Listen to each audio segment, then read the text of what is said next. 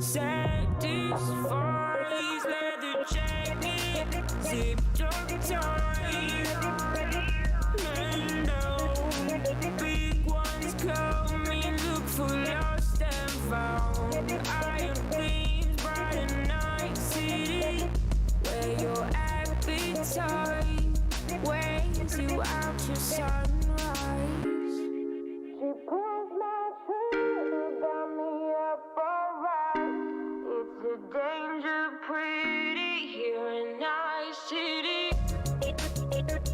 Here in night city, got me up alright. Here in night city.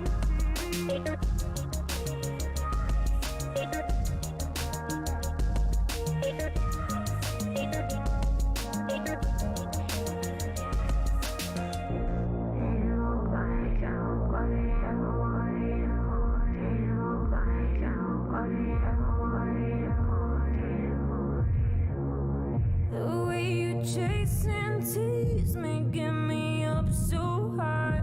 We're on the rooftop and you don't compromise. Too many hollow, empty bodies lying around my street don't testify. You got to whisper now on your own, and so we keep on moving. Gotta take it slow, no. She pulls my trigger, got me up alright. It's a danger pretty here in our city. She pulls my trigger, got me up alright.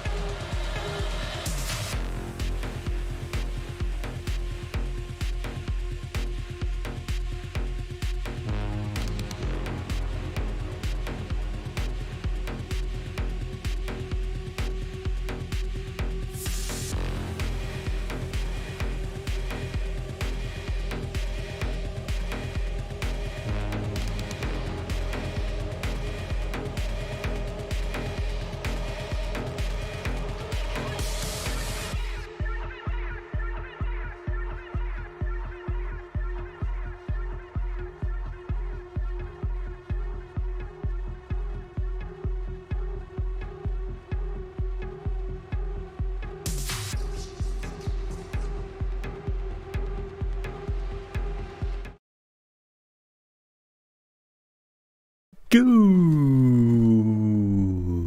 afternoon, and welcome back to The Siege. And I totally didn't forget my intro, because that would be really embarrassing, right? We're not doing that.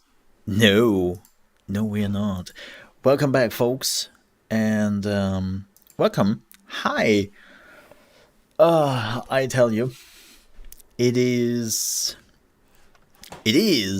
Friday, and we have a lot to go through. Like, seriously, it's Friday and we have a lot.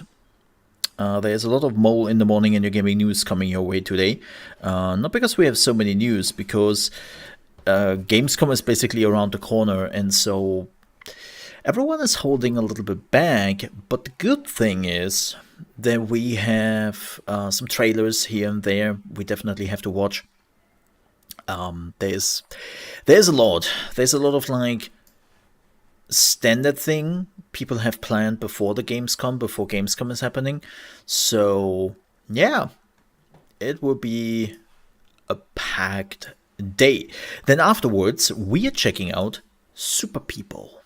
Yes, the BR, which is PUBG but not PUBG, and is also a little bit of Overwatch and things. That's basically what that is. I haven't played it, and I'm kind of curious if this game can pique my interest in BR games, because, as you know, they don't normally. I just like the problem I have with BR games in general, and I'm pretty sure this game will not change said problem, is this: you build a character, you really plan thing out, then you die, and you basically fire and forget the round. And I'm not a fan of that. This whole thing of dropping in, like PUBG, right? I love the idea of what PUBG is doing with finding attachments, getting better equipment, having like equipment management, yada yada yada yada. And then you die, and that's it. Rinse and repeat. It's like, I hate that. Like, I know people will be like, what? Why? Because I really do.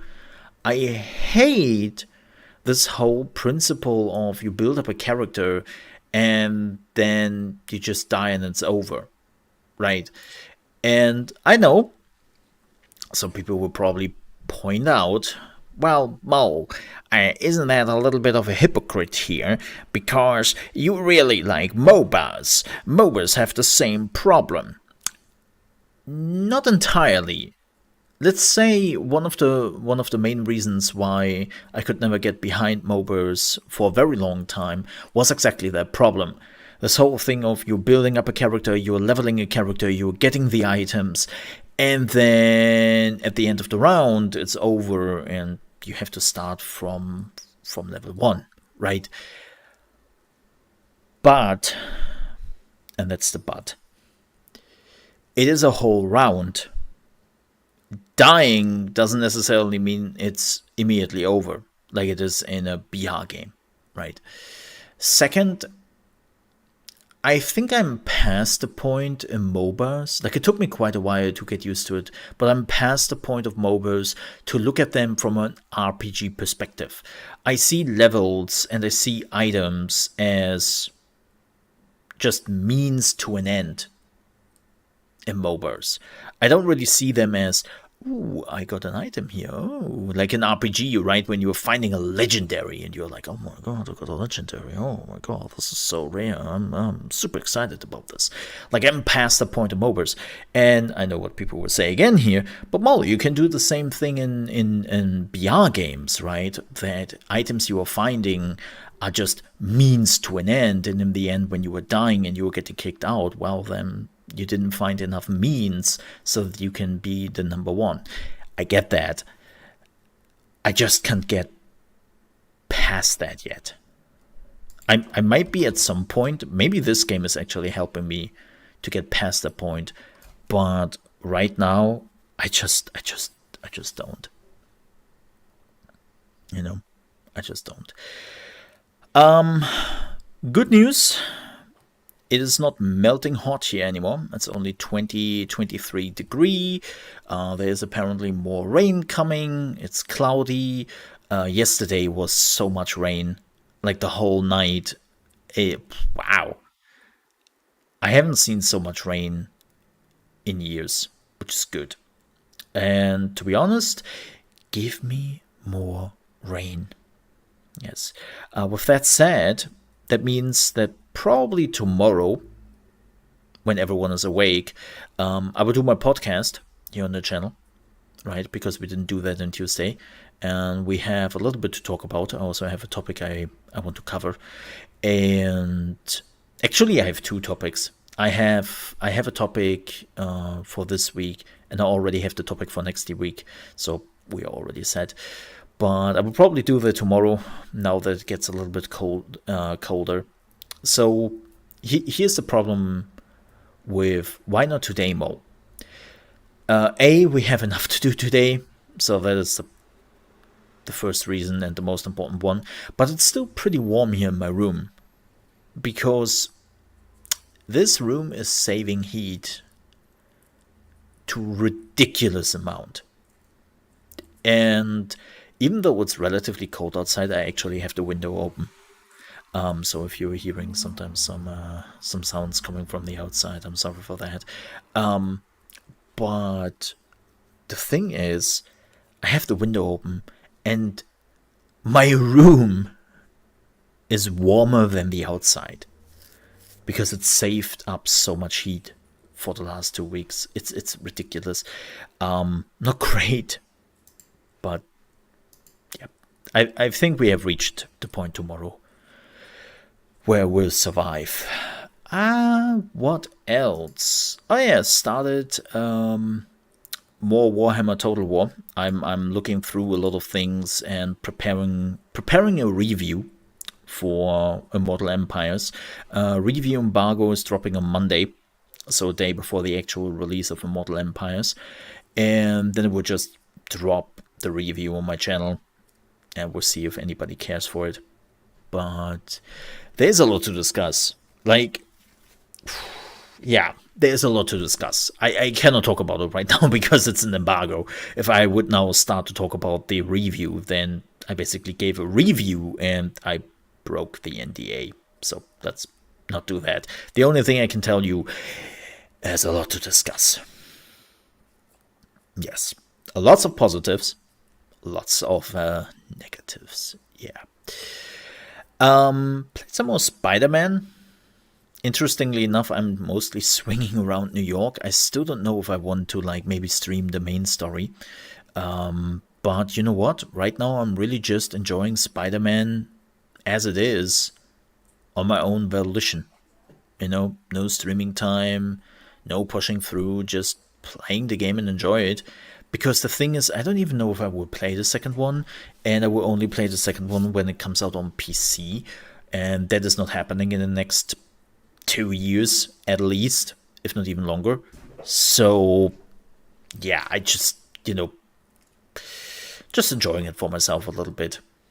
I have to admit, I am slowly moving to the main story though. The open world activities in Spider-Man are kind of boring. It gives you the illusion of an open world game, but it kinda is pretty weak source when it comes to that. Like it's always the same. Like you have a gang doing something, right? Like breaking in, beating somebody up, whatever. You can go there, you can beat them up, hooray. You can look for backpacks. You can take some pictures. You can do those tower challenges, the Fisk towers, and if there's more, I definitely have to push the main story. But right now, when it comes to just open world activities, Spider-Man is pretty weak source. When it comes to that, it's pretty weak. Oh gosh.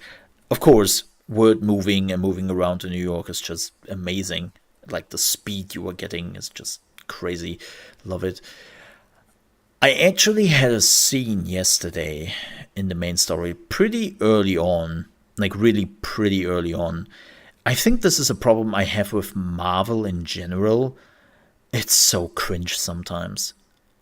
I'm not using this word often, but it's basically Fremdschämen I'm doing there. I'm seeing those scenes and I'm like, oh my god, really? Oh god, no. Why would you act like this? This is the worst writing I have seen. Like, who is acting like this? And I skipped the scene. I skipped this. I couldn't. I just couldn't. You know. So this is a problem I have with most MCU characters. Well, Marvel characters in general. It's this, at least in the movies and in the games, like every Marvel character has to be upbeat and silly. Yay! And it's like, oh my god, please don't. And this is why I love Doctor Strange, even though the second one, I have the feeling, got a little bit, like the second movie got a little bit of this Disney silliness to it. So, yeah. I know, we can all argue about DC and DC having always this emo mentality, right? Everyone is like, oh man, the Joker killed my family, and now I am depressed. What? But you were Superman. What are you talking about? I don't know. I am just depressed. Martha! Martha! Yeah, I get it. Like, I get it. Like, DC has its own problems. But weirdly enough, I can handle DC more than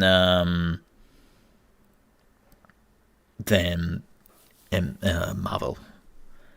It's just what it is.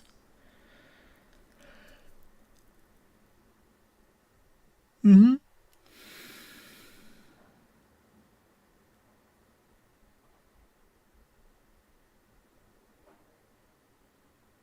Yeah. What else? What else? Do we have anything else?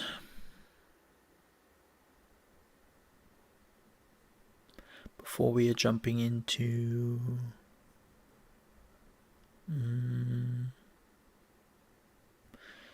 the gaming news.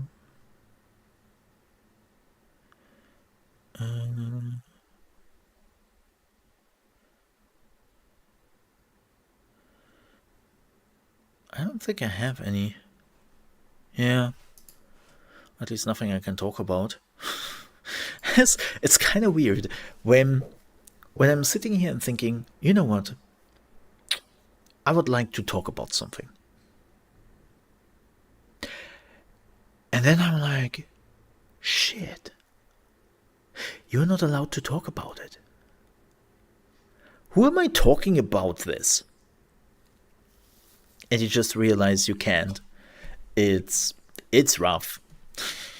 It's really rough. I have actually two things I would love to talk about, but not allowed to. Not allowed to.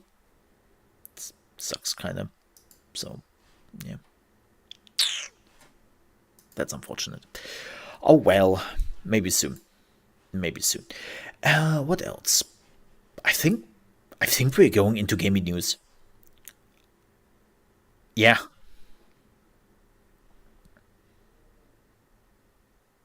Yeah. I think we're going into gaming news, and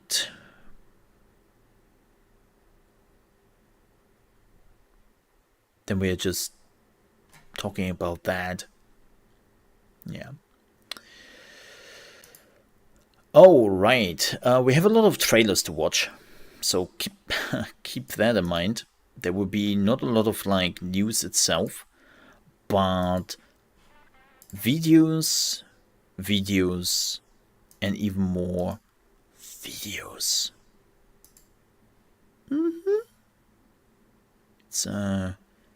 It's going somewhere. But first things first, we have a few delays and release announcements. High on Life, the wacky little game by the creators of Rick and Morty, which actually looks kind of cool, has announced their delay. And they delayed to December 13th. That is a 6-week-ish delay, probably fixing some bugs and whatnot. And yeah,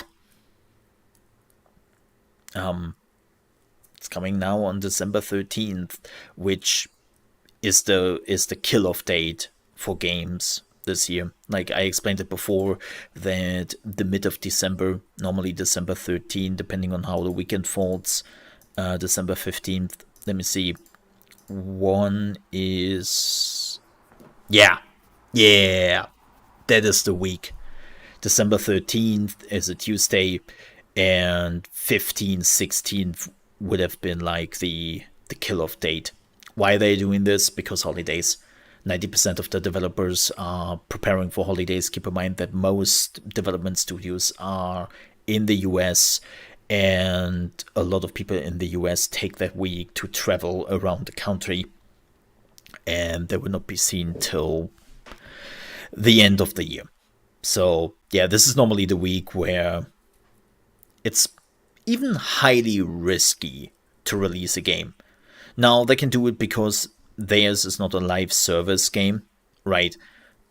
High on Life is just a single player experience as far as we know, and they just have to fix some bugs and whatnot if they're coming up. Well, besides if you are CD Projekt. If you are CD Projekt, then you shouldn't also release it at any given time. Yeah. Give me just a second here, folks, before we go to the next thing. I have to check something super quickly here. No, it's all good. Okay. Oh, why is it? Man.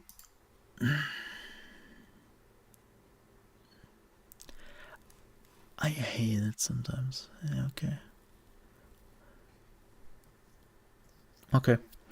Know what the problem is. Oh, I cannot change that. Wait, give me a second. I have to hit YouTube a little bit.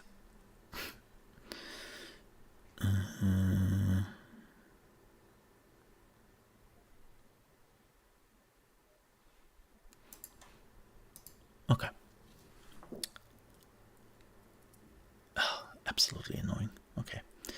Well, that's apparently a tag I will never use again. Cool. Where was I? Oh yeah, so High on Life got delayed. Good news. Slime Ranger 2 will go into early access on September 22nd. We will definitely check that out. I enjoyed the first one, even though I've never finished it. Like, the problem with Slime Ranger, I think, was, on the one hand, it was interesting, but it was also relatively low on interactions. So it always felt a bit it could be more. So I'm just hoping that Slime Ranger 2 will be actually good. Yeah. What else do we have? Do we have like any news before we are jumping into before we're jumping into like all the trailers? We have so many trailers. Oh yeah, Death Stranding is coming on Tuesday to PC Game Pass. That is PC, not Xbox. If you're an Xbox viewer or a player or watcher or whatever, and you were like, holy shit, that means Death Stranding is coming. No, it's not. It's only coming to the PC Game Pass. So, sorry. Which is still cool. I couldn't finish the game. I think this was the first Kojima game I really couldn't finish. Which is so unfortunate. I have to watch like a playthrough maybe of it. Of a person who actually can like bear the gameplay. But I have to say, this was the most boring gameplay Kojima ever did.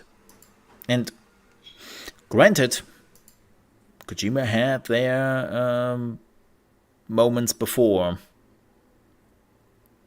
with weird gameplay and not so interesting.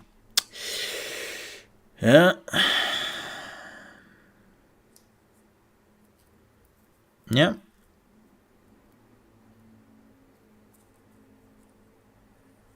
Mm-hmm.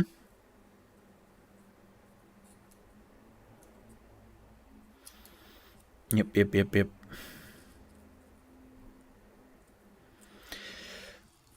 But let's have some trailers. Let's have the first one. This is bringing Redfall to life. Let's have a look. Because the problem with Redfall is still... I am so torn on this. On the other hand, it sounds really cool. Thank you, Layla. You better have a plan, Jacob. But they haven't showed much. So that was fun. Welcome to Redfall. That's quiet.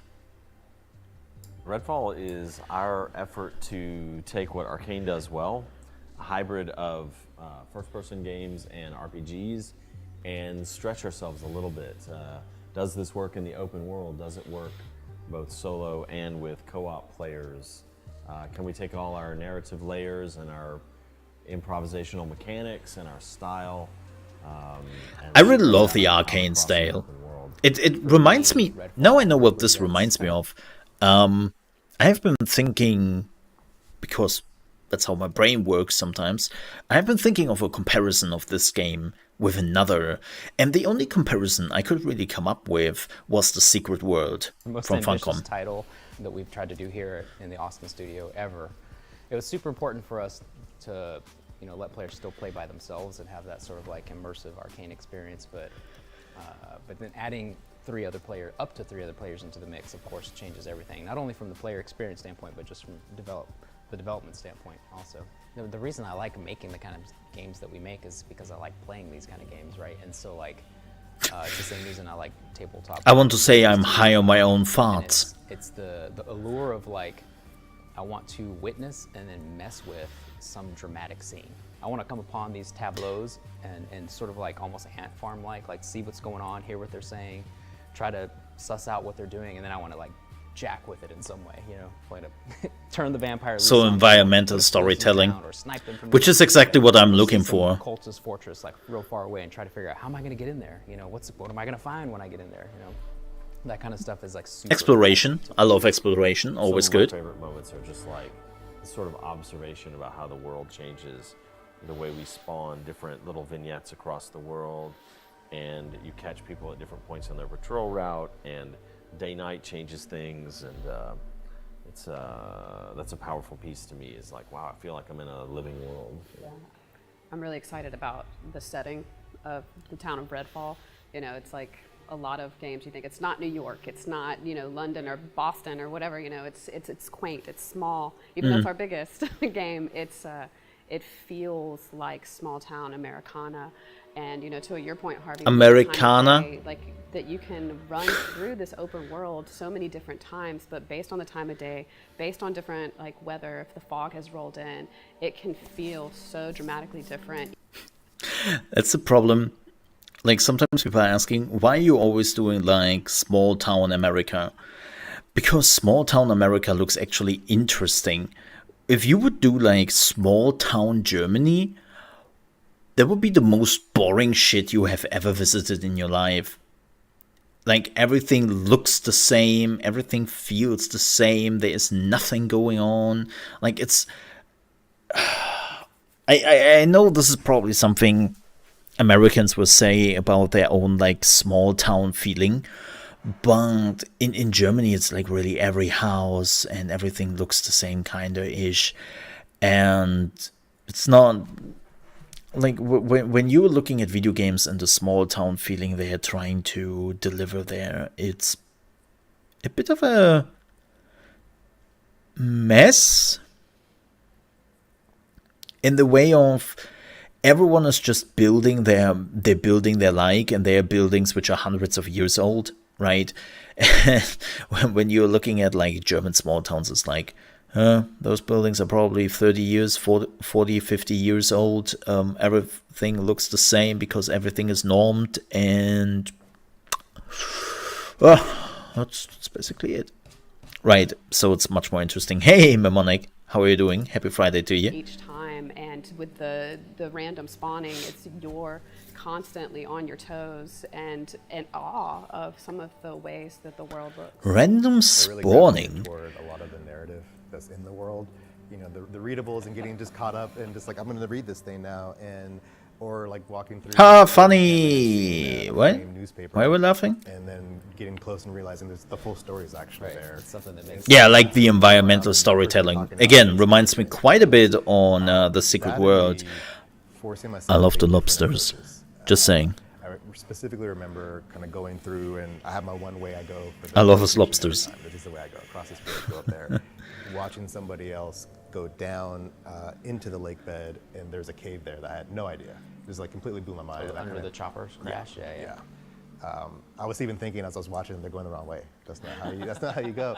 But it kind of changed how I approach everything now, where I feel like I have the way that I think about, and then I'm actually going to go this way this time, and it feels compelling to do that. So yeah. If I could add anything to that, or if I could put it into one word, it would probably be like transported. Like we put so much effort into the narrative, into the world building, environmental storytelling, all that stuff and it's part of the reason the games that I gravitate Yeah, very, towards very feel Secret like, World-ish. So I hope players feel like they've been transported to some place that like feels real. At the end And of if they can pull that off, I am hyped for that, because I love The Secret World. I know They're not just people just happen to pop. in the eyes of a lot of people, The Secret World is a failed MMO, and sure, the numbers have never been great. It's probably the weakest Funcom game out there right now. But for me, when it first came out, I didn't saw it as an MMO. I think that was the biggest mistake Funcom made with The Secret World. They tried to sell it as an MMO, and they shouldn't have. A shared world live service game, more like a single player game, would have been far better. But back in the day, Funcom didn't deal in that. Funcom was a pure MMO business, what they did. And so, again, with The Secret World, it's just, it didn't feel like an MMO, but they tried to push it on people like an MMO. And if Redfall can just capture the whole experience of The Secret World again, without the MMO part, I'm all for it. Pop up, randomly. Yep. And one word we've used for this game throughout the whole time is spooky. We're not like a horror game, so I hope there's not jump scares per se, right? Like there may There's have no been mimics. a few. Yeah, it's like there's been a few in Prey, but so I Lies. hope people feel like they can take. And now we know there are And mimics in the also, game. There is still that edge that there could be anything right around the corner. So you're not necessarily standing up in your seat from fear, but hopefully there's that little bit of spooky element that you just never know what you're going to encounter. Yeah, again, that's something The Secret World did This idea very well. that these like really smart, wealthy biotech entrepreneurs came to the island. They weren't from the island originally. Umbrella. Property, and they started doing some research into like longevity experiments and life extension and things like that. Probably World stuff like Blood that. And Donor Day. recently with people doing weird stuff with biotech startups, and that started to go south really quickly, get a little like morally questionable, without giving spoilers away. The end result was they turned themselves into vampires. Lol. And one of the distinctives about our game is that the vampires in our game and the vampirism that they have is not, it's not a disease, it's not an accident, it's not something that you can cure. It's not like, oops, I got a cold and let me take this medicine and get rid of it and now I'm back to my normal kind self or whatever. The people who became vampires and the people who become vampires in our game, in a sense, they already were vampires on the inside, right? It's more like a metamorphosis, not a disease that they caught. And so Interesting. It's definitely this like horrible evil that's like taken hold of the island that needs to be resisted and fought. I'm kind of curious how they are then explaining like the story of like the And they characters. slowly, like a frog boiling in water, they slowly took over the town and consolidated all the power, and that's where players find themselves now at the beginning of the game. We called the company they're working for Microsoft for no particular reasons. Vampires, but also a fresh take, or a less common take. So, if they don't have fangs and they're not afraid of the sun and they don't drink blood, then they're not vampires. They have to have those elements to be vampires, basically. Then they are teen show. But we wanted our vampires to be derived from science, but we wanted to avoid the crosses, garlic. Sorry.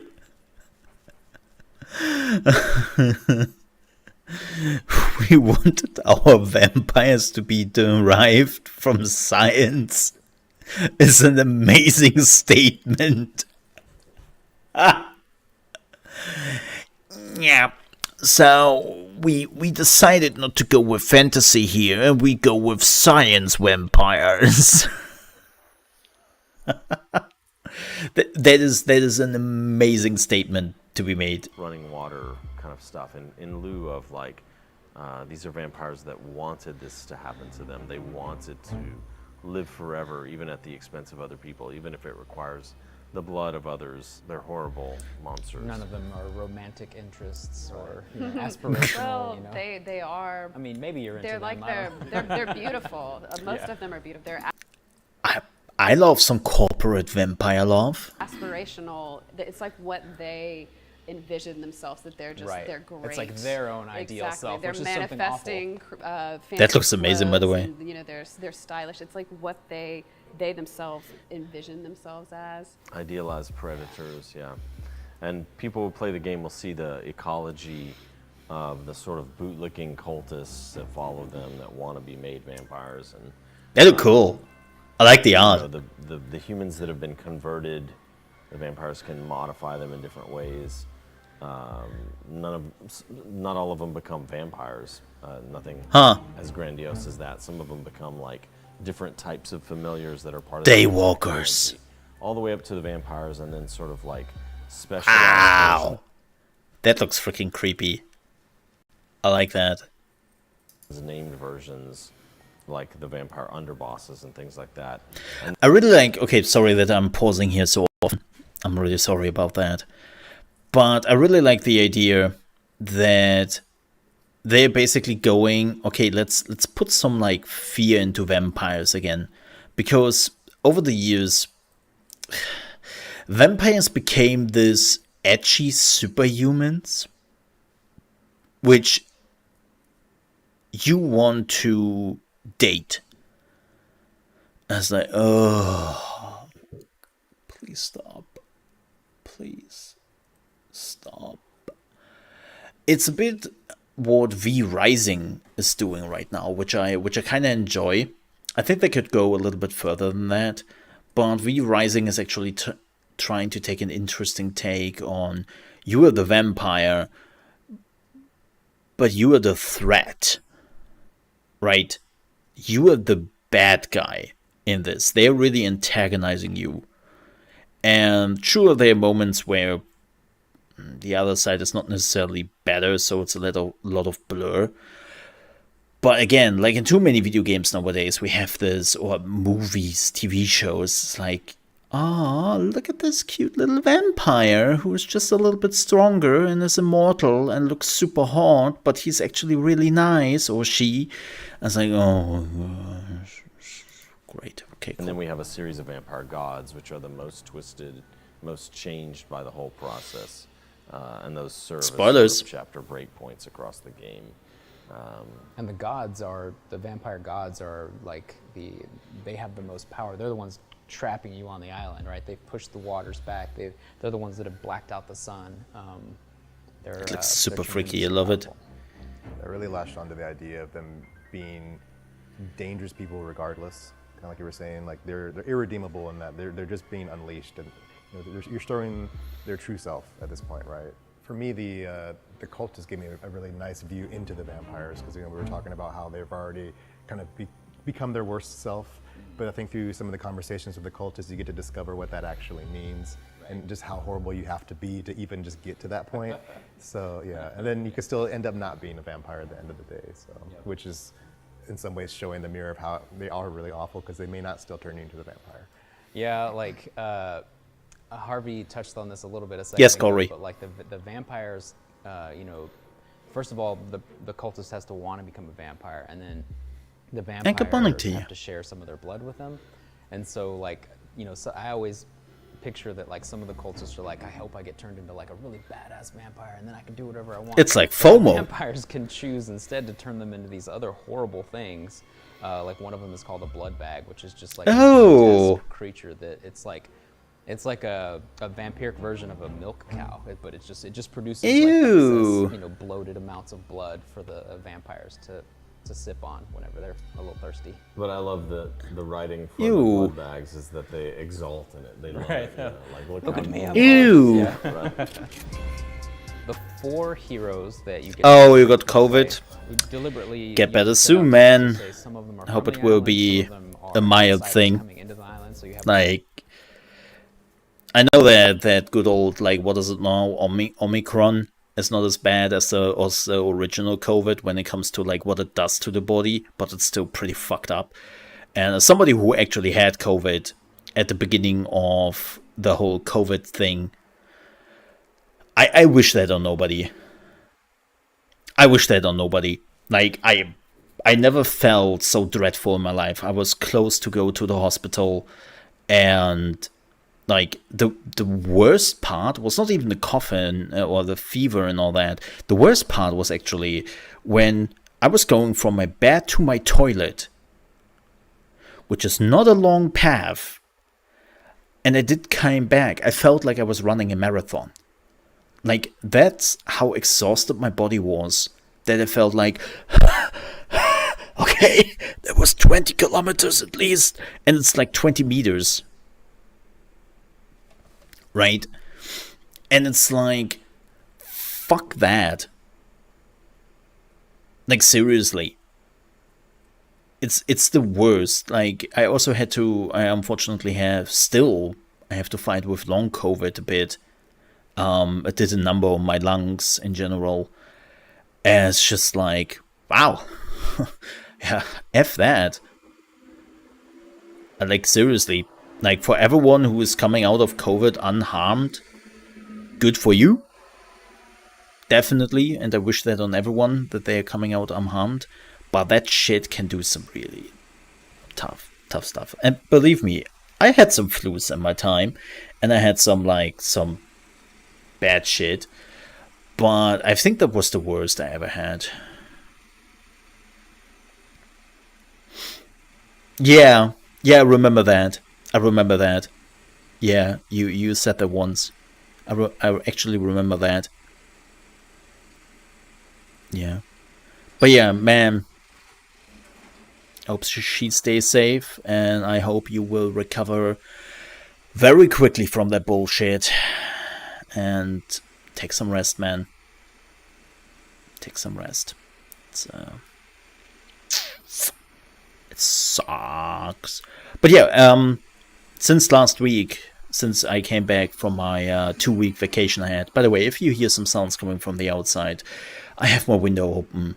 It's nice cold for the first time in weeks, and I just want to get that cold into my face coming in a little bit. So if you hear something, sorry for that. But I need a little bit of like a breather. The last weeks have been horrible here with the heat.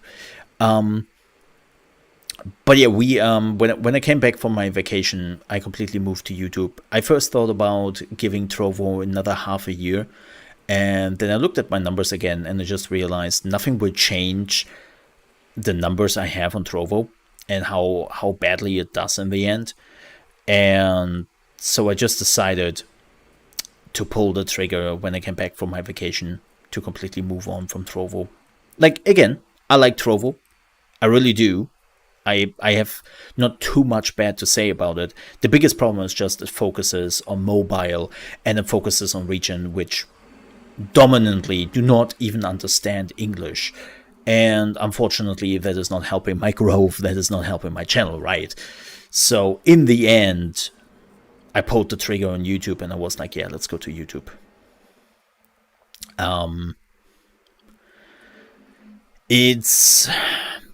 That was basically the decision in the end. And I think for what I have been planning for my YouTube channel and for what I want to do, it was just the better way to do it in the end. Because I have some plans regarding my YouTube channel. I just have to wait for a few games here and there, specific ones, to execute that plan. Unfortunately, those games are getting delayed and delayed again, which really sucks. But yeah, just not, like, it's just not doing much. And again, Twitch is not a choice for me. I hate Twitch with every fiber of my being. I think it's a horrible platform. And like I watched a video yesterday, by the way. Oh gosh. I watched a video of a Twitch streamer. I posted it actually on my Twitter, who has been streaming on Twitch for 12 years, has been a partner. He's normally averaging around 1.5 to 2,000 viewers, right? Definitely one of the bigger channels, has a pretty good network on the platform. And for the first time, he said in the video, I will take a break. I need some break. But if I'm not stirring this ship around, I might have to look for something else. And keep in mind that, again, that is someone who has been on Twitch for so many years. And there's so much to unpack. We might actually talk about it after all of this a bit. But Twitch is just a no-go for me. Hopefully they will fix all the issues with YouTube. So far I know, yes. YouTube, like, I talked to actually a few people. I have to be careful what I'm saying here. I have to actually talk to 2 people who very much know what's going on with YouTube live streaming and YouTube gaming. And YouTube has finally put down a foot and said, we have to do this. We have to do this right. Let's do it. Like, they're actively working to getting their shit together. I know. It took them a long time. And as per usual with YouTube, I believe it when I see it. Right? But at least there is some willing to actually do something on this platform. And Mr. Gory 10, thank you so much for joining the Trebuchet experience. That means we can actually now upload more emotes. Thank you very much for that. I do appreciate the support. Yes, we can upload more emotes now, thanks to the generous support. So by tomorrow, well, depending on how quickly YouTube is unlocking my emotes, because you know YouTube, we will have like actually a bunch of new emotes. I think we are getting like 6 new emote slots with that. So I can actually upload quite a bit of those. yeah, thank you very much for supporting me here. I really, really do appreciate that. Thank you. Keep also in mind for everyone who is interested, YouTube is actually paying a better cut than the rest of the sites do. Like normally it's 50-50, right? On YouTube, it is actually 70-30. So we are getting 70% and YouTube is taking 30. But yeah, thank you very much for the support there. That means you also don't have to watch any ads coming up on my channel ever again. So you don't even need an ad block anymore, because that membership is protecting you from any ads on my channel. Yay! Who likes ads? So thank you very much for the support. I do appreciate that. I'm new here. Yes, enjoy your trebuchet. And enjoy your emotes. Thank you very much for that. So let's continue to watch this. Multiple perspectives, and they represent this like spectrum of like different backgrounds, different play styles. Like you know, if you're like, I gravitate towards Jacob, who is like probably more stealth oriented because he's got the ability to turn invisible. He's kind of got sniper type skills. He's got a raven that can scout for him. And all the way on the other end of the spectrum, you've got somebody super wacky like Devinder, who's like got a bunch of crazy gadgets. I like gadgets. Bizarre things like, you know, plant javelins in the ground that spark light. I like gadgets. Teleport around. Or he has a black light power that lets him freeze everyone. So he's got a lot of like area of effect. He's like the Ghostbuster for vampires. He's just super gregarious and interesting and just like zany character. He's the internet. The ads? Cryptid hunter. Well, not when you were So using I an think ad there's, block. Like, with the 4 heroes, there's a little bit of something for everyone. You know, depending on what your playstyle is and what kind of you gravitate towards in terms of like personality. Is it me or does the character look like Arrow? Yeah, it's true. He's happy. Maybe? And so, I haven't watched Arrow in a while. Because it validates his like theory. I think I watched the first 2 seasons and then I kind of fell off. Why are they on the island? You know, like Layla was living here. She was a college student. Devinder was here for a book signing, right? Lucky him to actually have some content to capture. Remy, you know, from some of the tricklings of some weirdness happening, she's here because of her search and rescue skill set. And Jacob initially with Bellwether. So Jacob was one of the bad guys. You know, yeah. So to really think about really different reasons for these characters to be here on the island, and then Nobody cares. was fun as well. I hate to say it, but nobody cares Is that why the characters are on this island. this isn't just this is the tank and then this is the healer and this is this. You know, there's so much nuance to. I love lore. characters, like, you know, I totally do. it would be But really in those type of games, nobody cares that the guy was here for a book signing. a little bit of traversal, you know, and then like a, you know, Nobody. AOE versus like you know, Remy has, you know, Brabant with her, and that kind of has a lot going on there. But then also has, you know, her sticky bomb and like. I love the lady with the robot though. Discover Having a how little it's mech, different beyond a little just Metal a Gear. high-level summary. Hell yeah! So as you're playing through the game, of course, there are, you know, we've come up with a suite of like really cool abilities and powers for players to choose from, just like we did in Prey and Dishonored. You have tons of options. Oh, And the if, talent If trees. you happen to be playing as like if we all decide to play Layla's or Jacob's, you know, my Jacob might not be the same as yours because I may choose to like really drill down into the Oh, look at that. and like Interesting. So this seems to be like the Raven area. This is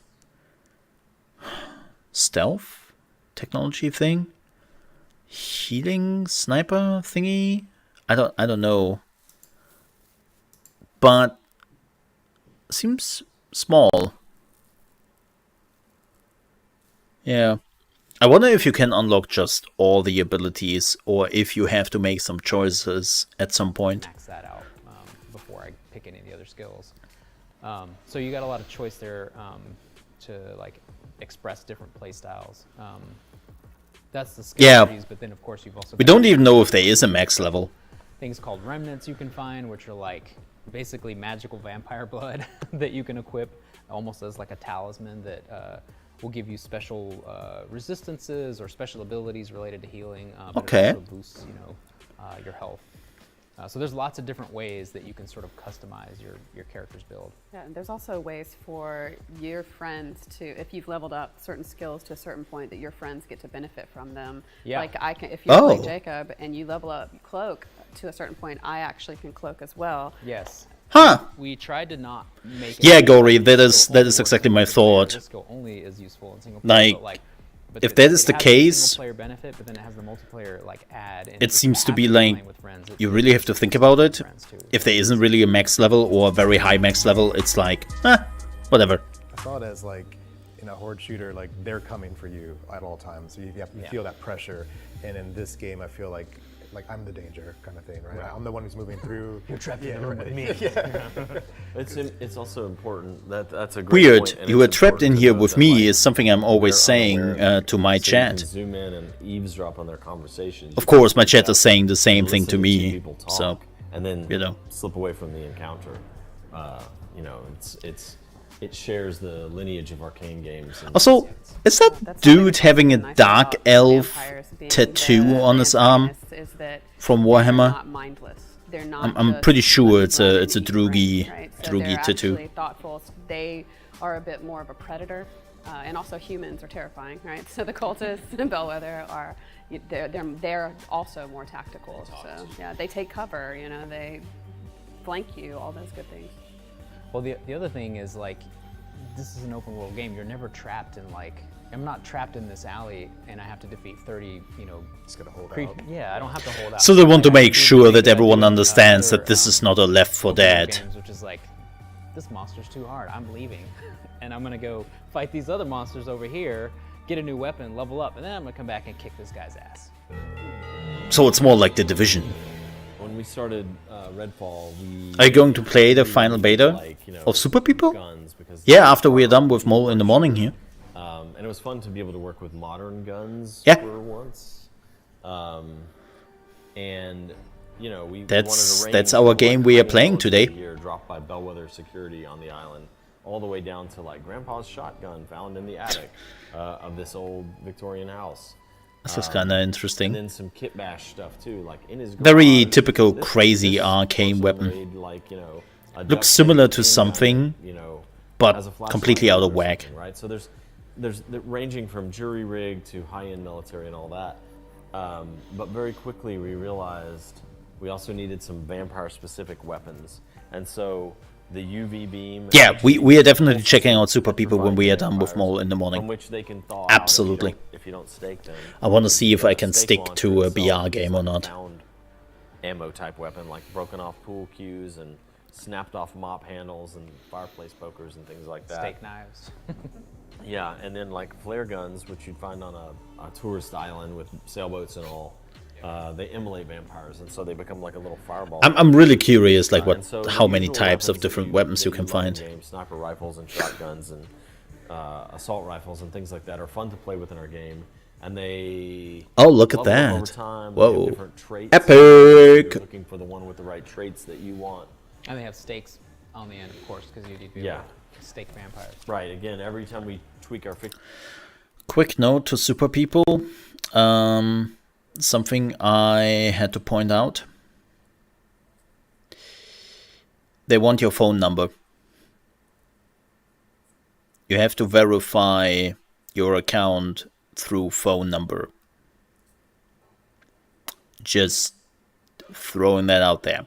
I know that some people can be very picky when it comes to that. I know that some people don't care. But I started up the game, and the first thing the game was like, I stop you right there. Give me your phone number. We will send you a code to verify it's you. Before that, you cannot play. Just for everyone who wants to join, wants to some way, like throw that vampires, out it there. leads to whole systems like staking and petrification with UV light and all that. But in addition to all those guns, we have the the set of vampire-specific guns that are unique to the game. The best stake attachment in the game is the garden gnome. What? Like the broken guitar neck? Or? Oh, the broken guitar neck. I'm partial. Oh, to those the are harpoon. stakes. It looks like a whaling harpoon that's been cut off and put on the end of the rifle. So. Yeah, I booted up the launcher for We Super start People and with all that, something and we have to weird, talk about a few and things then fantastic, when right, we like get into it. Untitled or Space Station. And then we work to make it so that players can understand the space and learn about the environment. But this time we started with something familiar on purpose. Like everybody gets like a small town, on the East Coast. Everybody understands liquor stores and convenience stores and clinics and neighborhoods. So that part is awesome because you're immediately dropped into something you understand. But then the part that I like is then we twist it, right? The vampires, they warp reality around them with their psychic abilities. So the cultists, of course, build weird structures on top. And then we of put the the weird in it. encounter occasionally, and then European houses. vampires like punch these holes through reality and make these little pocket dimensions where they like sleep and gather power. That looks and those cool. spaces are some of my favorite because everything's just like bent and twisted into this like sort of Halloween/nightmare version of reality. Speaking to the size. Very much like the Secret Talos World. and Prey was 5 football fields, and the size of Redfall was kind of hold my beer on that one. So we definitely challenged the whole team with making something this big. Yeah. Well, There's a moment where Prey also had like more like a linear story you had to follow. Jim McGill took Talos at scale and dropped it in the middle of the farm that's there, and the district just eats the whole space station. Of course, it's gigantic. It was just the size. Well, of also the space station was very And that's vertically. just like one mission. Yeah. That's pretty crazy. Ultimately, we hope that players will play single player if that's what they want, and it will feel like an arcane game. But it's more expansive. It's an open world, but it's not an open world based on the scale of vehicles. It's an open world based on foot. And so it's like a familiar setting, New England, spooky, traverse the place, go into mom and pop grocery stores, apartments, get on the roof of buildings. And we try to put as many environmental storytelling scenes around as we possibly can. And so it just feels very lived in. I think the thing that's compelling to me about the open world, and this is true in other open world games that I love, but it's just like how easily the player can get distracted, with like some other wondrous thing or some interesting point of interest. Like you always say, Interestingly enough, I see a lot have this of goal in open mind, world I'm games going struggle to with this 50 as of yards late. farm to rescue this person or collect this thing. That's my mission. But like it takes me 2 hours to get there because along the way, Especially something Ubisoft pops up, games have or I saw lost something that with flavor, like cultists who I were feel. harassing some civilians. It's They like, were tied oh, up. another I thing got just ambushed popped by up. Vampires, or an NPC gave me a little invite mission to go check out. I don't care. There's always something along the way that just like pulls me off the.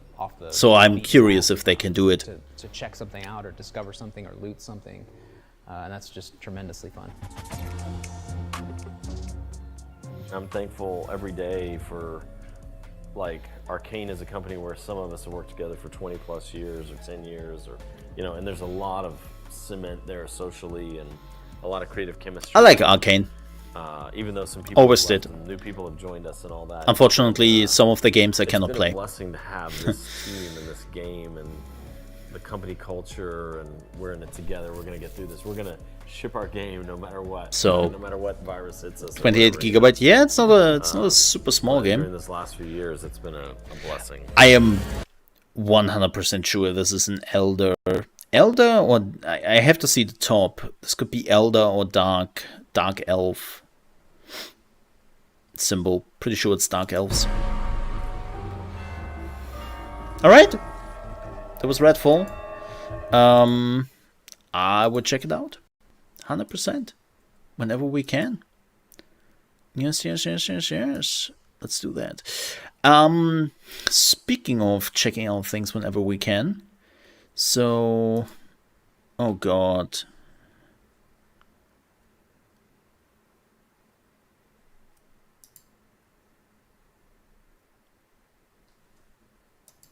Okay, nothing important. Yeah, speaking of that, let's have a look at some of the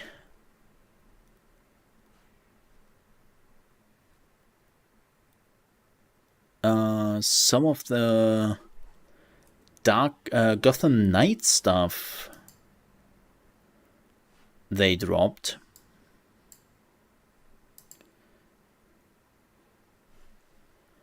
Why are you doing this?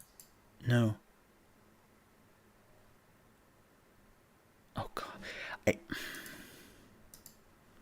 Yes, hello, we are IGN and creating a completely bloated website where you can watch our videos, but let's be honest here, our videos on our website, because our video player is pretty shit. So I'm going to YouTube and I'm watching it there. It's like, if you cannot do it right, then, you know, just, come on, man. Gotham Knights may have 4 characters to choose from, but in truth, there are dozens of ways to make them fit your chosen playstyle. In this video, we're going to show you just this, with gameplay of 2 completely different high-level Red Hood builds. This looks, that you can play 2 of the same characters is a bit we made the decision stupid. The Gotham Knights collectively were working together, and they were reflecting. It's such a the live tradition of service that experience. family. So our Red Hood, we wanted him to be aligned with the intentions of the rest of the family in that sense. He's still an angrier person, especially at the start of the story, but we wanted them all to be on board with the general notion that we are in walking the path of Batman after his death. All of them are on board with the non-lethal strategy. So the marksman tree is kind of self-explanatory. It's really about dealing more damage at range. Red Hood is our most range-focused character out of the Gotham Knights, so a lot of his abilities focus. The Red Hood is still I non-lethal. have I guns find with non-lethal a little bit rounds, entertaining. and I would like to make them as damaging as possible while remaining non-lethal. I mean, in the DC universe, he is also pretty much has gone non-lethal.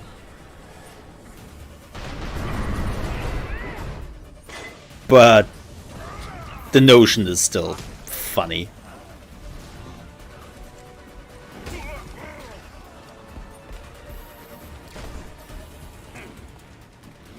Heads up. Okay, nice team play. I know that one hurt.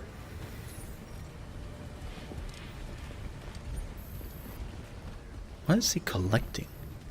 There. That's it. This is it. Oh, it's a crime thingy. That's how that works. Bet they wish they never got out of bed. Man, this is the most live action gameplay. Not live action, live service gameplay I've ever seen. Combat, but more Man. importantly, it's about powering up the fact that Red Hood is our largest character, and he's got the best grab and throw mechanics in Gotham Knights. That's a really, sort of brutal. Which is funny because he's also the range fighter for most of the time. Into that style of play, it's a great place to invest early to get the most out of Red Hood.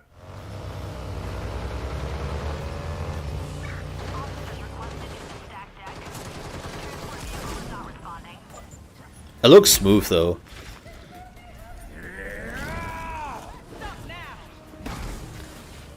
Taking your business elsewhere. Oh my. That lay looks swagger. Just saying. Hey, look, more scumbag looking for a beat. Here comes the boom.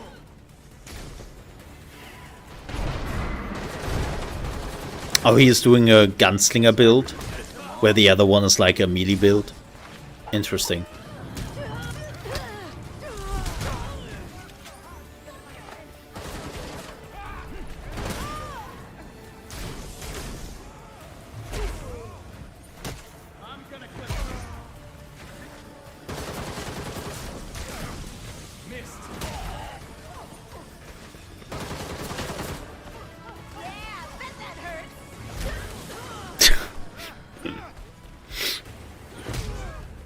That was just a taste of the different ways you can Lol. build out your chosen hero That's it? in Gotham Knights. Really? Stay tuned later this week where we'll be digging into skill trees and how they work. For more Wow. from our Gotham Knights IGN first, check out the first Okay. I thought they were showing a little bit more of the high-level Red Hood gameplay instead of 2 minutes, where 2 minutes is just talking points. Huh. Alright, let's watch the skill trees.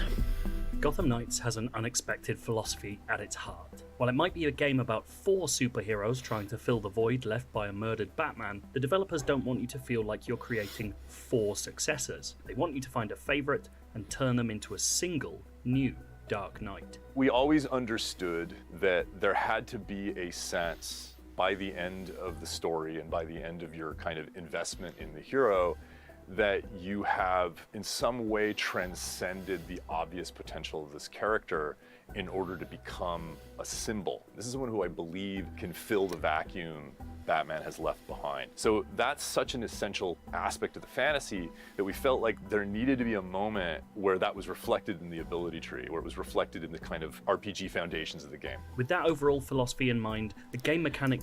I know I've said it before, but the character which I'm least interested in and which just never worked for me was Batwoman. Batgirl? Batwoman? Batgirl? See, I'm tripping already. Batwoman. What the what? Gosh. Take a hike, dude. Take a hike. Yeah, Batgirl never worked for me. I don't know why, but she is like the... I think the problem I had with Barbara Gordon is that she had the least interesting background story when she became who she became. And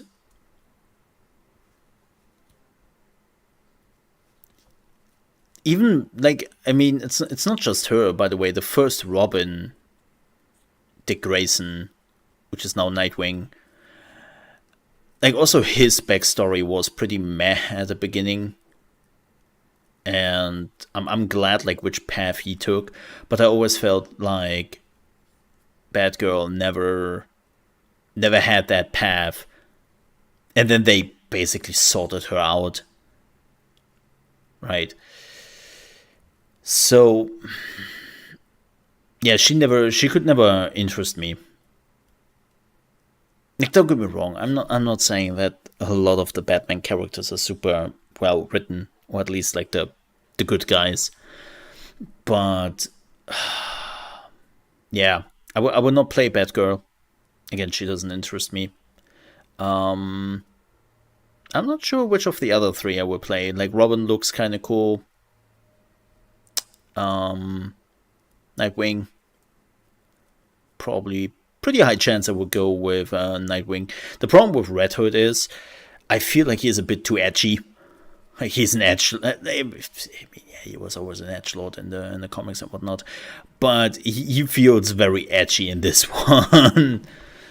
that has you constantly changing and experimenting with new techniques feels apt. Gotham Knights offers a lot of options in that regard, from new superhero suits to ability-changing gear, but it doesn't make that idea clearer than in its skill trees. The main abilities that you see on the ability tree are abilities that you unlock after you've earned ability points. And that's something that's a natural function of leveling up in the sort of standard RPG way. You get XP, you level up, you get some ability points, and there's, you know, complete the Knighthood challenges. Interesting. Action RPG, but that is the gating mechanism for those abilities. You're spending points, you're deciding where you want to spend them. Of course, with 4 different heroes, you're likely to want to experiment, and the game accounts for that without feeling like you're leaving anyone behind while not playing with them. Obviously, I also felt like her outfit was a bit boring. We expect that a lot of players are going to kind of identify fairly quickly that, okay, I like this hero, this character matches my style of play, I'm invested in their progression and in their evolution, I want to play that character for a long time. But we'll see, maybe gameplay-wise she's fun. There's 3 other heroes that you may decide at some point. Like, for me, gameplay is king, right? And I have to find the character which matches my gameplay, as they say. And maybe do a whole bunch of work in order to kind of get them advanced. So then what happens maybe she is it. Switch characters. Basically, you now have a kind of surplus of ability points that you can go into the menu and spend. You'll sit there, you'll allocate them, you can look at the whole ability tree, you can decide what you want to have access to. The skill trees themselves are made up of a mix of ability or stat changing upgrades, but the paths they take you down are purposely varied, allowing you to build different versions of the same hero. Batgirl can specialize in one-on-one melee combat, but she can also focus on hacking abilities or survivability. Nightwing can build on his Sounds kinda acrobatics, cool. but can also offer massive buffs for co-op play. Robin can improve on his preternatural talents for stealth, but he could equally work on tech that helps provide decoys or enhance elemental effects. And in this footage, we're showing off all of Red Hood's trees in their totality. So the marksman tree is kind of self-explanatory. It's really about dealing more damage at range. That skill tree focuses mostly on damage per second and rewards for shooting and rewards for taking the time to use precision aim. The brawler skill tree is about melee combat, but more importantly, it's about powering up the fact that Red Hood is our largest character and he's got the best grab and throw mechanics in Gotham Knights. That's a really, sort of... I just want to throw this out here. This is one of the things which got me a little bit with... by the way, spoilers. Spoilers. As long as I have my hand open up and you haven't watched Titans yet, spoilers ahead. Alright? Spoilers. You had your time. Okay, so I never liked the Red Hood they portrayed in Titans because the character itself is like kind of small because they have a pretty small actor and he's like 18, 19 years and he is not very, very high and all that. And it just looks absolutely weird when he shows up as Red Hood and you are like, who are you supposed to be? I'm Red Hood. Yeah, you're not. No. It's not just the height. It's also like, I mean, you look like a twig. Just saying. Like, move along, buddy. Like, don't get me wrong. The actor actually did really, really well as Red Hood. I think they found a amazing actor to play that character as he is, but just the whole proportions didn't fit what Red Hood is in the comics and in the universe, right? And yeah, I always found that very weird and very off-putting. Okay, spoilers over. Let's continue. Brutal hand-to-hand focused skill tree. So if you're into that style of play, it's a great place to invest early to get the most out of Red Hood. The Vengeance tree is essentially reflecting Red Hood's rage in different ways. He can be an intimidating character. It's sort of about leveraging parts of his personality and embodying them as abilities that allows him to be more frightening and to deal more damage against certain types of enemies that he is truly angry inside about. Now, you may have noticed that there's a fourth tree on that list, Knighthood. Perhaps the most interesting of all the ability options, Knighthood is available for every character and represents a method of self-actualization where your hero has worked out how they can become their own Dark Knight, rather than just a new Batman. Knighthood will begin to unlock after a specific point in the story, but every character will have to complete a set of unique challenges to begin earning the abilities inside. Makes sense. The Knighthood tree gives you a couple of things. It unlocks the heroic traversal for that hero. So if you're Batgirl, suddenly you can glide. It unlocks your ultimate ability for Batgirl, that's the drone. And it unlocks the Knighthood ability tree where you can start to add additional, very powerful mechanics to your hero that are otherwise not available to you until that point in the story. Once you've unlocked Knighthood for one character, you don't need to go and do the story beat again for the other heroes in order to gain access to that progression, but you'll need to go out and do the challenges for that hero that are associated with these additional abilities. Knighthood I is a will suck truly at those interesting challenges. combination of narrative and mechanic, a way of using traditional RPG ideas to help tell the story of Gotham Knight's budding heroes. So literally, there is a moment where it's possible for you to kind of have this epiphany with your character, right? It can be the moment that Robin suddenly, he's like staring at the Batman shrine in the Belfry, and he's like looking at the gauntlet, thinking about the technology and how Batman used it, because he's like the most recent member of that team. And Robin's thinking to himself, wait a minute, Batman wasn't just what was in the Batcave or just what he had on his person. It was also his relationship and his connection to the bigger universe of these superheroes, right? The Justice League satellite. So that's kind of the moment where he goes, wait, I can tap into that. I can absolutely tap into that. And if I That use it this way, teleportation it's gonna thing is open up a so set of weird, ways man. of fighting crime. And so that first moment is what opens up his heroic traversal. It's where he goes, I can do short-range teleportation. Yeah, Robin or These are the Nightwing kinds is of probably sort of the two thematical characters I would check out secretaries first. of Branch. And alongside all of these skill trees is another menu of unlockables, momentum abilities. These amount to special attacks that can be assigned to specific button combos. Many of the momentum abilities tie into the skill trees, but they're earned differently. In the case of the momentum abilities, you're getting those by engaging in challenges in the world. You know when you look at the momentum ability breakdown, in order to unlock that, I need to do the following 4 or 5 things. The most amount of synergy between abilities Cooldown for different 5 trees minutes? actually happens between the Holy momentum moly. abilities tab and the rest of the trees. For example, Batgirl's beatdown is a momentum ability, but can be powered up by other abilities in her tree that allow her to do it That looks more awesome. effectively and with piercing damage, which the ability doesn't usually have at the start. The developers' goals with all of these trees isn't just to tack on RPG mechanics to an action game, but to provide a legitimate sense that your heroes are growing, learning, and changing I throughout mean- the course of Gotham Knight's story.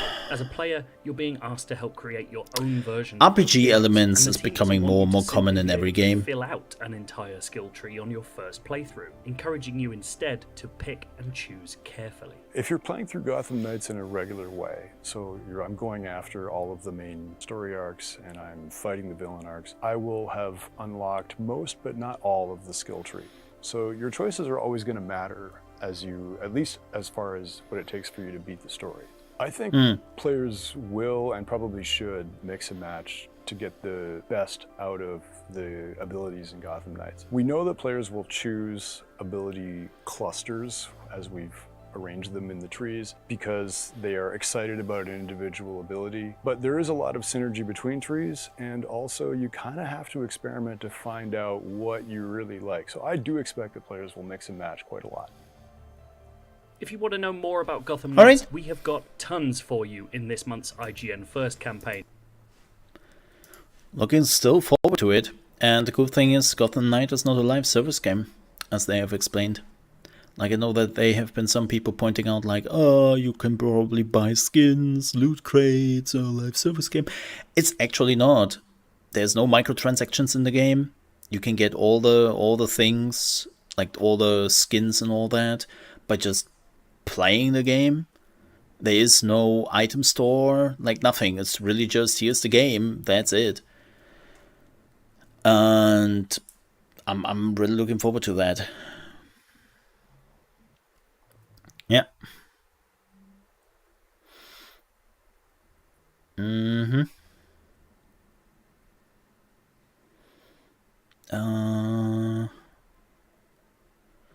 Let me see. Oh, right.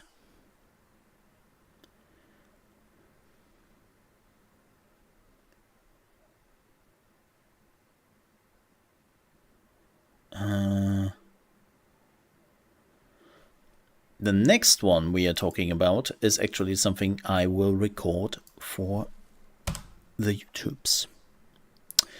This is a big one. Yes.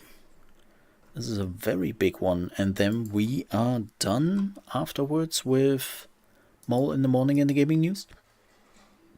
So this is like the last the last straw for today. I know it has been a while. But afterwards... Oh, quick note. This is interesting. Bethesda removes Starfield and Redfall mentions from the Gamescom blog post. So apparently they said that, like, hey, we're on Gamescom, and we will also talk about Redfall and Starfield and all that. And now it's just poof, gone. Really unfortunate. Oh man. Alright, but let's have the biggest news. This is about the Diablo 4 quarterly update. And as I said, I will record this for the YouTubes. But Mo, we are already on YouTube. Yes, I know. As a specific video. It makes it much, much easier. So, let's jump right to it. Shall we? Yes. Hello and welcome to another episode here on my channel. My name is ChaosMole and today we're having a look at the Diablo 4 quarterly update for August 2022. This one is a big one because they are talking a little bit about the seasons, what they are planning to do, and more importantly, they are talking about microtransactions. Microtransactions have been a very hot topic in the wider Blizzard and of course Diablo community, because let's be real here, Blizzard has a little bit of a fight with themselves where they want to go with the microtransactions, probably Activision pushing a lot for it, and then Diablo Immortal came around and well, there's a reason why everyone is calling it Diablo Immoral and not Diablo Immortal, right? Because of the horrible microtransactions in it. So the fear was pretty big that this might also come to Diablo 4. Apparently not. Now, as always, we believe it when we see it. We had too many things. I know that people were pointing out like, yeah, they even lied to us in Diablo Immortal. And they said there isn't too many crazy microtransactions. And I'm always like, did they? I know that they always evaded the questions when it came to microtransactions, and their only answer was, well, you know, Diablo Immortal will be a real Diablo experience, and we will be thoughtful about the microtransactions, and yada yada yada. Like a lot of like PR evading bullshit, but never answering the question, which was pretty telling to me at the point. But I think they have never told the community directly, hey, it will not be pay to win, right? Like even who was it, Mike Jabera, who then tried to explain that it's not pay to win as long as everyone is like paying money for it. Yeah, I get it, and don't get me wrong, I am angry at Diablo Immortal as much as everyone is, and I'm holding it totally against Blizzard. I am very critical and yeah, very careful when it comes to just Blizzard in general. But I would say we are going through this. Keep in mind, I am recording this live right now. So this is, if I'm like talking to somebody, it's because of my chat. Second, if you are hearing some noises sometimes, I hope it's not too bad. We had some really terrible heat waves here. And for the first time in weeks, I can finally open my window and get a little bit of fresh air in here. So, yeah, it shouldn't come through. But just saying, like, if you hear something like a car coming through or something, sorry for that. But I need some fresh air. So, let's go through this, shall we? Hello and welcome to our third Diablo 4 quarterly update of 2022. We hope you enjoyed the last quarter dive into playstyle of our final launch class, the Necromancer. That blog is available here, yada yada. So here's again what they are talking about. As I said, they will talk about the seasons and how they work. And then of course about microtransaction. Hey Mo, how are you doing? Welcome in, and everyone else joining us for this, welcome in, welcome in. Yeah, it's like, I'm just happy that right now we can get a little bit of like fresh air in my room after weeks of just terrible heat. So let's jump right into this and let's continue. Seasons.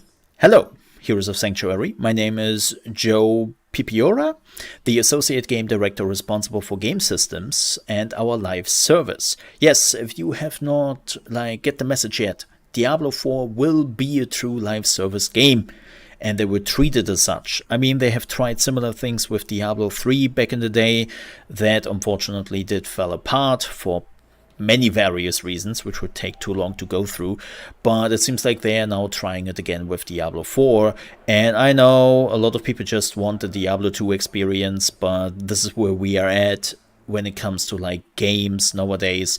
Everything is a live service game to some sort, because, well, everyone wants to be the next Fortnite, next PUBG, or whatever it is people are putting a lot of money into over years. Today I finally get to talk about our high-level plans for Diablo 4 seasonal content update.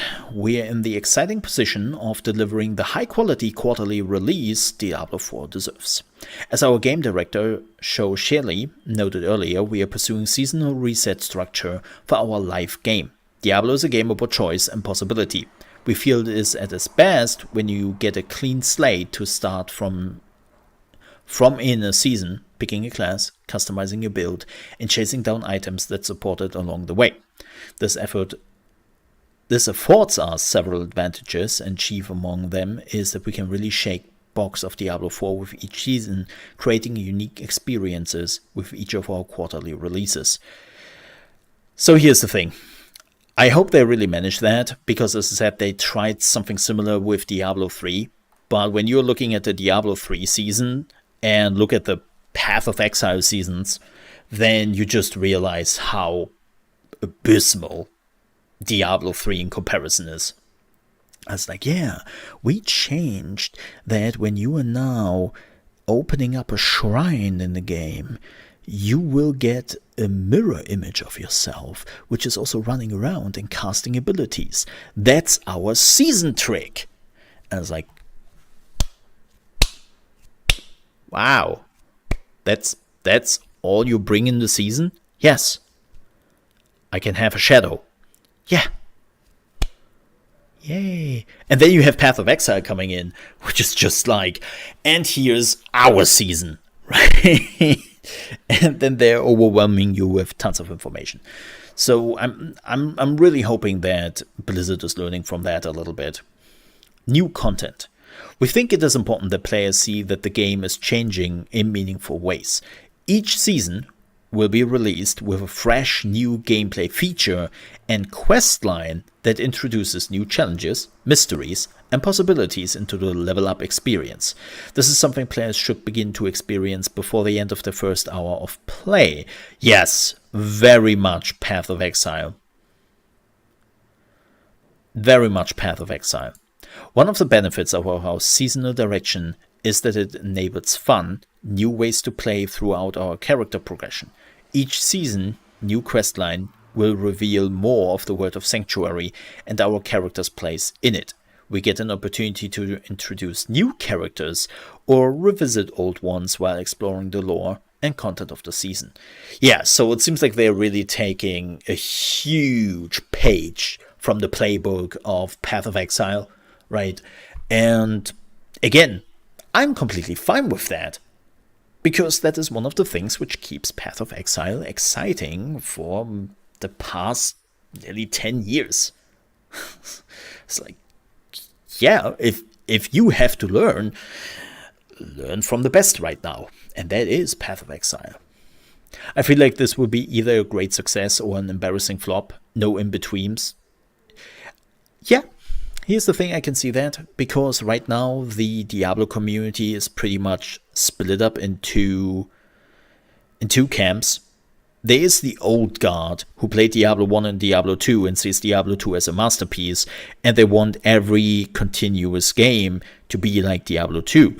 Then there are the new players who all came in with Diablo 3, and they kind of want this to be continued, a very shallow experience they can just jump in and jump out whenever feel like it. And now those two camps are clashing a little bit, and Blizzard basically has to find a middle ground for all of this. And it really comes down to, do they master this or don't? And that's something we have to see. Like, it will be not an easy thing. Refreshing the meta. Diablo 4 is a vast game. We want to ensure that we are keeping existing content, and we will take a look at this in a second, in a place where they remain fun and challenging to participate in. To that end, we will always be evaluating the state of the game to regularly revitalize older stomping grounds. One clear example here is looking at the relative balance between classes, builds, and powers. Diablo is a game that is about creating exciting, overpowered builds, and while we don't want to balance the fun out of the experience, we don't want to create situations in which imprecise tuning squash creativity. This is a big thing. This was one of the main hassle points in Diablo 3. Diablo 2 has a lot of overpowered builds. Absolutely devastating builds, right? Then Diablo 3 came out, and people, of course, started to create their own OP builds, and Blizzard did go in and squashed every single build. Why? Because the new Blizzard team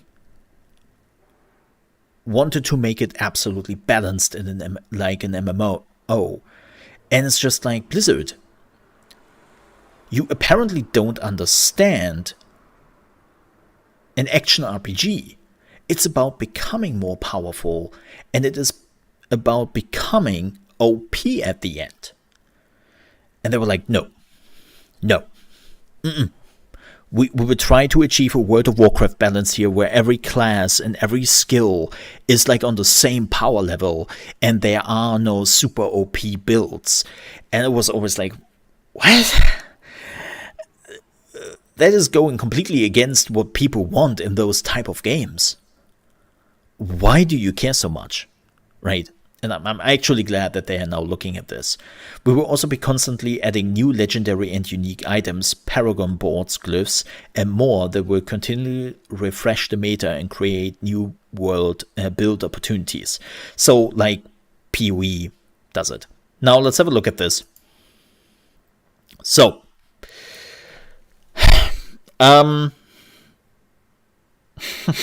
this is a little bit awkward right now, because I know what this is, and I know how it works, but I have to pretend I have absolutely no clue what I'm looking at right now, and I don't know how this works.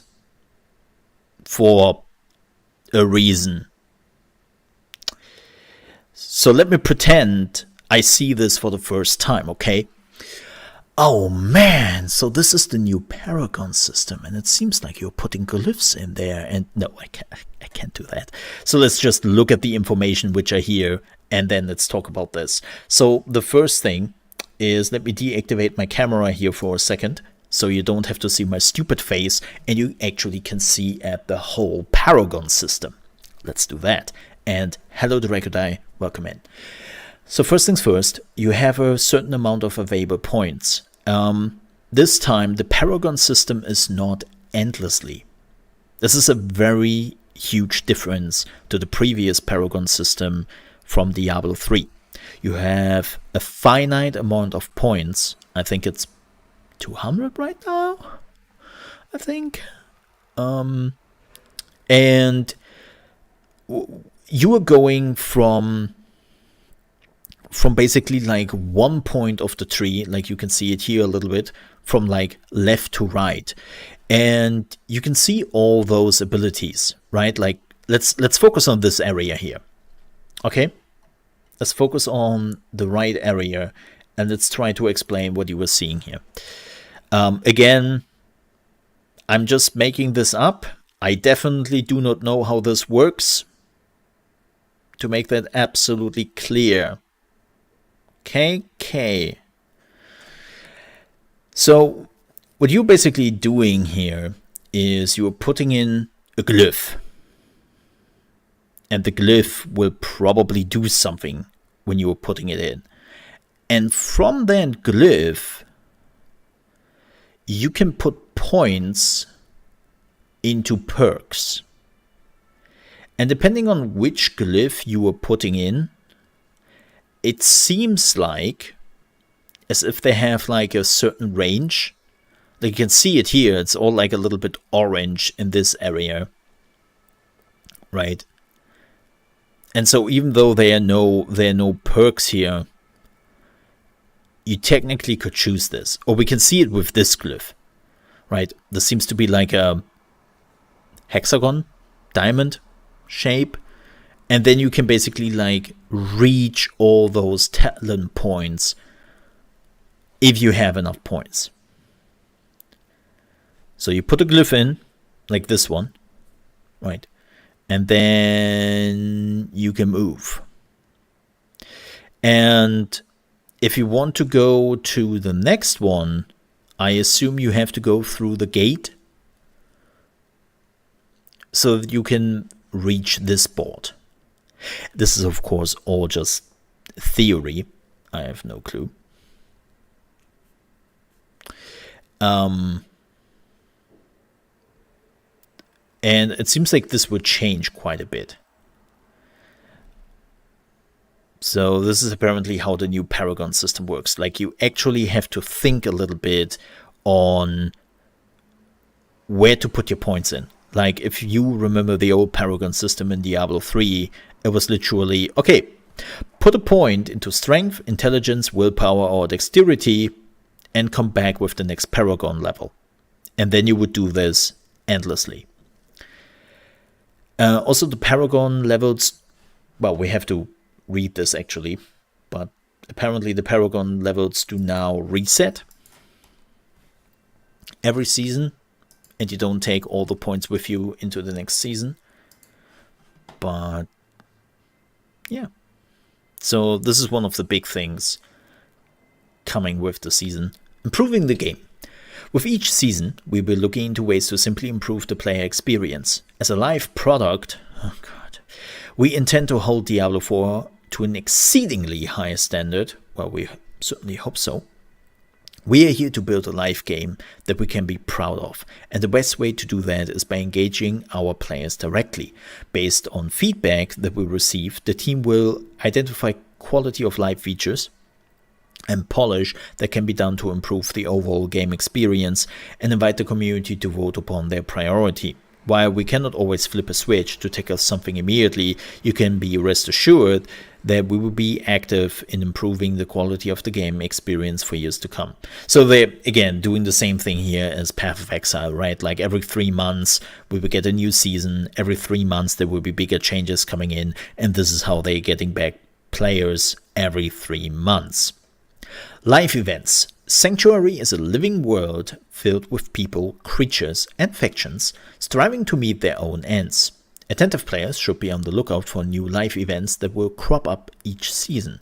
An example of a live event might be the warning of an impending invasion of the drowned, which might last a weekend, or the arrival of a strange peddler amidst the crags of the dry steppes. These events provide gateways to new adventures and unique rewards. So this is, of course, also a very smart thing to do, right? Not something Path of Exile does, but Lost Ark actually does. Where you have like certain events happening at certain days. And this is, of course, perfect to bring people back, right? Like, oh, I'm a little bit done with Diablo 4 right now. Oh shit, they have a big event this weekend. Oh, there's the legendary I wanted to get for months. Oh shit, I have to come back. Right? That is basically the idea behind this. Season Journey. Alongside your major season releases, we see the return of the Season Journey. Players are pushed to explore Sanctuary anew, earning limited time rewards with each chapter of the Season Journey that is completed. Completing the Season Journey is quite a feat, with the final step demanding the character overcome an extremely difficult encounter with an especially deadly foe. With future season journeys, we are regularly adding pinnacle-level difficulty challenges for players to complete, proving their worth and earning unique cosmetic rewards besides. Again, very Path of Exile-y, and to a certain extent Diablo 3. Like Diablo 3, the season journey is free for all players. Completing season journey objective also grants progress toward the season pass, a new feature with a battle pass style progression that advances alongside the season journey, enabling players to earn even more rewards just by playing. The season pass has both free rewards, cosmetics, premium currency, and gameplay boosts, and before anybody is freaking out about what the gameplay boosted, it's nothing which gives you power. They will explain what this is, and we will talk about that in a minute. And paid rewards, cosmetics, and premium currency only. This is, the season objectives. This is nothing new. We have seen this in Diablo 3, right? Like every chapter, they're telling you to do something, and then you are getting something out of it. Right. Like, it's pretty simple. Nothing has really changed here, and it stays the same. Yep. All right. Season Pass. Oh boy, oh here we go. Prepare your wallets. Hey everyone, I'm Keegan Clark, Director of Product for Diablo 4, here to talk about our approach to live service monetization in Diablo 4. As we discussed previously, Diablo 4 will be a full-price game with a cosmetic shop and Season Pass. None which provide any pay-for-power options. Our goal in design, our in-game purchases, is that we want to create beautiful things which add value to players' experience of the game. So here's the thing. I know this has been a pretty heated discussion, and there are some people who clearly say no. Like, full price title, no cosmetic shop, no season pass. And I'm with you. I am totally with you on that. But unfortunately, right now in the gaming industry, that's not where we are at. You're paying full price, you will probably get a cosmetic shop, and you will get a season pass. Yes, it would be better if they just, make it free to play then. But especially Activision Blizzard has seen too much success with Call of Duty to do exactly that they wouldn't do that also to Blizzard games. So maybe if you are lucky,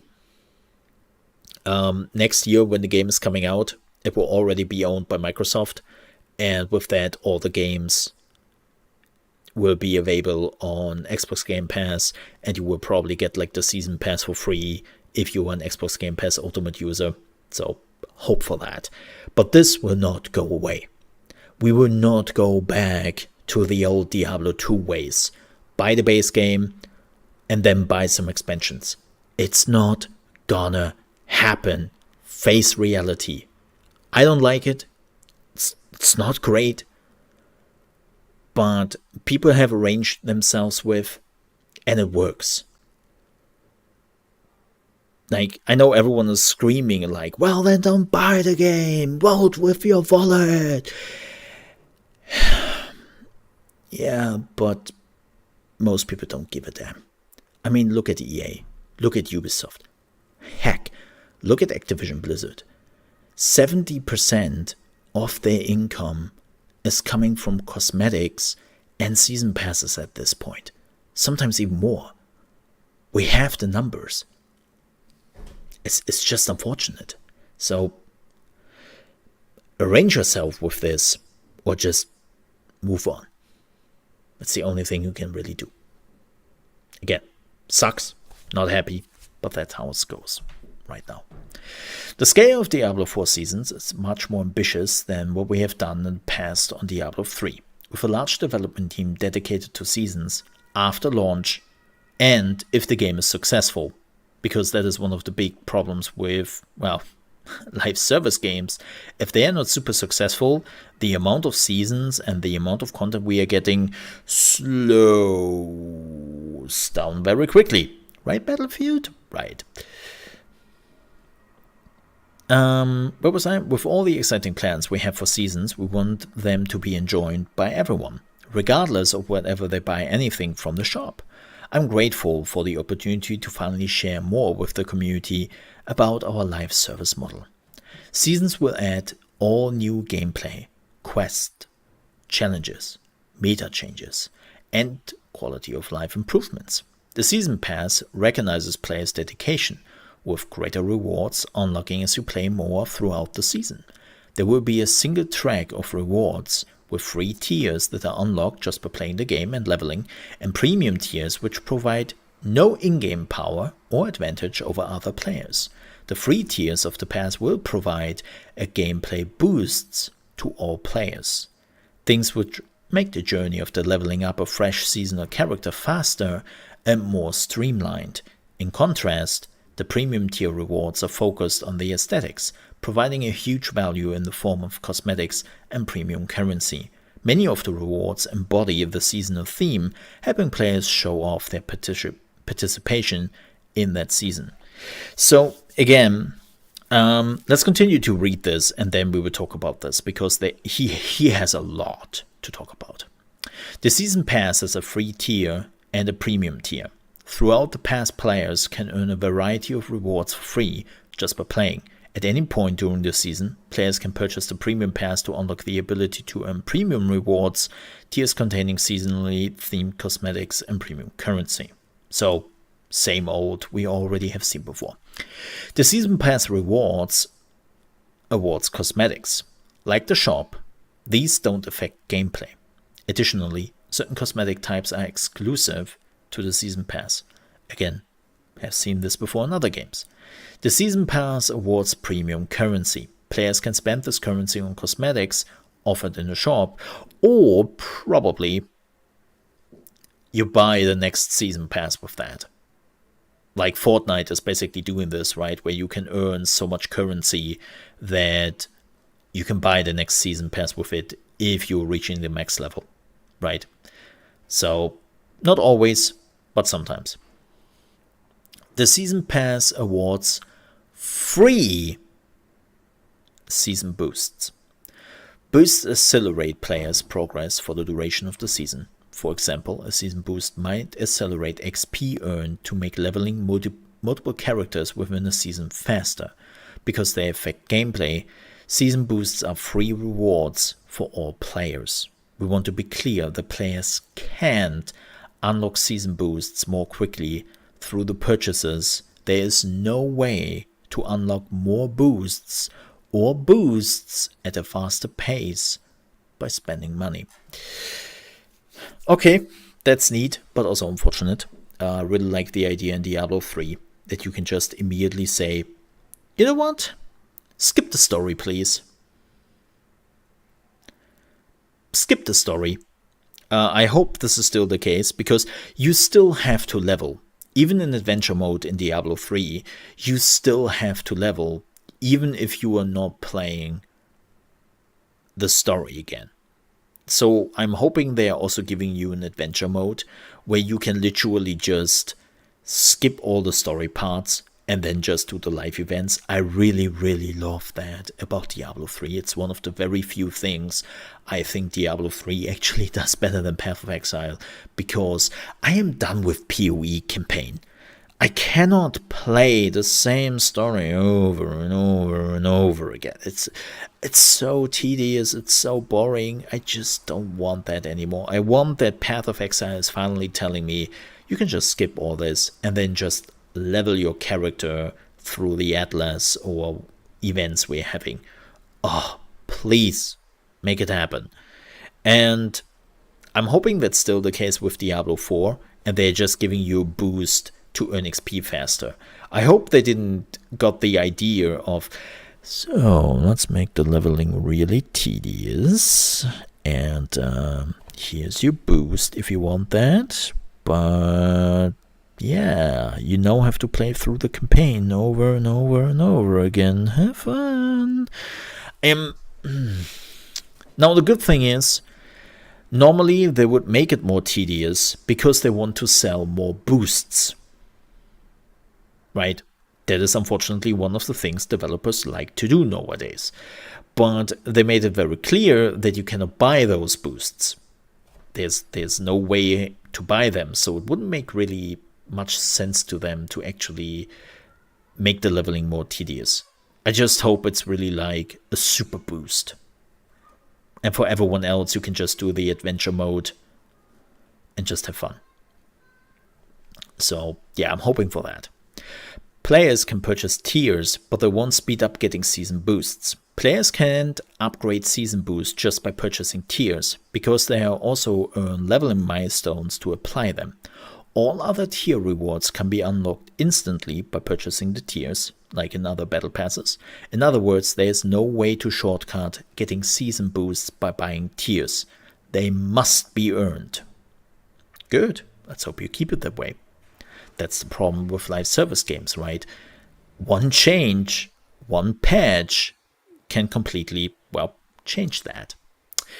So I'm always a little bit careful about this. The season journey accelerates season pass progression. While any playstyle can progress through the season pass, min-maxers can focus on season journey objectives to advance more quickly. I mean, duh. It's the same thing in Fortnite and other games, right? Sure, you can progress normally, but if you're focusing on your objectives, it will be faster. The shop.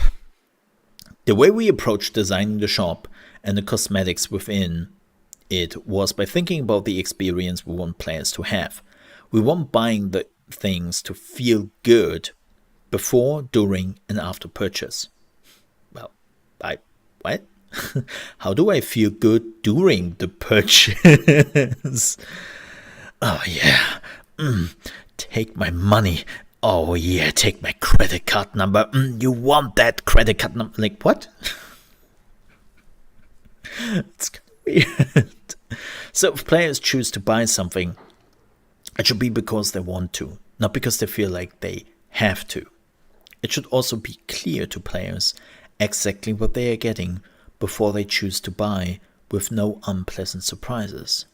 The shop's cosmetic built on top of the foundation of a huge variety of transmogs, from weapons to armors players will find in-game. So, transmog is in. It's also important to us that the shop is grounded within Diablo's world, so all cosmetics are holistic fantasies, the individual components of which can be mixed and matched with transmog from the armors acquired in-game for endless customization options. Yeah, this is pretty much what a lot of like RPGs and live service games do. By the way, I just want to put that in there. I literally saw a Reddit post from the old guard from Diablo 2 who were screaming out of their lungs like, "Stay away with your transmog bullshit in my games." It's like, dude, have you only played Diablo 2 for 20 years and haven't played a single game? Like, what? Also, I love transmog. I was actually really pissed when I found out that in Outriders, you couldn't transmog. I'm still annoyed by Cyberpunk. I still have to look like a, well, hillbilly sometimes, even though I'm saving the world, because I'm wearing the items with the best stats. But it looks hideous. Like, yeah, I'm glad that actually like transmog is coming. There you see some cosmetics. Let's talk more about what players can expect. The shop sells cosmetics for premium currency. Cosmetics give players even more options to customize the visual appearance of their characters. Nothing offered in the shop grants a direct or indirect gameplay advantage. So while many of these might look like powerful pieces of gear, they have no in-game stats. They're showing the Wraith Lord, and you know what? Let me just prepare this super quickly because we have a lot of pictures to go through. Let me open this up, and then we can go through a lot of pictures.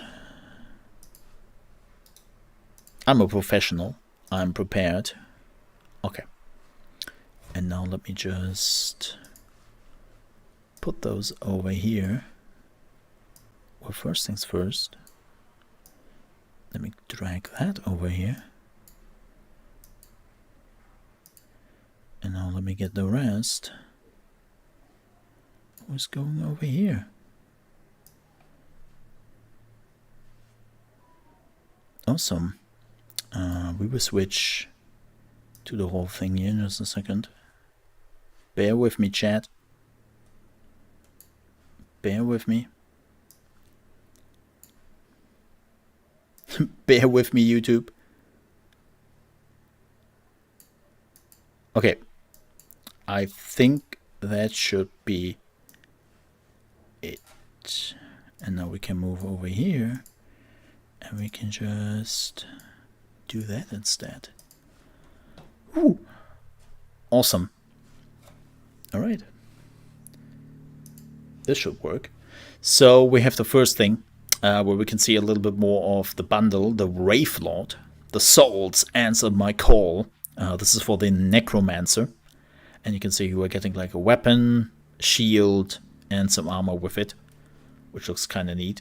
Then they're showing off some more of the Burial Shroud, which is another transmog. You can also see that it is specifically for the Necromancer because the supported class is being shown here, and it can be equipped from a wardrobe. And you can also preview the character doing things with the armor, which should be really, really helpful.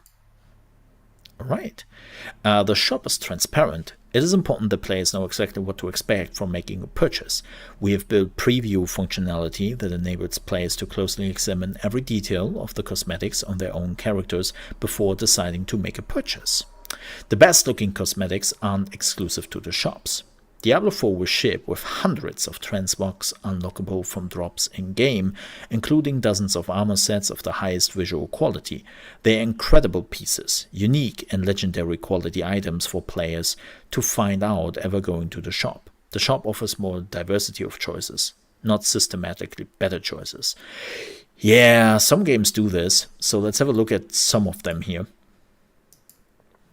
This is the Druid? Yeah, this is the Druid, I would say. I think it is. Looks pretty neat. I actually like the left armor more than I like the right armor, interestingly enough. The left armor, by the way, is the one which you're finding in-game, and the right armor is always the one which you can buy in the shop, just so you know. But this gives me a Conan the Barbarian kinda-esque feeling. But I like this one much more. This looks great. I like this one. Then we have the Ranger. Again. Personally, I like the left one. I really do. The right one looks a bit... I mean, it's alright. It's just not my style, which is good. Because, as I said, this is the problem like a lot of games sometimes have. You have this pretty bad looking in-game armor, and then they are showing you this completely sick item armory thingy in the item shop. And you're like, man... this looks too good, right? And it annoys me. And then we have the Necromancer. I think this is the Necromancer, if I'm not mistaken. Yeah, this is the Necromancer. Ew. Sick. But I like this one more. This has a Tal Russia feeling to it. Yeah. They look both great. Cool. Back to business. Armor transmog in the shop are usable on all characters of that class. Many of the cosmetics in the shop are class-specific fantasies, which wouldn't necessarily make sense visually on other classes. Yeah, that makes sense. Once you unlock a cosmetic from the shop for a given class, you can use it on every character of that class on your account. There are special cosmetics exclusive to the Season Pass, which celebrate the theme of the season and look similar across all the classes. So that's good. I never liked the games where you are buying a cosmetic and then they're like, oh yeah, you have to choose one character to use this on. Wait, only one? Yeah, only one. If you want it for multiple characters, you better buy more. It's like, oh, come on. Don't be shitty. The most important guiding principle behind the shop and the season pass is to create something players love, look forward to, and appreciate being part of the game.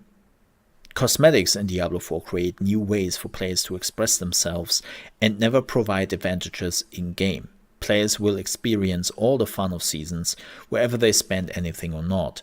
We intend to continue our dialogue with players about shop and season pass, and we will always listen and seek our community's feedback about it. And then most of the time we decide to not give a shit.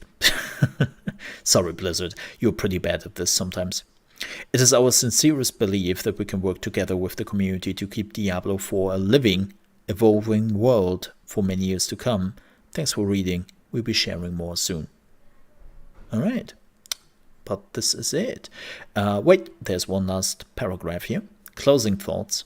Wrapping up this quarterly update block, we want players to take comfort in knowing Diablo 4 will continue to evolve its offering post-launch. The introduction of new seasons, alongside live events, and a returning season journey will work in tandem to breathe variety into the game, while also reinforcing its core principle, empowering players to experience Sanctuary as they see fit. We cannot wait for you to explore these systems in the future. Well, that was a lot to go through. I'm pretty happy with this. Like, it seems like that this team in particular at Blizzard are actually aware of what is going on, what has been going on with their games in particular, and what has been going on with Diablo 3. And I can only imagine how badly Diablo 3 must have gone.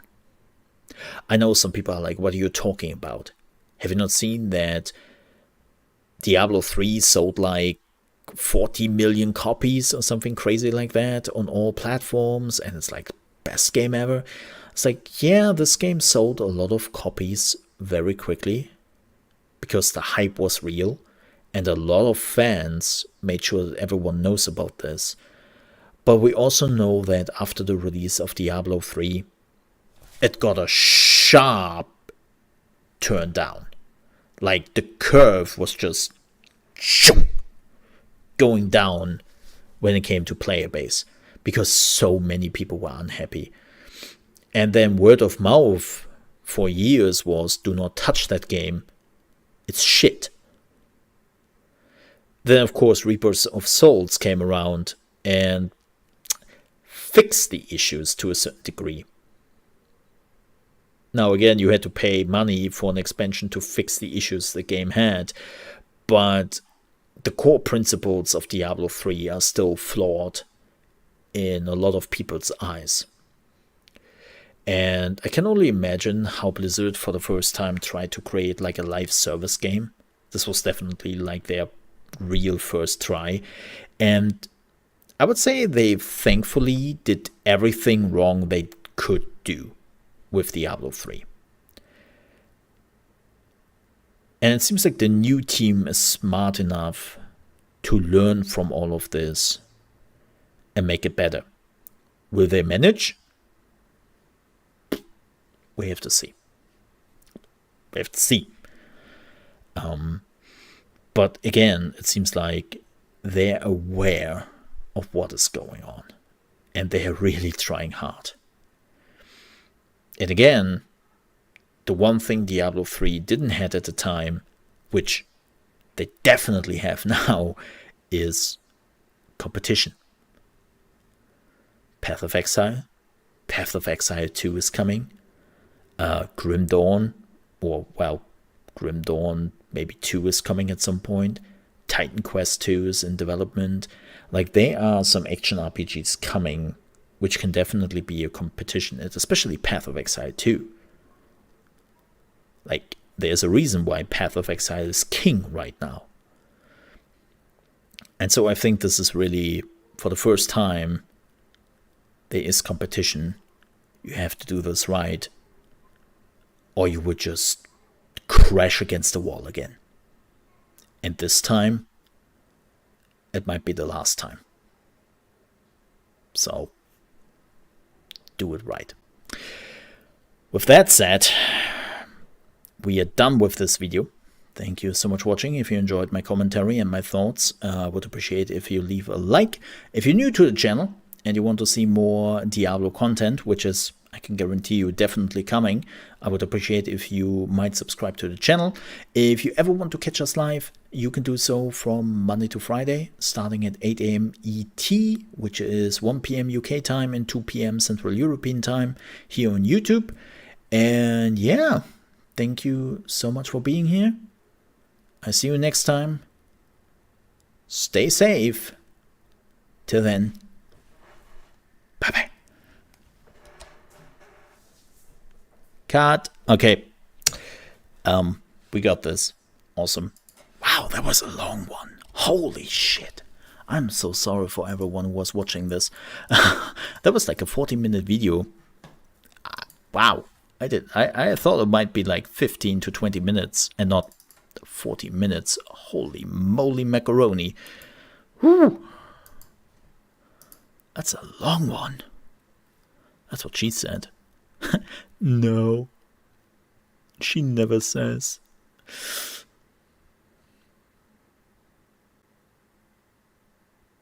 Yeah.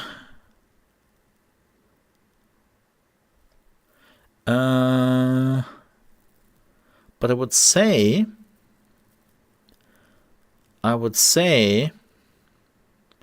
we are done with Talkie Talk. Oh yeah, we are definitely done with Talkie Talk. And it's time for video games. How about some video games? How do you think about that, chat? Oh god. I just go through the news and I see Video Games 24/7 is headlining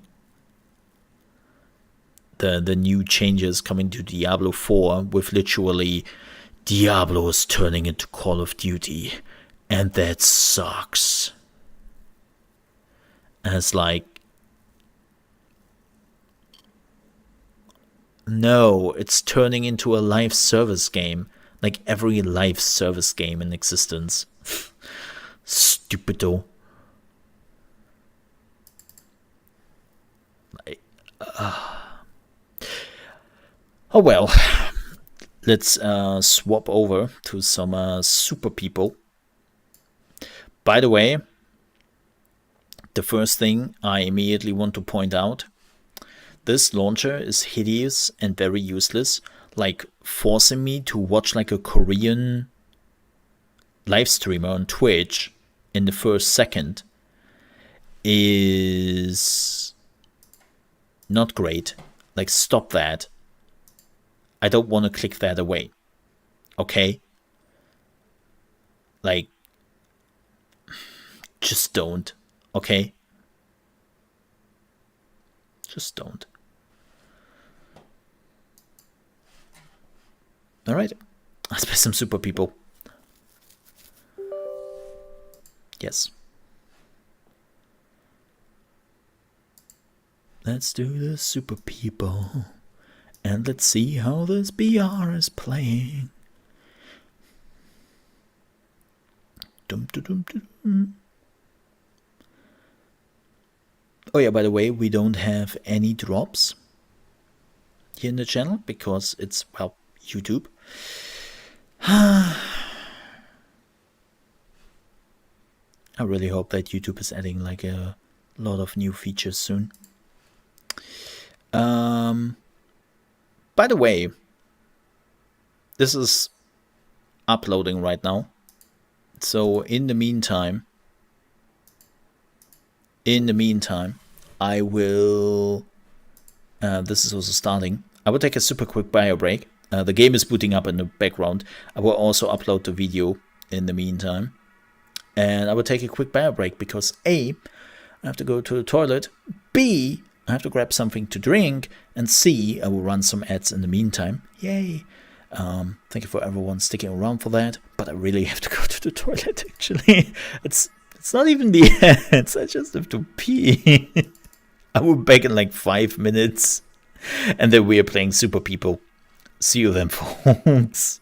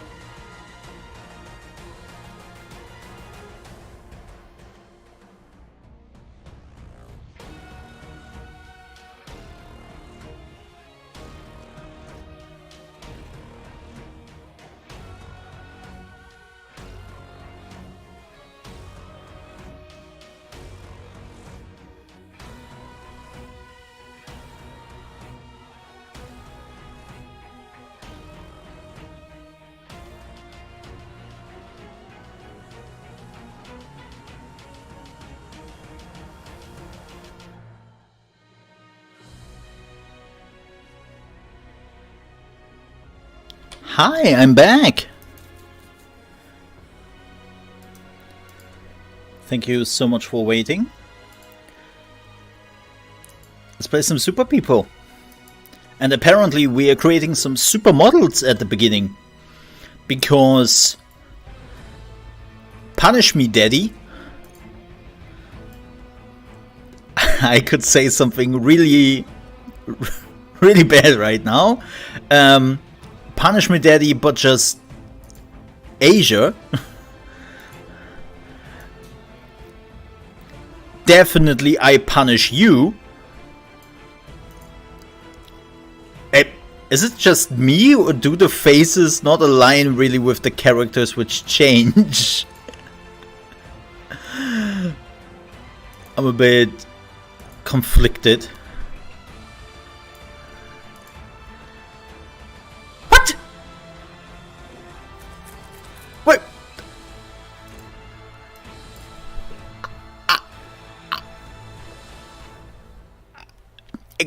Excuse me? How does she look like just remotely like the character I have picked right now? What? That's so weird. Yeah, okay. Maybe it's just the face. It's because of the face, right? Hello, totally not Jill Valentine from Resident Evil. Okay. I like her actually. She's pretty cool. Oh. Hello there, generic face 10101. Nice to see you.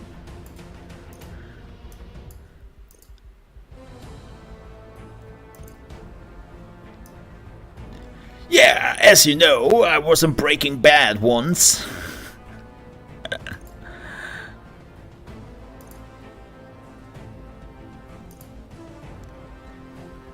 Man, speaking about generic faces sometimes.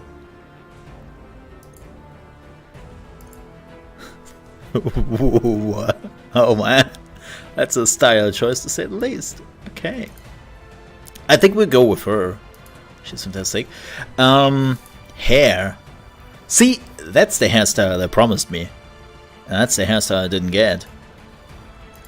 That's some amazing, like some pretty cool hairstyles here. I actually like this hairstyle. This looks really good. And wow, we have to put some VSync on. Oh, interestingly enough, the VSync is not on in the stream. Sorry. I never can with pigtails. It just doesn't work for me, man. This was also really cool, like the fizzle look. Do we have any? Ooh, well, like the super red orange. Tastes like purple. I have orange. Let's go with orange. Next. Oh gosh. Attire. So we have to pay for this, and also, damn that booty. What is this? Okay. Really? I mean, if you're wearing this kind of protection, do you want to not make this like, I don't know.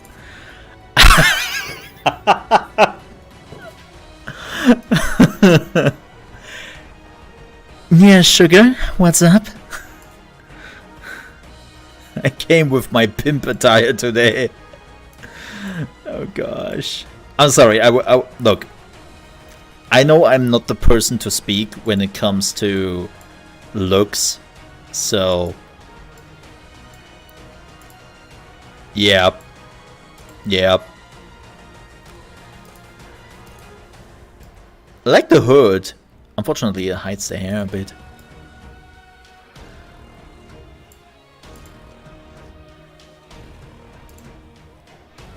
Ooh.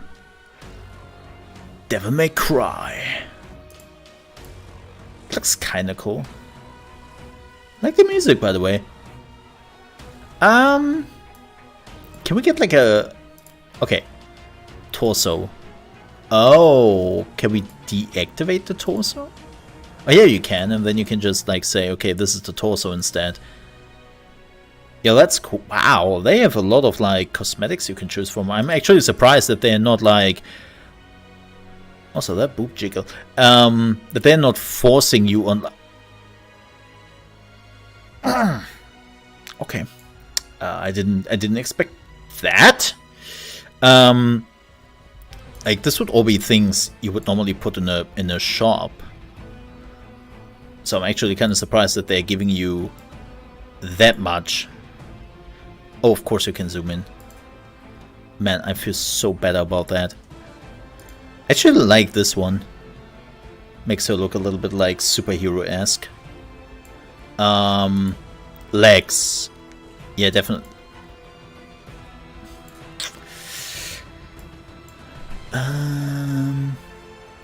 Again, I actually like this one. Oh, she has... Okay, the gas tank is unfortunate. I'm really thinking about this one, actually. Oh god, I didn't know that this game has a character editor. I'm sorry. She can definitely wear that. I'm really thinking about this one. Now, if we could change the color for it, that would be... That would be really cool. Legs. Right. Oh my. The cheerleader outfit. Oh gosh, why? Why is that? Why? Oh my.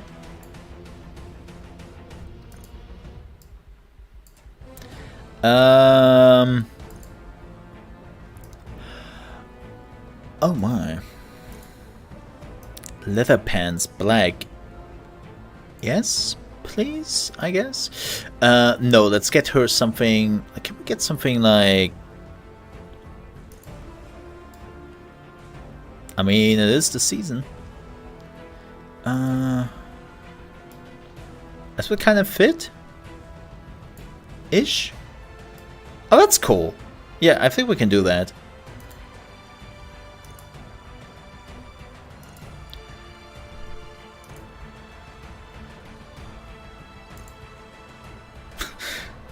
That outfit is not going well with that.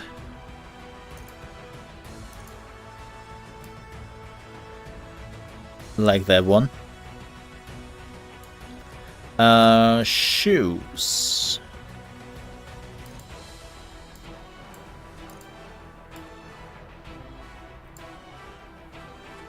Reminds me a bit of like the music 2 Steps from Hell. I like those one. The Aqua Ghost shoes. Headgear. I don't think she will. Nah, she will not wear anything. Eyewear. She can definitely wear it.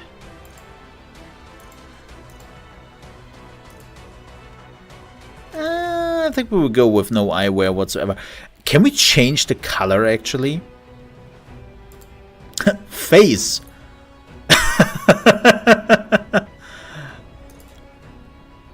Oh my god. Why do I get some Psycho Mantis vibes from this? Holy moly.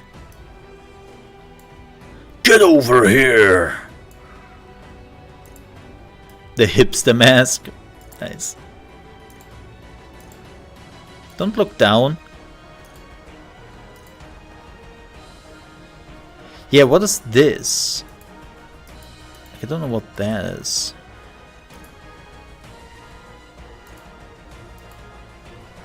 I don't think she will wear a mask. Yeah, I don't think you can change the color, which is a bit unfortunate. Can I change this somehow?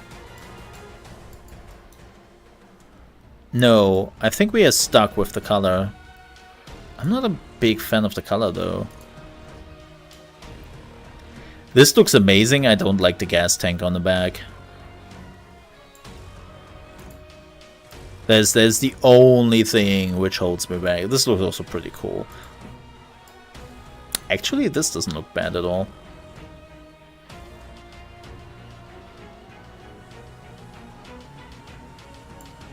This looks also pretty cool.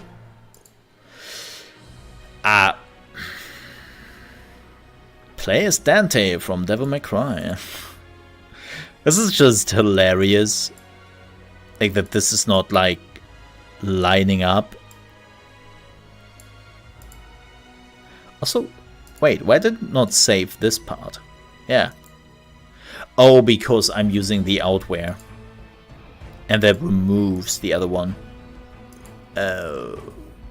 Again, cool, but that gas tank man on the back. I think I'm actually going with this one. Thinking about it. So many choices. That's also pretty cool.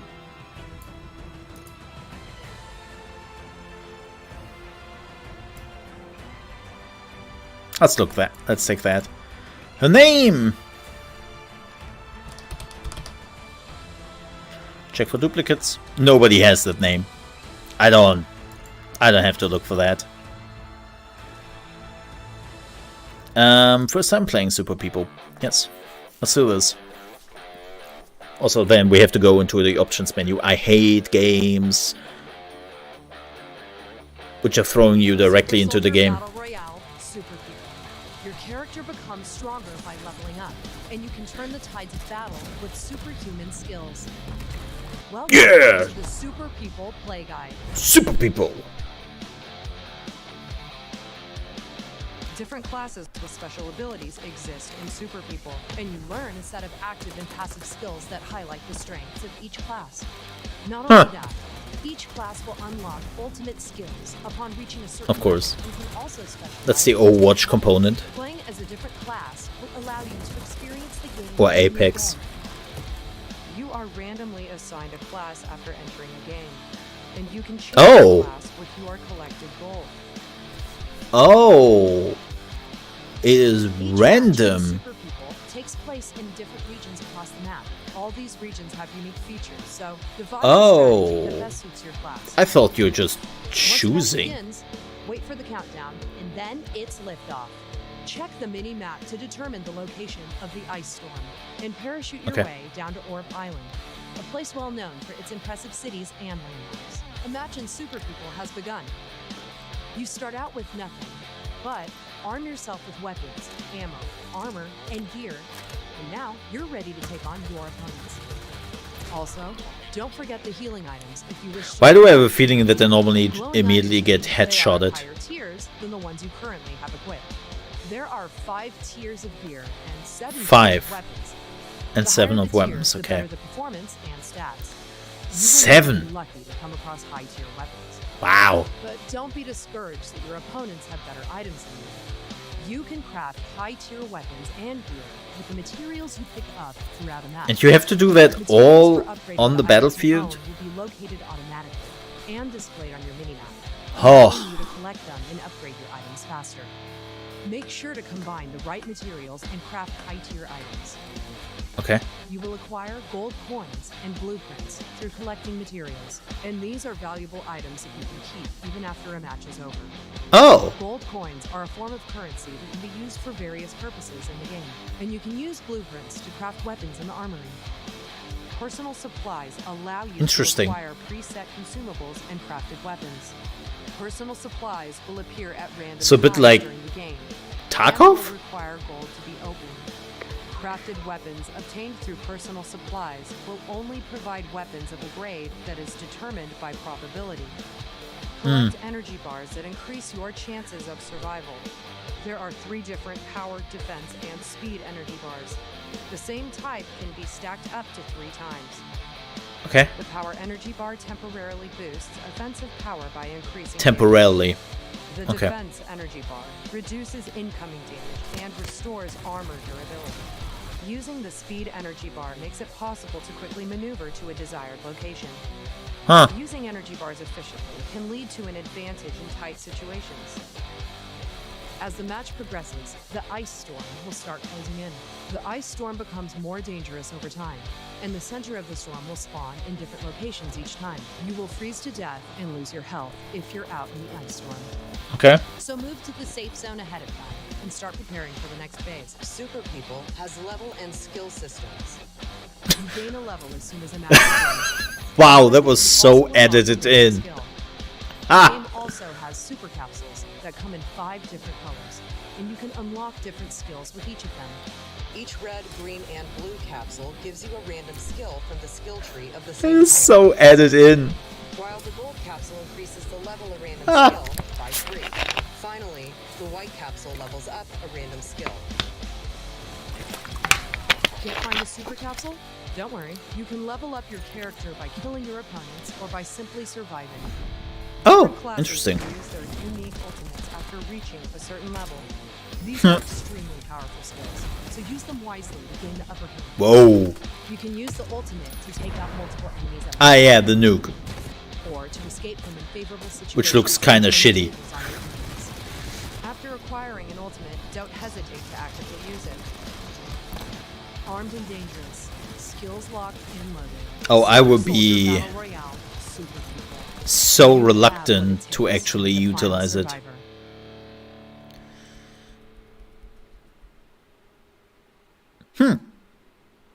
There seems to be a lot of stuff going on. Yeah, we have to go into the options menu first. I hope they're letting me do that and not throw me into the game. Which, unfortunately, looks like they don't. Nope. Right into the game. Right into the game.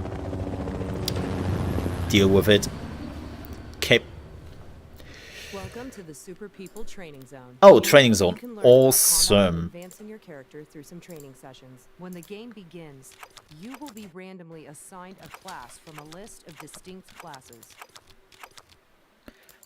Let's see how it runs in 4040p. Vertical sync. Smooth frame Use rate. the mouse to look around. Move to the Video position marked on reflex. the Don't ground. use that.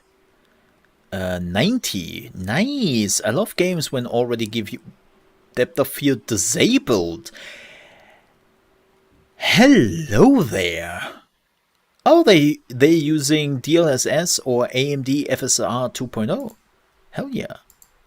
I love... Oh, why is this not... The hardware is not supported? What? What? Oh, well, then I use... then I use that. It's a training zone. Yep, noticed. That's weird. Yeah, interestingly enough, AMD FSR is actually working much better on my system than DLSS does. And I don't know why. But Mo, do you not have an Nvidia card? Yes. I have a 2080 Super. The displayed key. Wait. Jump over the obstacle Oh. and move to the other side. I had to take my... You will need weapons and ammunition to fight your enemies. You can find the equipment. No, you I don't need have for an AMD combat card. around the buildings. 2080 Press and Super. equip them immediately with the displayed key. Proudly sponsored by Nvidia. Literally. Sponsored by Nvidia.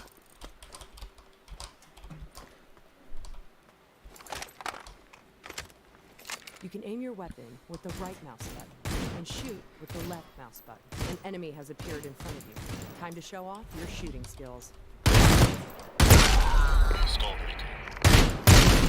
Also, wow, that's loud. You leveled up and became stronger for defeating an enemy. The What? fastest way to level Dude, up I is had to Nvidia find cards when super Mixer was still the capsules. thing. Move toward the red super capsule and run through and pick it up. What? For the last year of Mixer, I was running in Nvidia. Because they sponsored me. We had a sponsored deal for a year. Yeah, I run a Vega before that, and then the last year of Mixer, Nvidia sponsored me and gave me a 2080 Super. That was now, what, 2 years, what, nearly 3 years ago? About that? Oh, voice chat. How about no?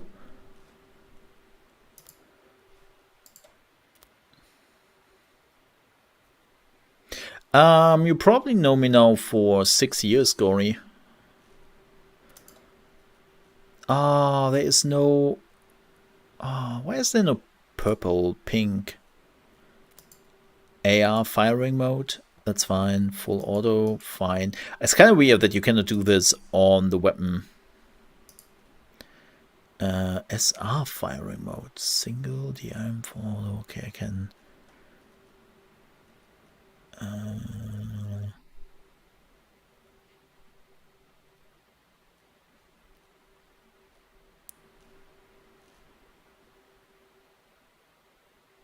Show defense bar, view country flag. Okay.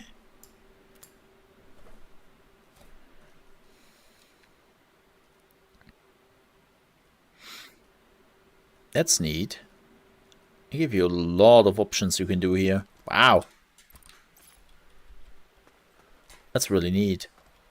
Yeah, I think for 6 or 7 years? No, 6 years. Open your inventory with the hotkey and right-click on the red super capsule to use it. Oh boy. Can I run in the meantime? Yes. What? You acquired nuclear special weapon by learning the RPG skill. Ah. Blast the enemies in front of you with the RPG. Ah! You found a rare and even more powerful. Blast the enemies in front. Oh, wait, why didn't it save? What the hell, man? That was weird. Yeah, it didn't save that. Shoot. Apply. But yeah, has been a while. You can quickly use the gold super capsule without opening your inventory with the display key. You can level up more times. The what? With gold super capsules than other super capsules. What kind of key is that?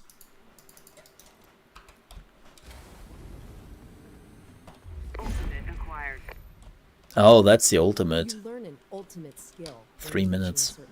The ultimate skill is powerful enough. I cannot to turn the tide of battle. jump. Enemies are garrisoned in that building. Let's wipe them out with a tactical nuke. Select the area to drop the tactical nuke and launch it with the left mouse button. Tactical nuke detected.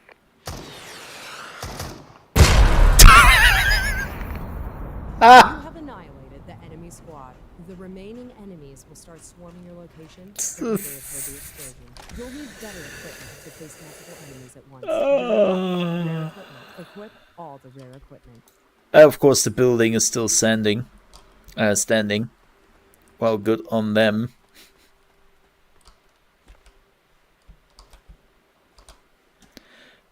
Oh. Personal supplies Okay. arrive at random times during the game and can be combined by spending gold. Use your Oh, there's gold the to jump open a button. personal supply Where's to the... obtain your Ah, specialized C is firearm. crouch. Personal supplies has arrived. Oh, you were shooting up? Wait. I cannot... Okay, this is weird. My character cannot, like, look over this. What? That's kind of odd. Weird. Personal supplies contain random, rare to mythical specialized weapons. Well, or ammunition. Can I just drag this over? How do I do this?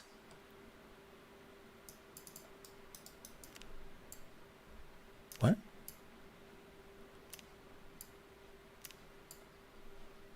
I don't...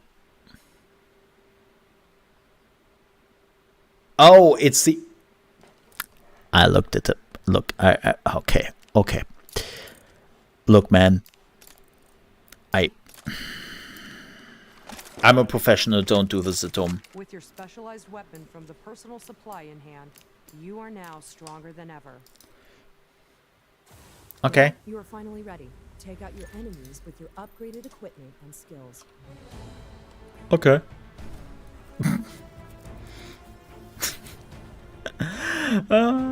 Sometimes a bit goofy.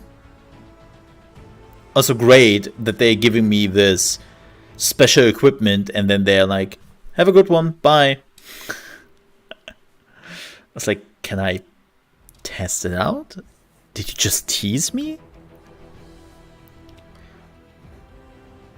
I think the game just teased me. No cheat, no hack. Class open. What is class open? Oh, this is like... Oh, this is the level up reward and then we're getting more classes. So you're not getting all classes immediately. Okay, can I deactivate my flag, please? I don't want anyone to see that I'm like basically German. I think you can only deactivate... Okay, awesome. Whatever that does. I think it only activates that you don't see.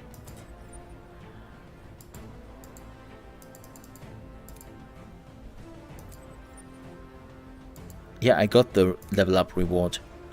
Weird. Oh, you can do solo and what is FPP? What is this? What is the FPP? Can I get like an explanation for that? What's the difference between TPP and FPP?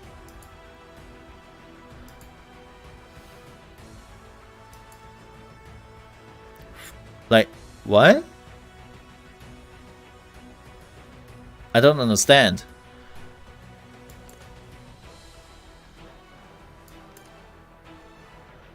Oh, this is the Major League. Okay. I don't want to enter. I have to enter. I don't want to enter. Cannot play. Oh, you cannot play immediately. You have to... Okay. This is the training round. This is the armory. Customized personal supply, materials, crafting, and weapons. Okay, this is a bit of the Tarkov thingy. We already have some coins. We cannot do any crafting yet. Gears wants the chainsaw back. I hate the AK. Ooh, Scar. Well, hello there. Why does it have to be gold plated? 250 gold? What?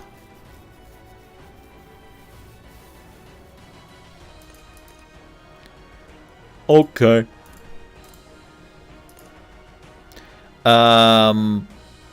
Okay, we have the Kar98K. Yeah, I think we can craft that. What is it? There it is. Why? Why would I?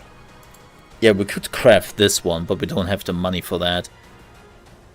Okay. Oh, that's my inventory. No cheating, no hacking.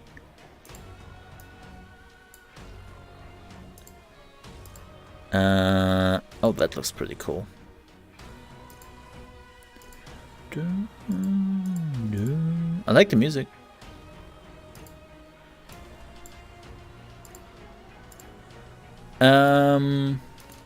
Season? Oh look, I'm ranked 276,000. Isn't that great?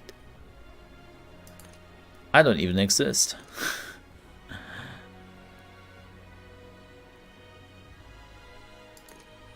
Okay.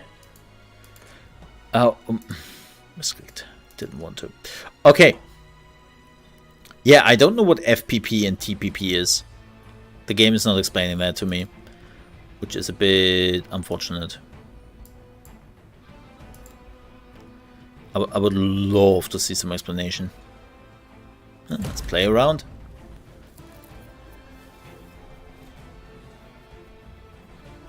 Oh, so they are throwing you into one man and do? I don't want do.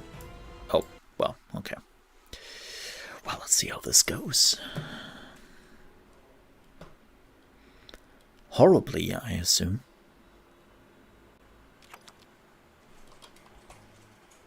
Oh, now my Windows firewall is like... Please allow. Oh, we could randomize it, or we could select one. Yeah, I think I'm going with nuclear. FPP. 40 to 50 players. This is your preparation thingy.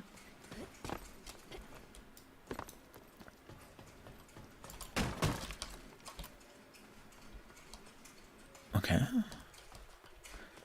Just learning a little bit, like how to open things.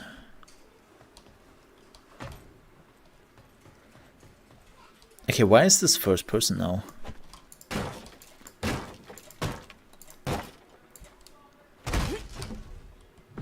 The game will begin shortly. Yeah, sure. I cannot really do anything, so sure.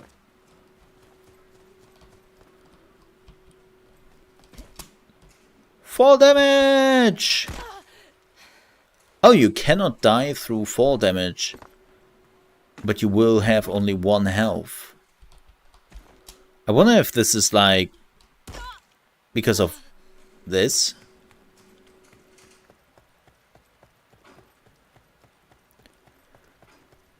Yeah, I still don't know what FPP is. Uncraftable. We would definitely play the other one afterwards just to see where there's a difference or not. Unlimited sprinting.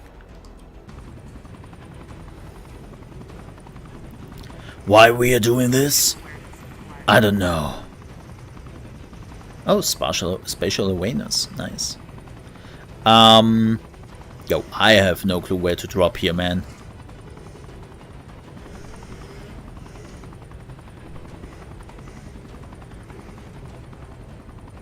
Prepare to jump.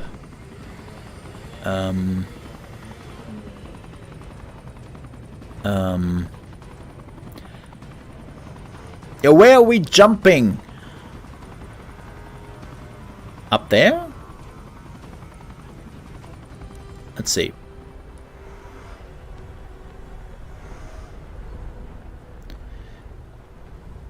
We should really parachute now.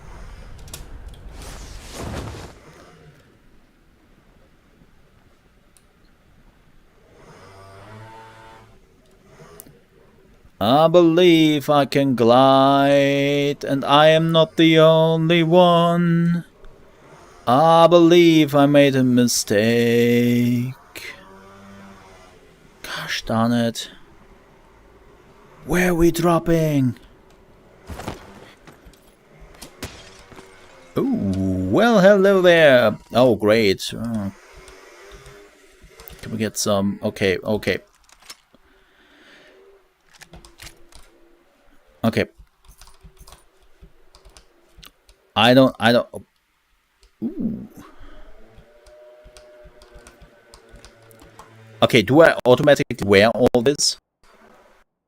I already have a shotgun, okay. Also, frames? Whoa. Okay, frames back.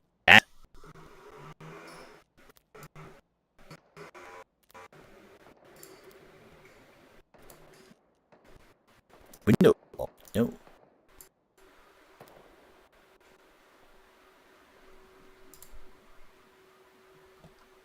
Frames fine. Oh, well, hello there.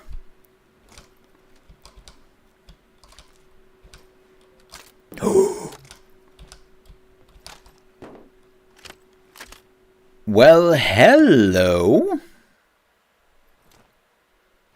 Okay, that's a Molotov. Helmet. Ammunition, I take that. Capsule.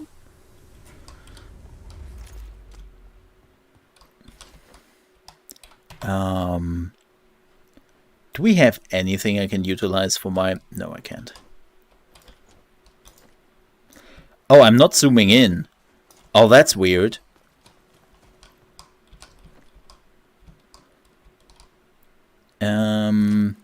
Yes. Oh, hello.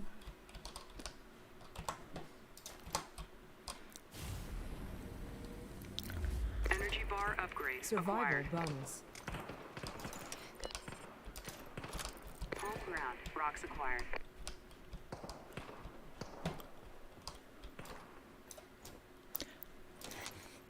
Oh, that's a weird thing. Holding the button zooms a little bit in. Just right-clicking once, it's like using this. Oh, that's super weird, man. Can you lay down? Oh, man. The Spanish people are murdering the Germans.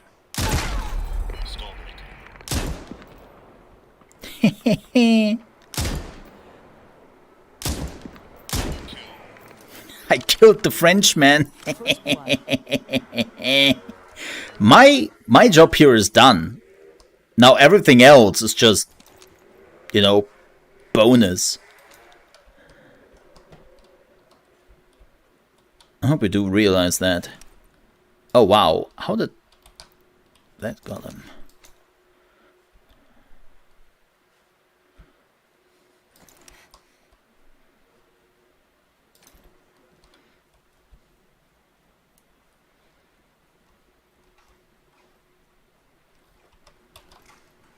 Okay, 1, 2, 3.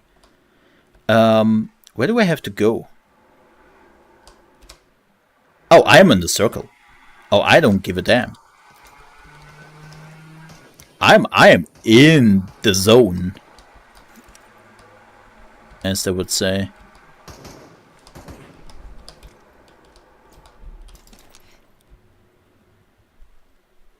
He didn't notice me.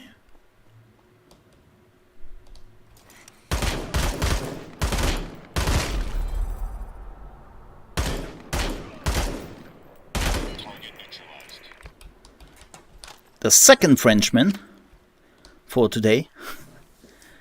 Oh no, there was a German. There was some German on German action. And it was brutal. Totally dominated that dude.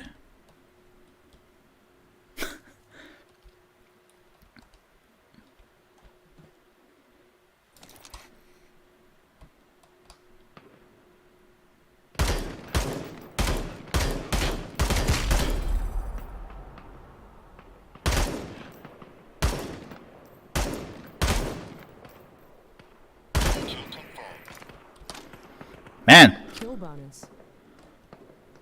definitely dominating here. Nice. Oh, that's the ultimate. No, I wanted to... Huh? Can I open this?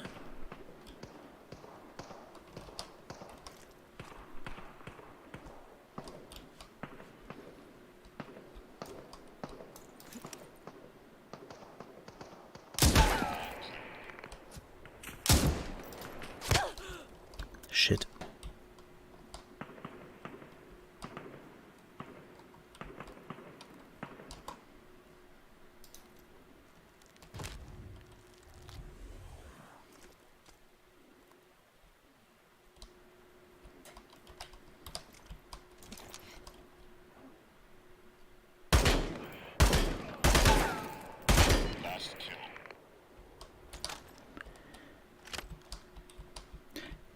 If those are actually players and not bots,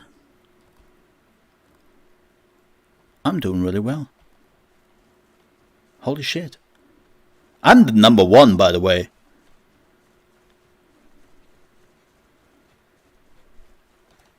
Look at that, I'm the number 1 player.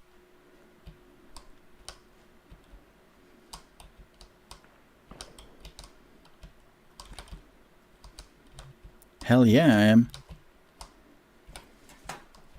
Oh. Nope. Oh, so you have to be a little bit careful in what you're picking up, huh? Okay. That makes sense. He had some green with him.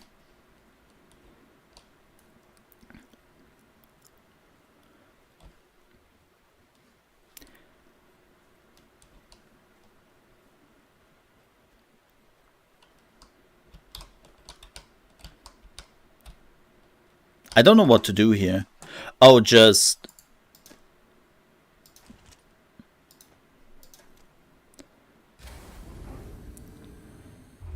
give me...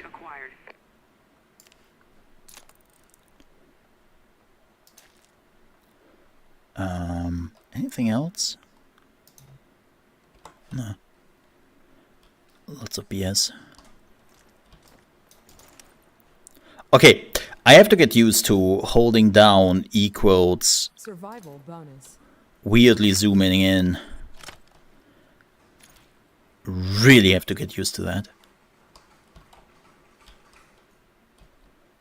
I would love to get to the house, if possible. Okay, seems like.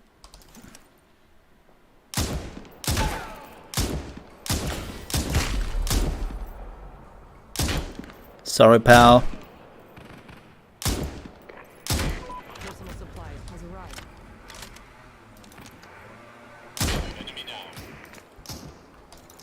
Kill bonus. Something is shooting at me.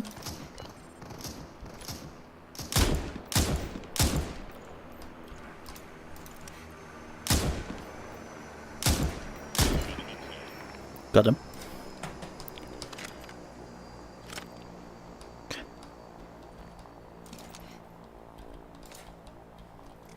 It is I. Well, isn't that neat? Where was the other dude he was shooting at?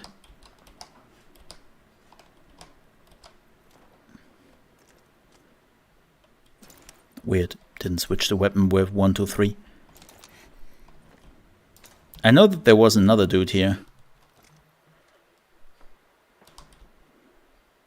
I know that.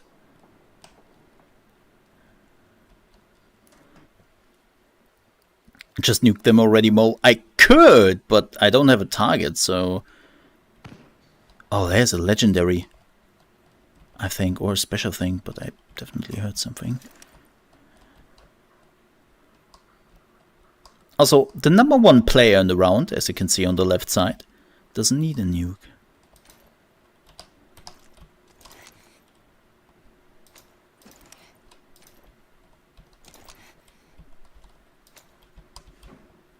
I would love to get the personal stash thing. Just put me on the map though.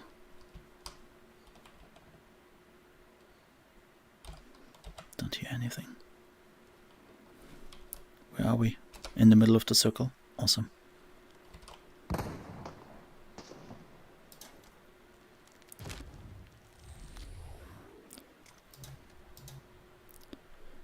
Okay, nothing I can use.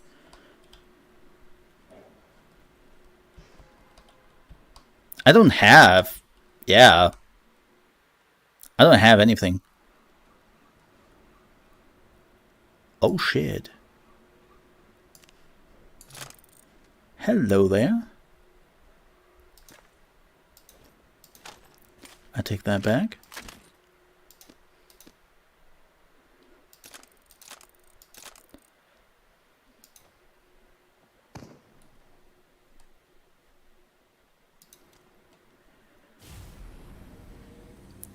Quick march acquired. RPG acquired.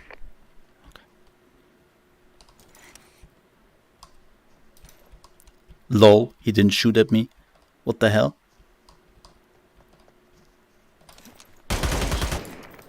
What the f... What?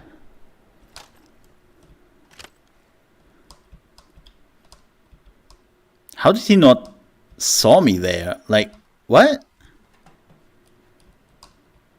Are those bots? Am I playing against bots?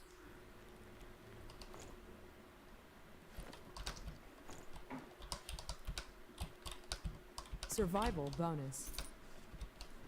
I'm playing against bots, don't I?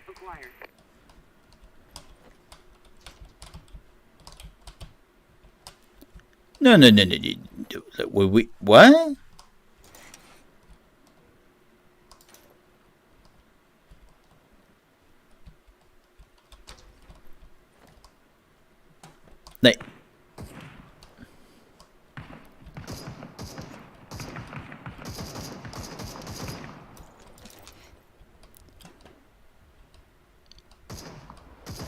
But they have weird names.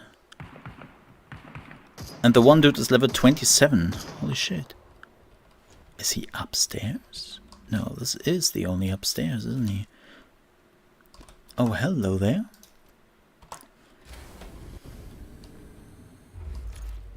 I take that, thank you.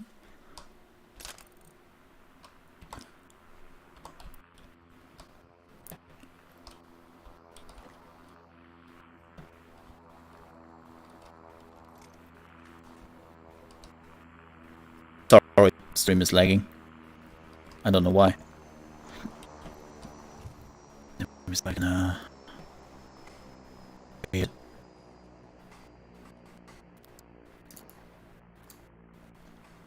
I don't know why.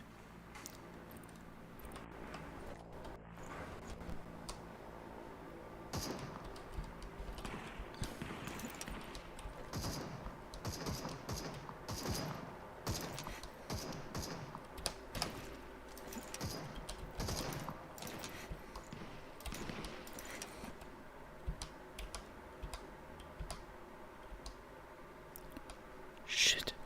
Because the game was like doing some weird shit.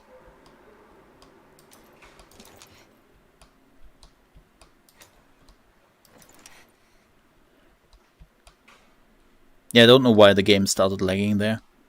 Sorry, made the whole stream lag. I don't know what that was. Where is he? I was checking how badly you were cheating. Probably, yeah. Okay, can I go up there?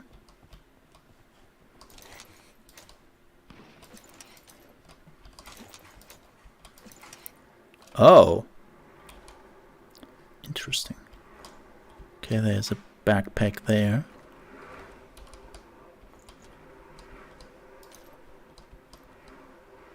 Yeah, I don't know what that was.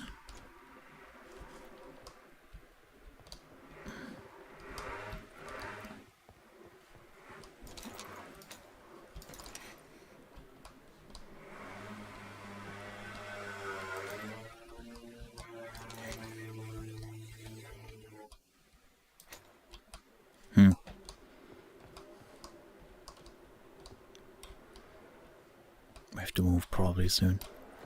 How many are left? 4? Okay. Yeah, I'm pretty sure I'm playing against bots, by the way.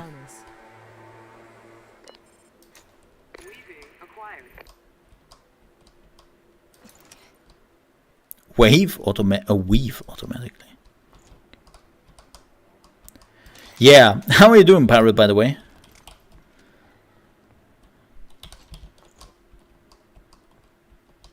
Hello, hello. Yeah, I don't know why the game is like lagging and making the stream lag sometimes. Makes no sense. I don't know what it is. Okay. I'm pretty sure we have to move.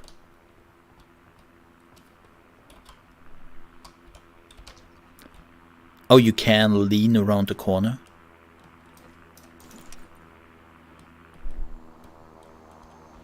Didn't know that. Okay. Oh, saw him. Not sure if I'm getting...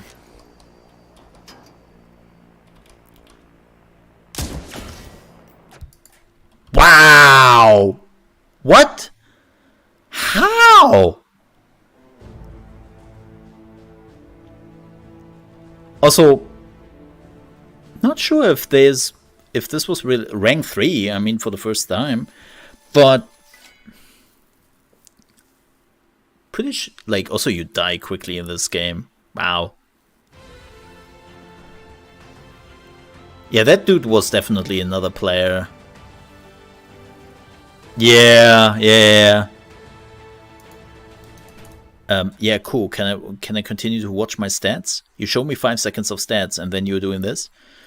Yeah, I'm pretty sure I played against other players.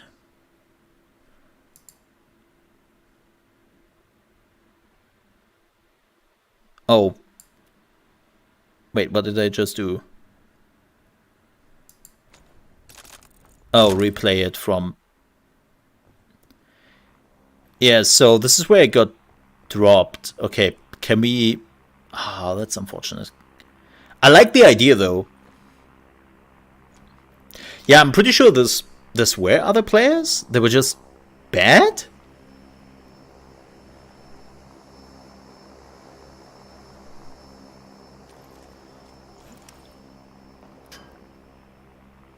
That he saw me there.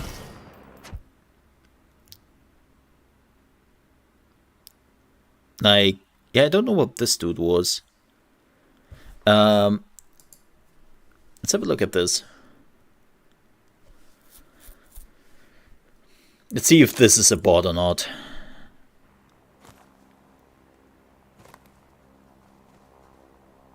Oh, he is a sniper thing.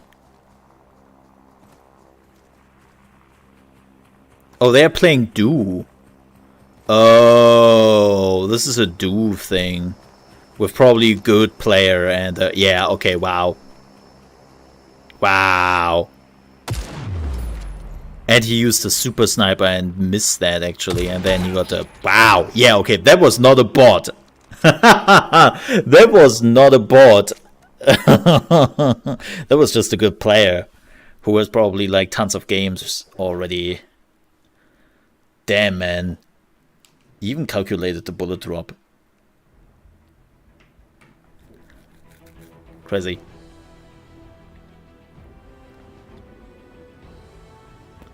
Well, place number 3. Not bad. So what is the difference now between FPP and TPP? Oh, no, don't do. I hate do. Yeah, what is TPP?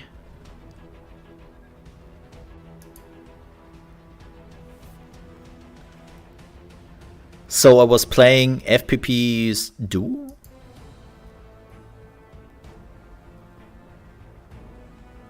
Oh, third person and first person. Oh.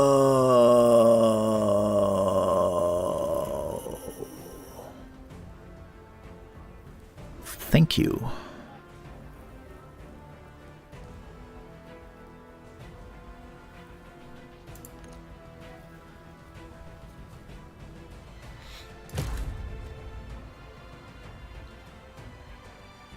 That's appreciated.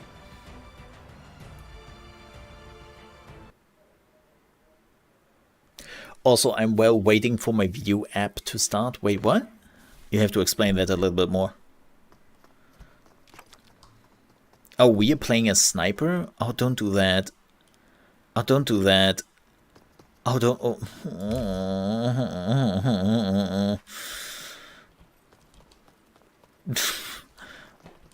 Don't do that. We all know how bad I am at sniping, man. Even though I have to say I didn't do too bad. Oh, you have an appointment. What is a video call? Well, then I wish you best of luck with the appointment, man. Yeah, by the way, folks, if the stream is starting to lagging again, let me know, please. Yeah, I don't think we played actually against bots. I think we just played against some really shitty players. Believe it or not. Because you can see how it fills up the soldiers. Right? The game will begin shortly. Why are you doing this to me? Oh well, let's play sniper. Hey, I made 3, okay, in my first game played. Number 3, I think, is pretty decent, all things considered. Ooh, breaking some legs there, lady. Hey, Sakura. Good morning. How are you doing on this fine Friday? Super people take 4 damage. Oh yeah, they do. And apparently, you can like one-shot people I mean, I only had like a blue helmet. So... we would definitely play some third person after this. Steady shot and camouflage. Okay. Oh yeah, let's drop at the high school and let's arm ourselves.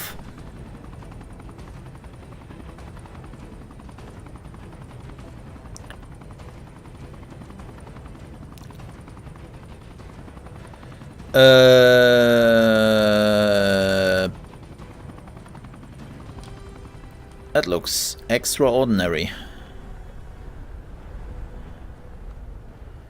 Dum dum dum dum dum dum dum dum dum dum dum. Oh, it automatically opens the parachute at that point.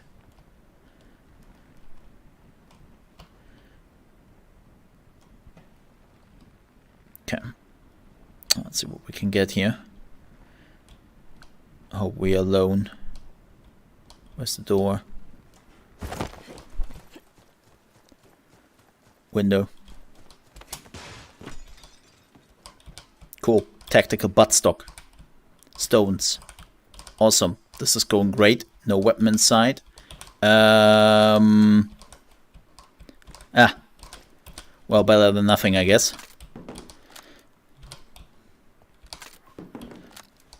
At least I have something to do. Okay.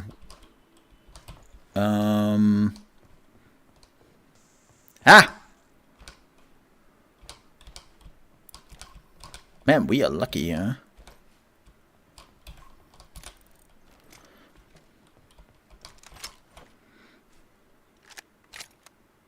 Okay. Oh, I can craft this. Oh, hell yeah.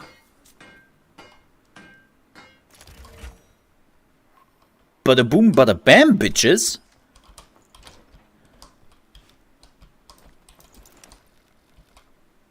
Oh, that's the damage and okay, well, there's also legendary.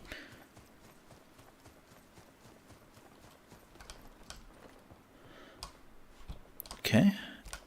Cloth. Oh god, that's a shotgun. Oh god.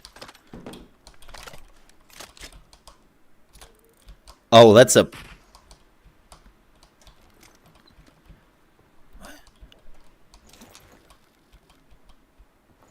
Oh, and then you get a damage boost if you're zooming a while. So that's the special.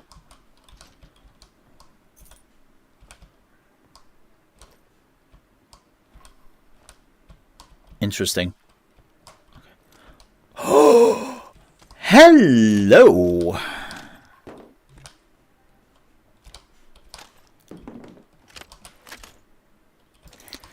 Now we are finally cooking a little bit.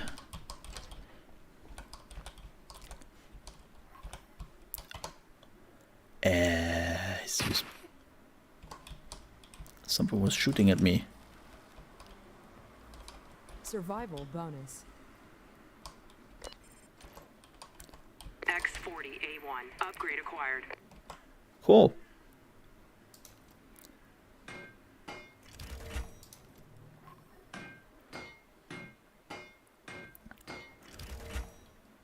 And I have the feeling we're dead.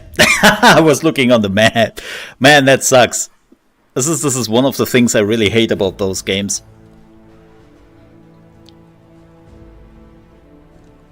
This is what I really hate about those games. It's like you have too many interfaces. I think it's, I don't know, like that killed me. Like the whole thing of like interface and I didn't hear her. That was unfortunate.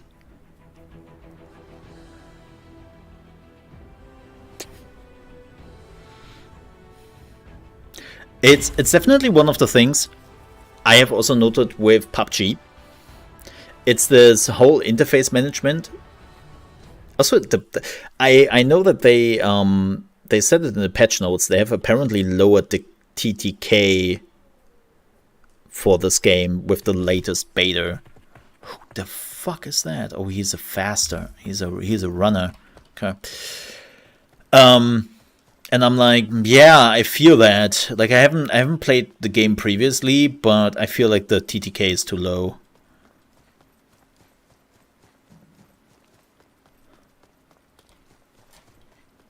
Like, they had to drop on me. I was in my map, and after 2 shots, I was dead. It's like, that's unfortunate.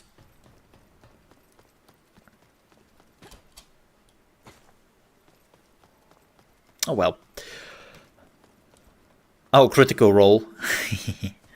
I have to admit, I watched a little bit of Season 3 of Critical Role. I don't like it.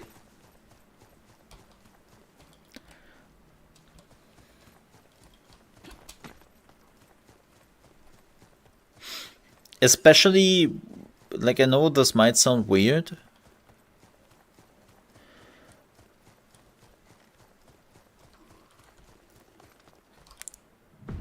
Too much.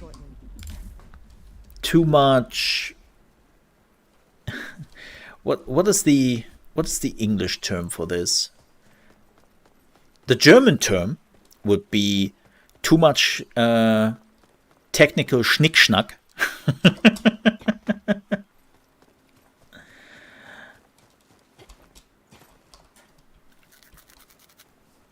But in English, it's too much, like, they really up the production value, right? Like, they have all those new effects and whatnot, and I don't know. Really annoys me.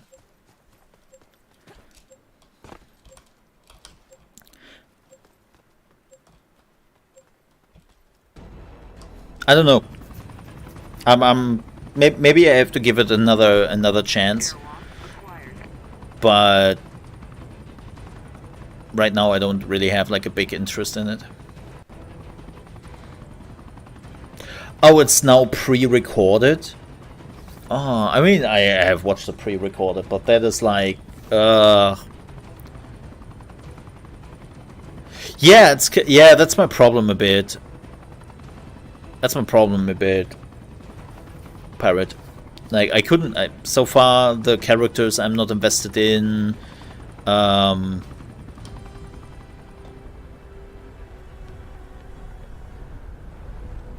Like, this is an absolutely bad idea I'm doing here right now. Oh wait, can we land there? Is there anything useful there? Nothing. Not even a legendary. Oh, we are not alone. Okay.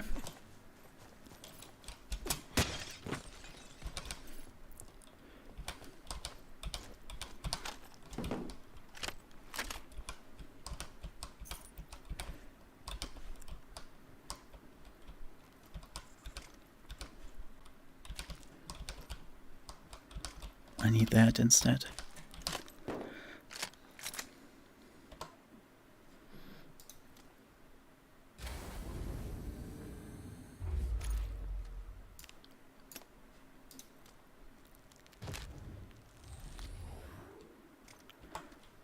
Okay.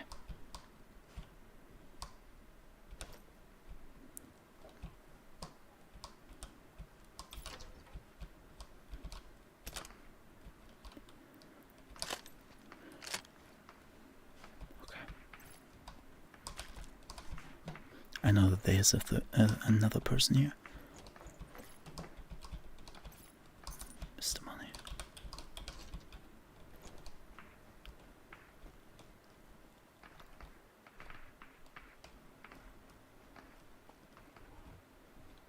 Hey, Penguin.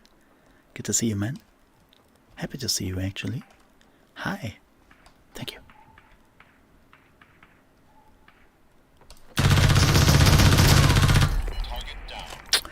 Not holding right click. Don't hold right click. Rule of thumb. Do not hold right click. You have to tap it. That nearly killed me.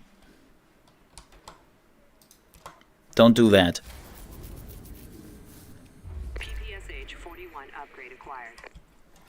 Because if you were holding right click, it does this little zoom instead of this. Shitty. Absolutely shitty. I might change that. There's no reason for me to do this instead of ADS.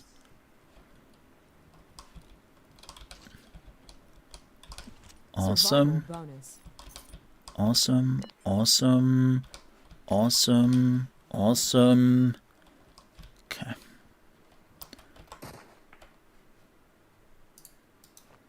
Take that, take that, take that.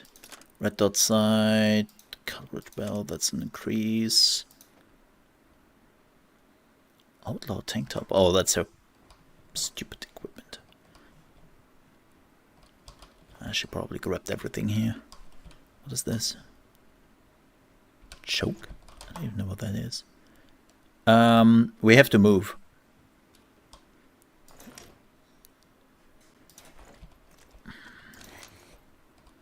Do we have a scope for this? No. There was a scope in her bag, right?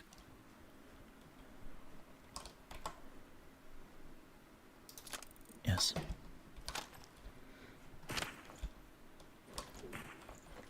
Whoa. That's close.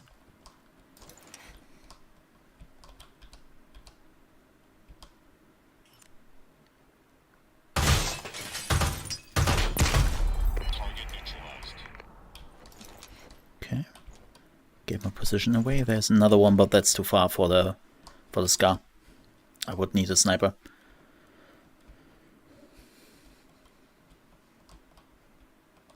But how are you doing, man? How are you doing, Penguin? Good to see you. Did he have a sniper and did you see me? That's the question. This is not the greatest fight.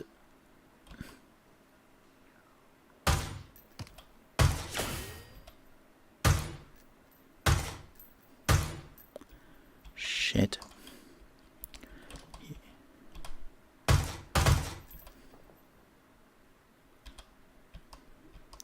My DLSS is acting up.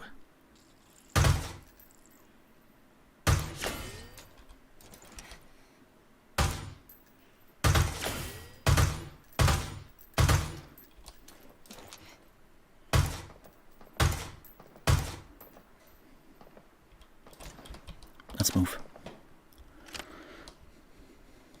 This house is shit.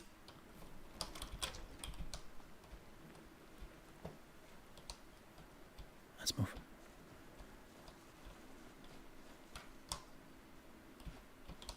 House is garbage.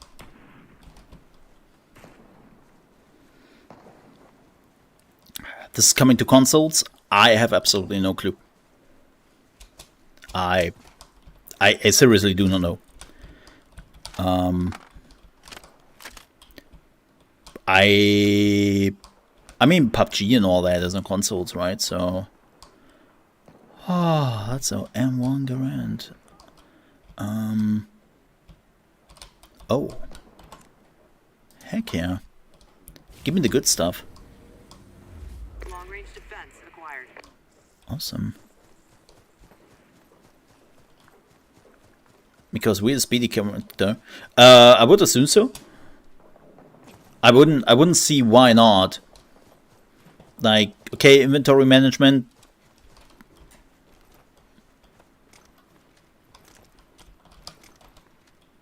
Bit figgly. But, you know. Somebody was already in here. Doors open. Shit. There's an epic there.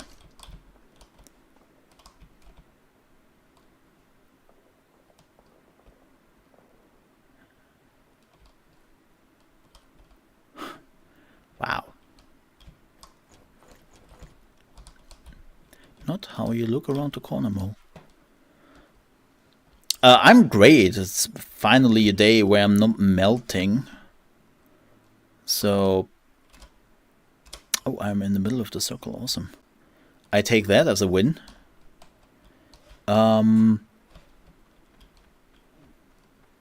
Beyond that, it's Friday. Shit, somebody has been here. Okay, we'll only get the scraps.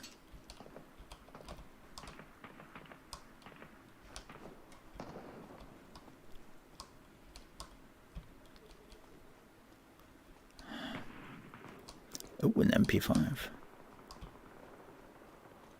Yo, I need some shit, man.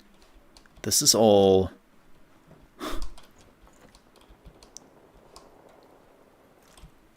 really bad stuff.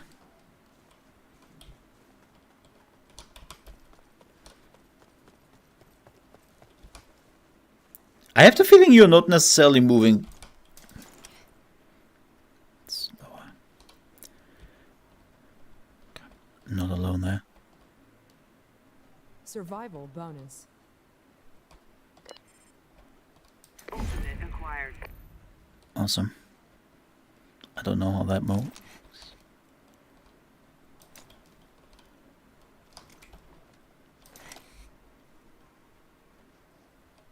So.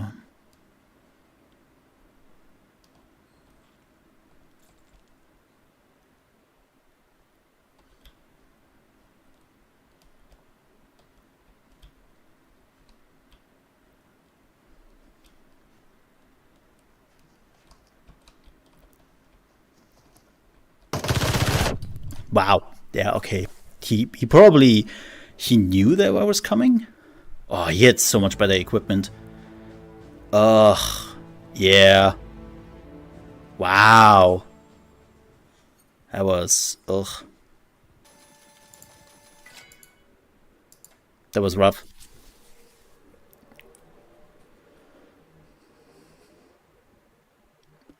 It's Nexon. At least Nexon is the publisher. Wow, he had already... Wow. The good stuff. Yeah, he was... Did he saw me?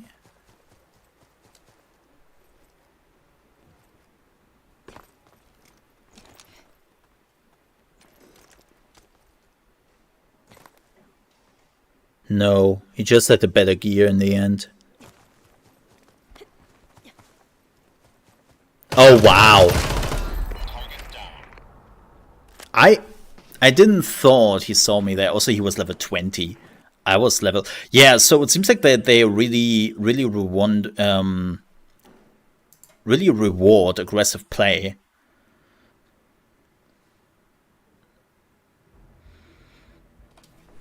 Like, that person was level 20, I was level 10.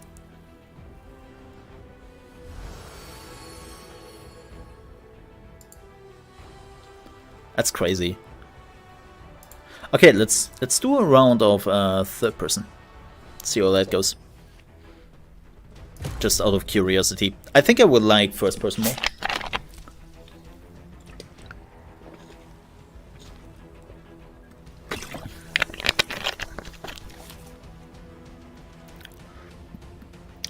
I'm still not sure about the outfit.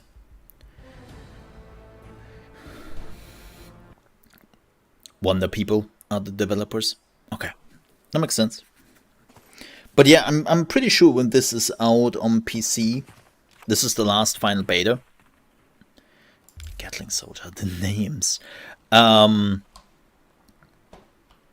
It will come to consoles. I'm pretty sure of that.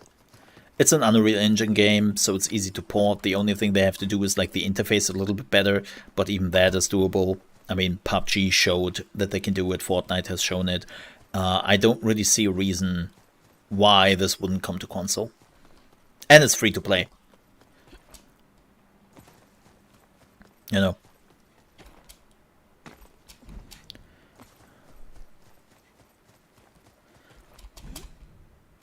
Or you can do like an airwalk. Yeah. The game will begin shortly. Yay.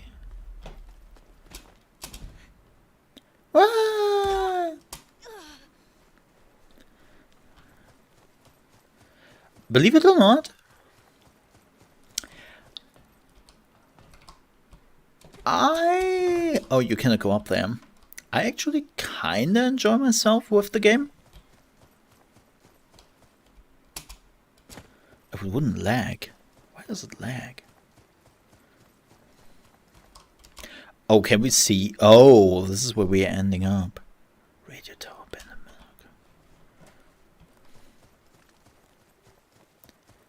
Wow. This takes definitely longer, I would say, than first person. I think most people play just first person.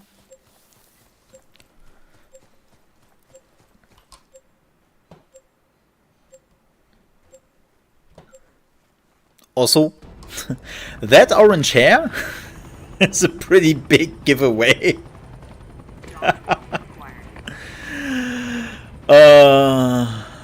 Homing. Wait, what? Dodge roll and homing bullets. Alright.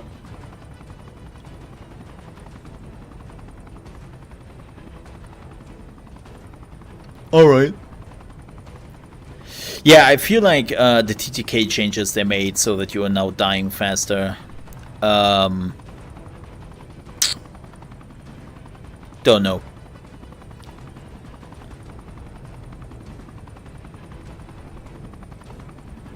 Feels a bit too quick if somebody's asking.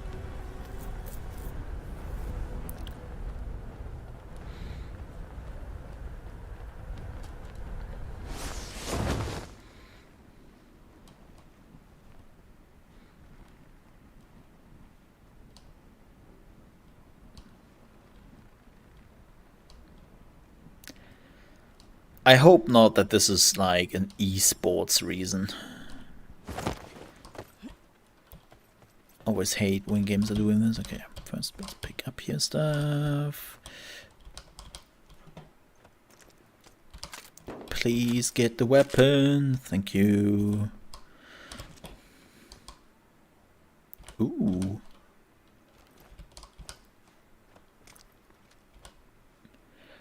Yeah. And I can already tell you,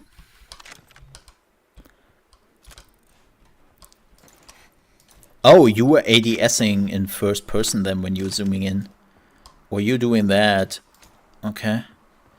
Oh, that's better. I'm already enjoying first person more. Definitely enjoying first person more. Yep. Oh god, can we get something else than the peepish? I would. Oh, thank you. Oh. Give me something good.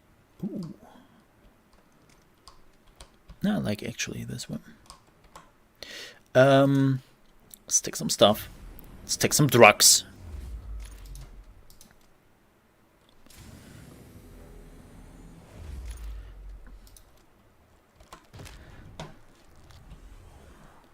Have you heard of this new game called Quake Champion? Yes. Saw some enemy there.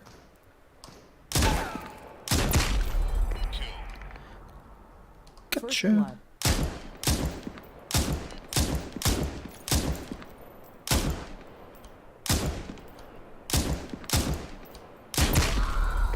That was shitty shooting, by the way.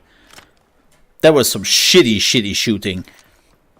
You should have turned around and murdered me for that. That was some bad shooting, Mole.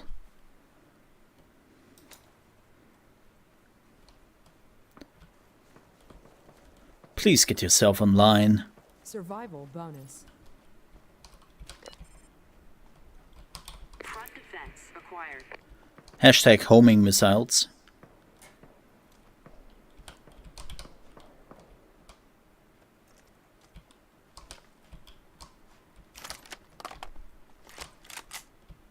I love me an MP3. Yeah, that was some drastically bad shooting. Anything good in here?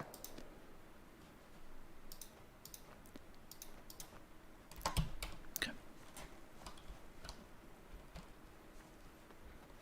Oh, I have to go in the other direction. Smart man.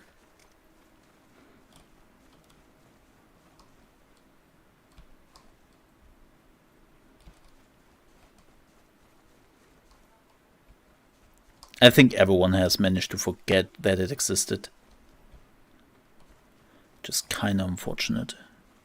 But then again, I don't even know what that game was. It was kind of Quake, but then it was like something else. It's like, okay.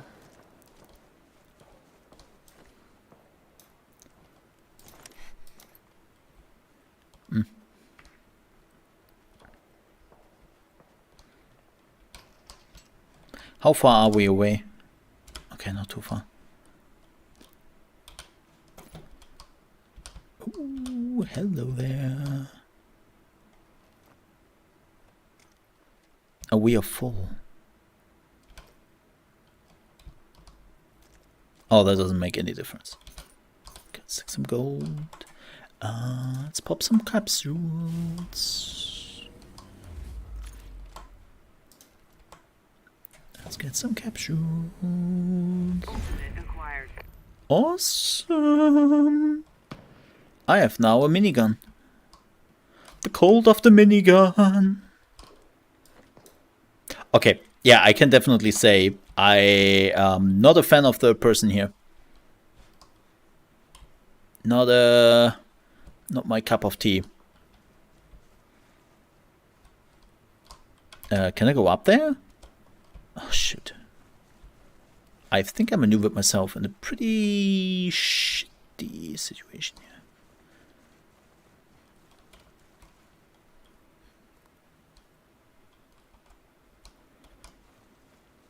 Yeah, really don't like the third person feeling. Interestingly enough.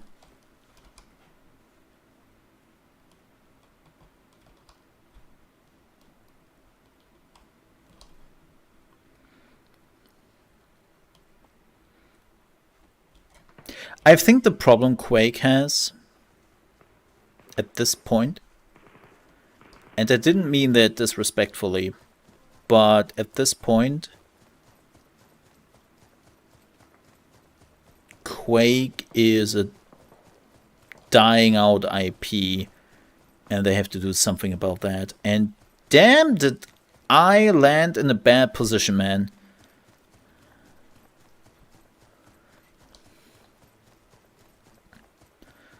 Like, the new gaming generation doesn't even know what Quake is anymore. They've heard of the name, they saw some memes, but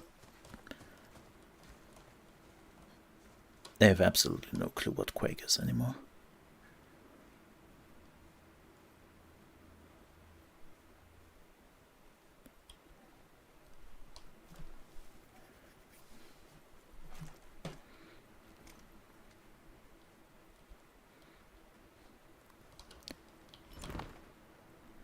$10. Okay.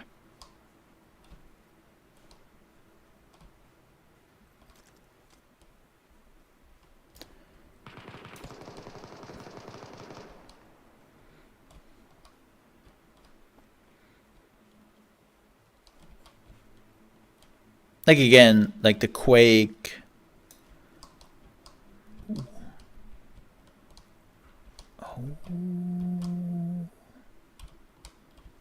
Oh my.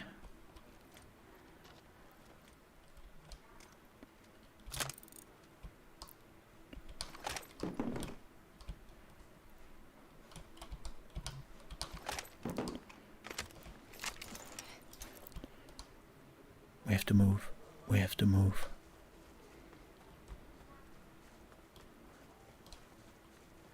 Question, is the M16A3 or fully automatic in the game? That's the big question I have. Yeah, we're coming in with the storm here.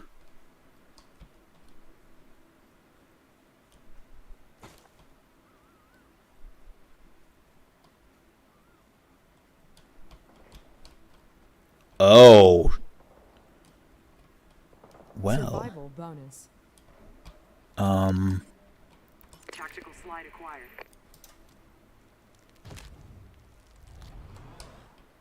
Yeah, that was Stupid. While running? Oh, let's see. Definitely hurt somebody.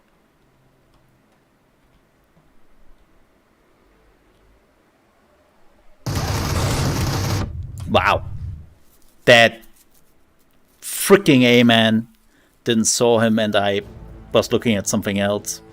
That was, yeah, I didn't even react it. That was so dumb. There was also a sound coming outside and that like startled me because I have my window open. Ah, that was shit. Okay, but third person view, F that. Ugh. Ugh. Yeah, I tried it. Don't like it. Hey, we got another class. Cool. Yeah. Nah.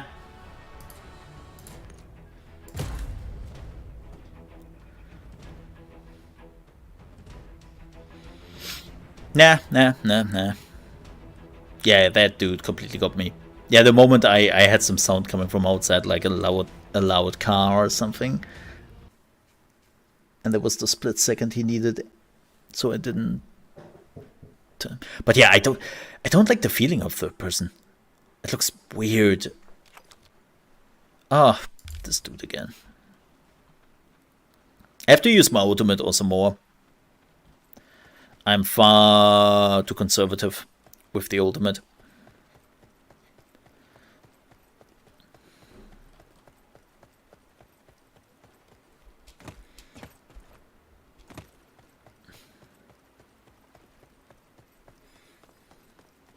Yeah, by the way, this is on medium graphics. If you're like, ooh, that doesn't look too amazing. Yes, medium graphics. Because the game had some lags. Like some real bad ones now and then. I assume it was the usual Unreal Engine loading shader issues for the first time. Because that all happened in the first round. So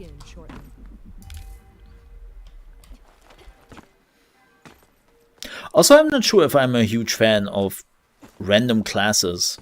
Like, on the one hand, yes, that makes sure that, you know, everyone has to play like different classes and not everyone is just using the one class YouTubers deem as OP, because that would definitely happen. But they also have to make sure that the balance is there then. Wow, they clawed all the cars, huh?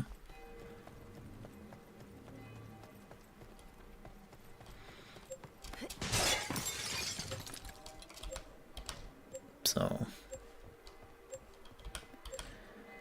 yeah, weirdly enough, I enjoyed the game.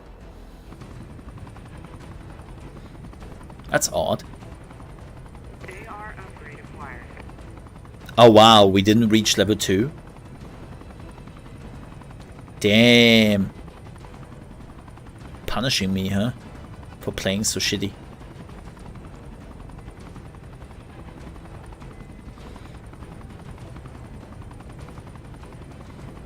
I wonder how many people will go to the tower.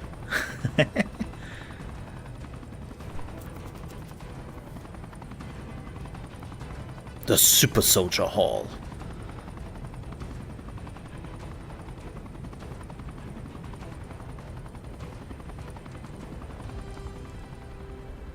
I will go there. Let's drop. Nyum.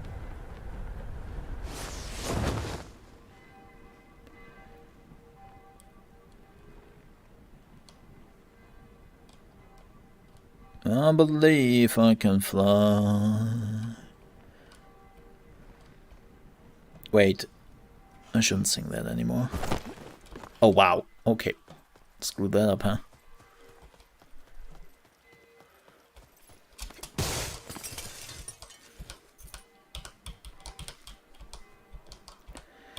Yeah, can I get a weapon, please?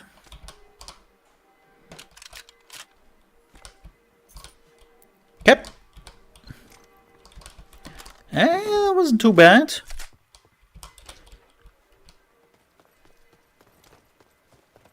Wasn't too bad.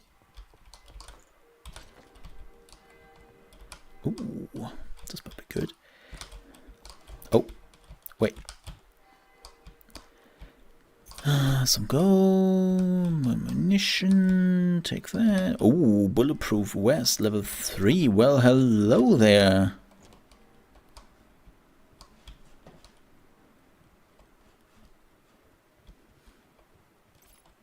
I don't think we have to sneak here. Oh. Nice.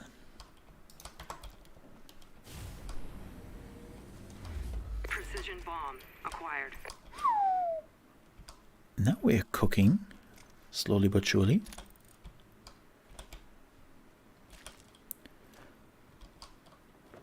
I don't even know where do we have to go? Oh, we are in the circle. We're in the circle. Okay. That's good. What is that? Why is it blinking? Oh, a compensator. Also, Mole, we have to talk about this. Close the doors.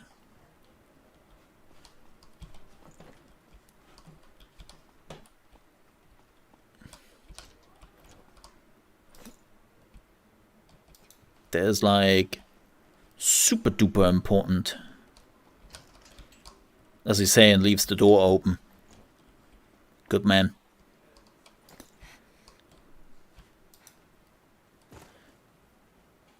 Survival bonus. Yay.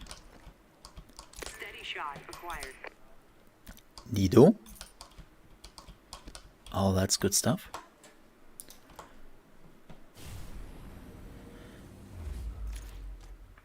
Level 2 bomb. And we didn't close the door again.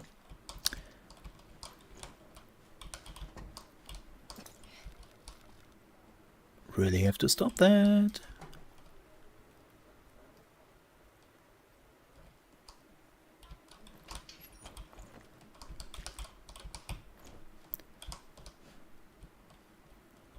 So I'm setting myself up for very bad moments in my life.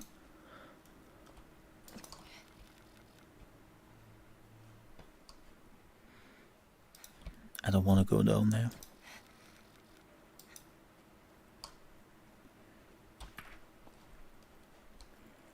Apparently I want to go up there. Man, the tower was apparently the right choice. Ish. Actually, I want to go down there because that's where the circle is going. Dingus. Alright. I'm a little bit surprised that we haven't really...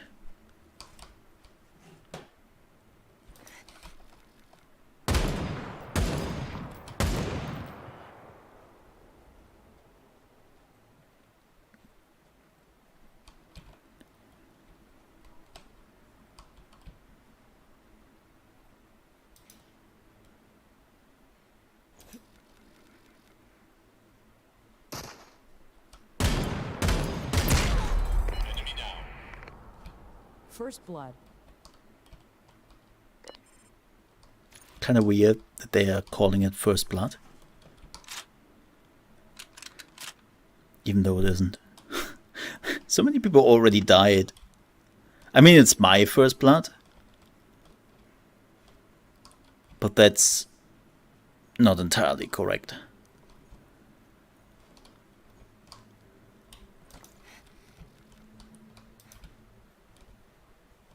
I wonder how this works. The artillery strike.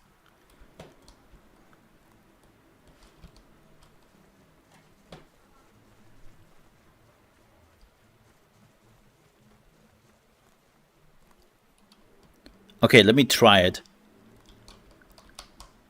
Ah. Like that. Okay.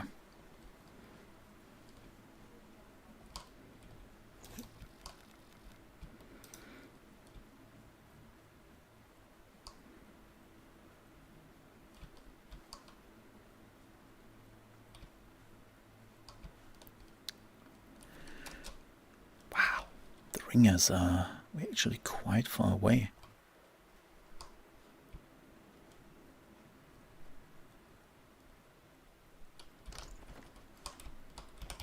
Blueprint, awesome. Anything really?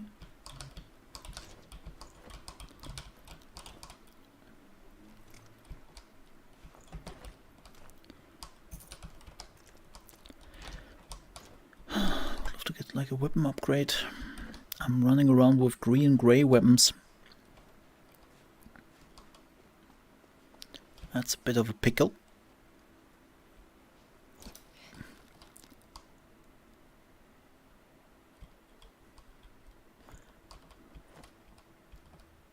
Wow. This area sucks.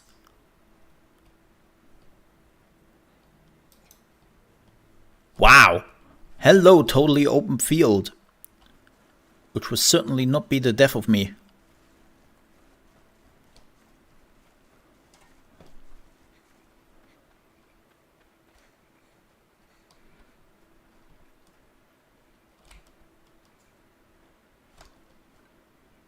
Man, this area.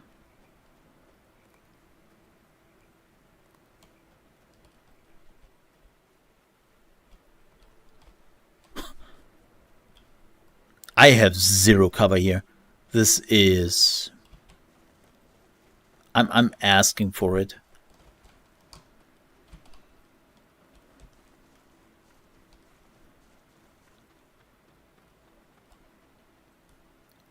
Also, could the player guy please piss off? I would appreciate that. Can I get anything good here, please? What?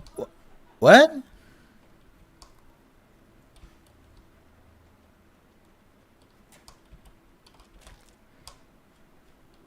Oh, well, cool. Survival bonus. Oh, that's I don't like reached level 9. Yeah, not happy.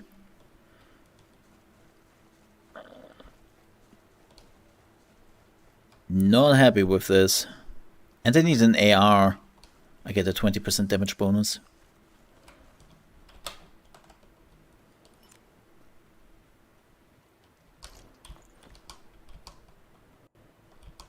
And that is an SKS.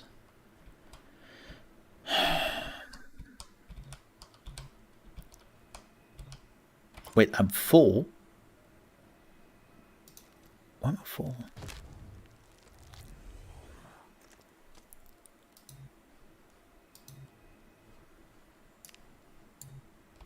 What? Also...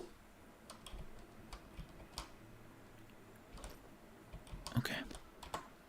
Too much ammunition. Ultimate acquired. Well, great. What was the button for that? Oh, it's just like a thing I'm doing now? I think so.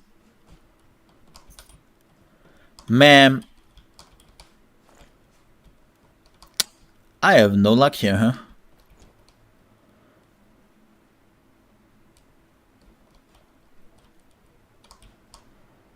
Oh, an airdrop.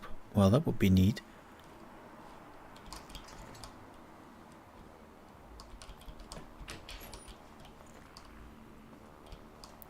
Where does it go down? Oh, over there.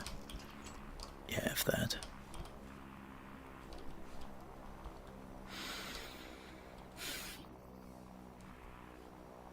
This sucks. I haven't seen like another player or anything really. Besides the one I killed. And it's 12 people over. Which are probably already like level 20 or so.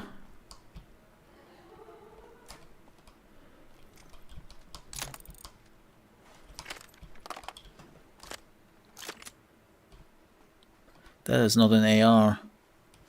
Shit, we have to move. We have to move.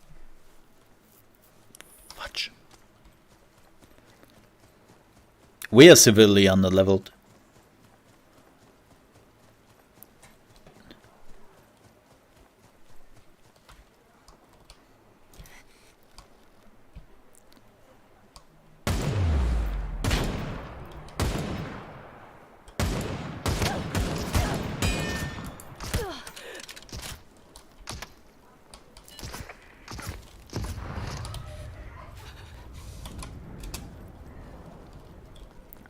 Shit, have to move. I think I actually got him.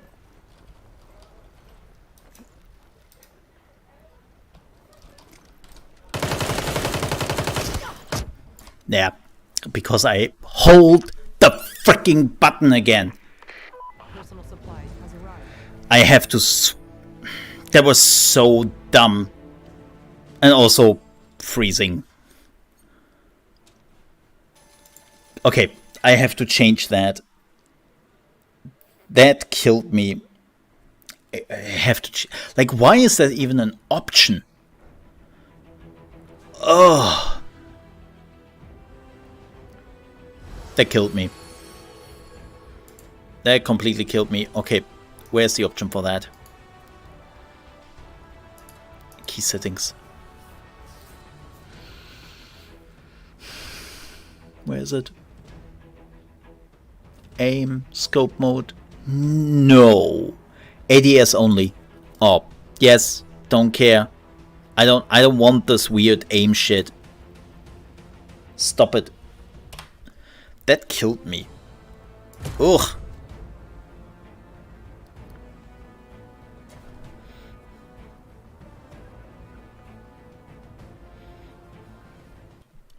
Oof.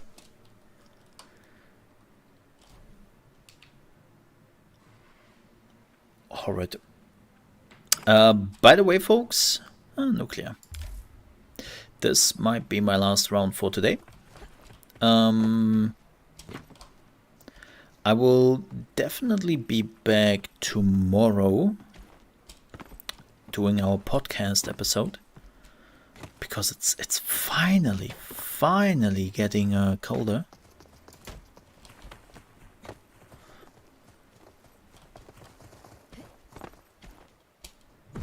The game will begin shortly.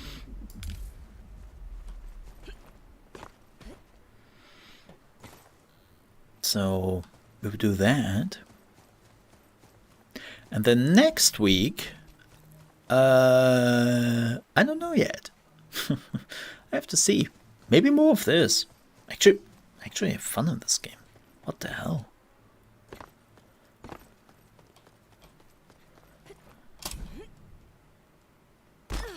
Dunk.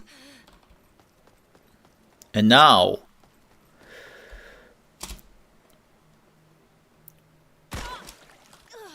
Wait. Didn't get that?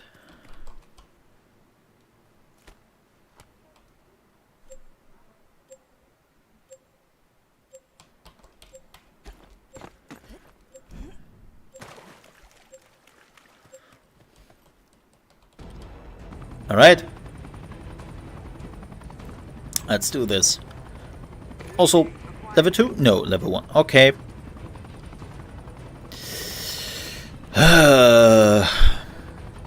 Lucky me, I guess. Wow, this is... Wow. This is a small one. Wow.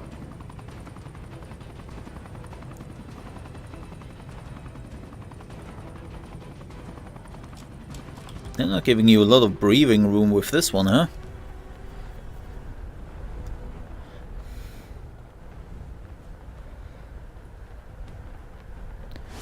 Din din din din din. Anyone with me? No. Interestingly enough. Oh, one person. Well.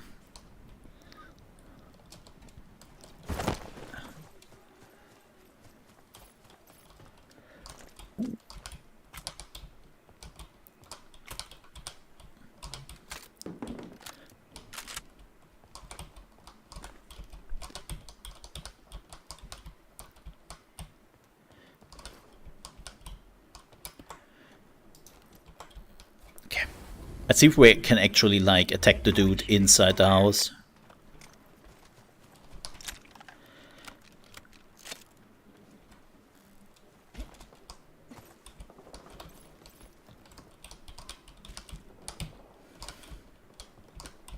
Let's get that.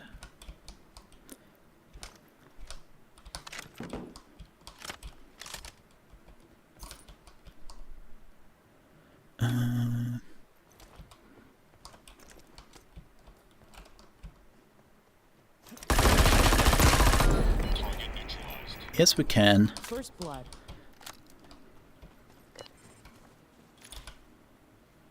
Yes, we can.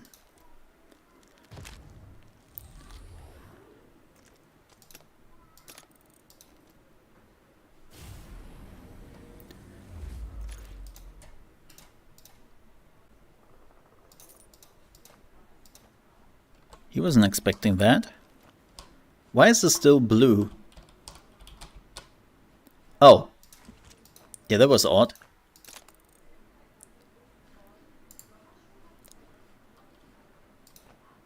No, don't.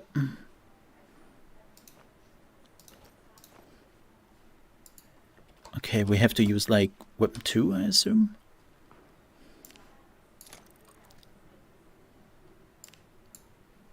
Oh, okay. Wait, you have one shot? Well, that sucks. Where do we have to go? Oh, we are in the middle of the circle. Okay. Well, let's have a look around here.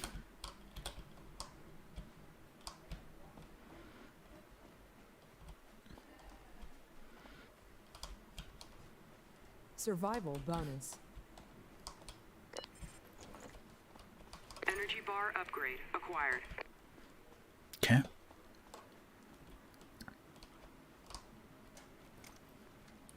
Yeah, not sure if one health is one shot is like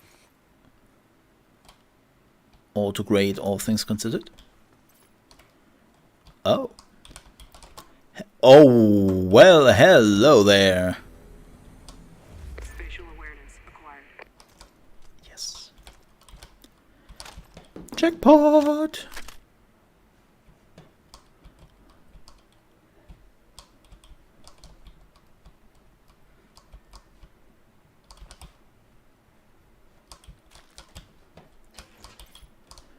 Oh, 4 times zoom scope.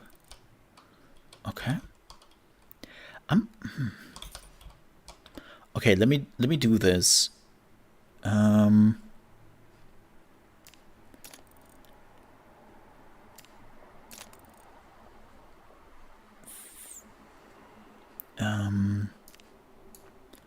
Where's my... Okay, we don't need that.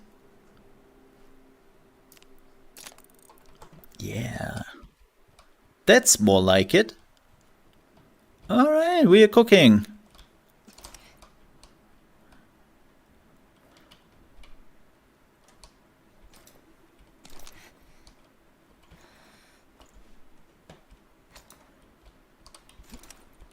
Only one shot though.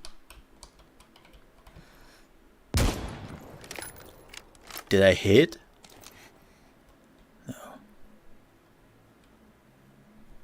I don't know what the bullet drop is on those weapons. That's the problem, isn't it? There is bullet drop in the game. I saw that when I got murdered. That the person had to attribute to that.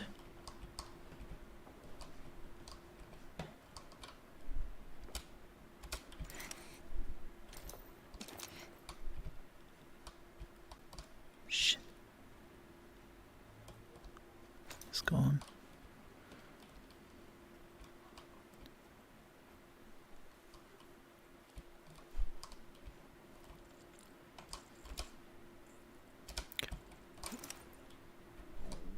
I have to be more proactive.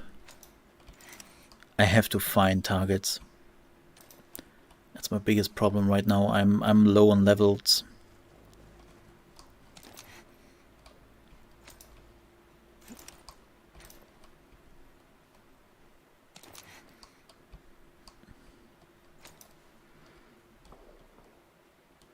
They're coming from behind, it sounds like it.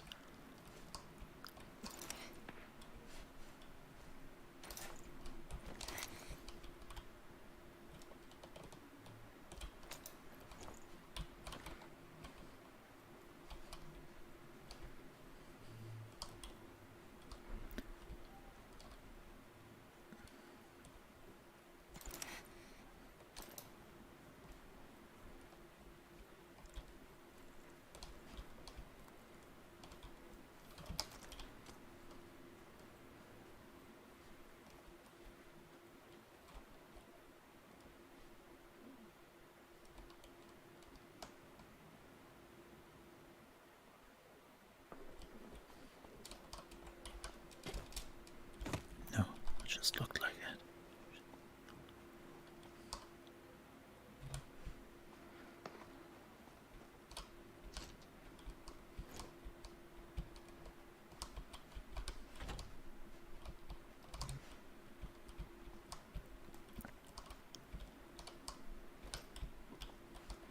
Okay, nobody was in here yet. Nobody would leave a tier 3 alone. Hello there. Oh, we're slowly getting there.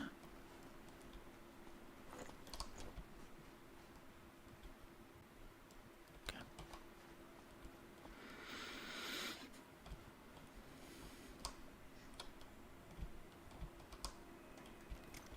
Is that for me? No. Wait, I'm full. Okay, how do I... Just like... Okay, I don't need 212 gouge. There we go. Let's go. Give me something good. Good.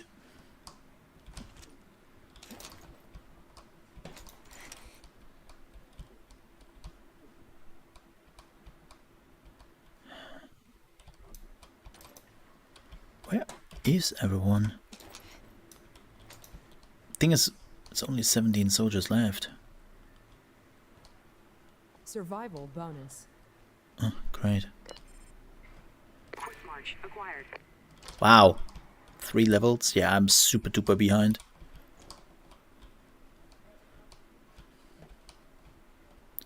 Super duper behind.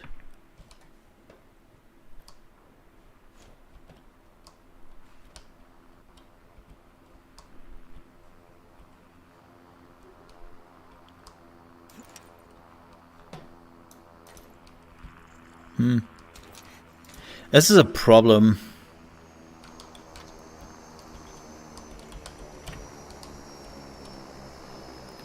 Oh, well, hello there, airdrops.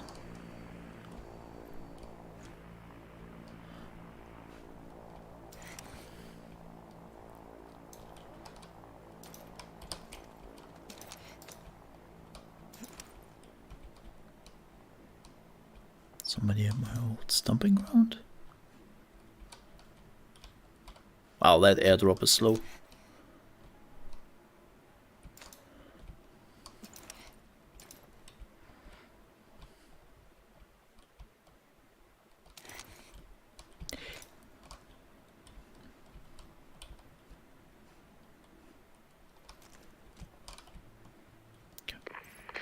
Personal supplies has arrived.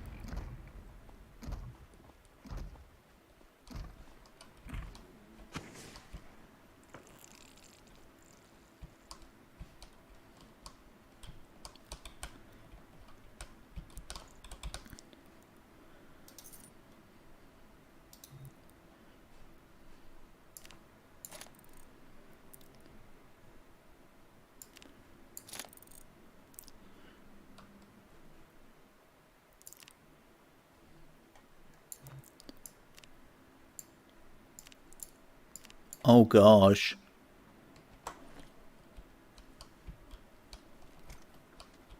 Oh, that's the big boom.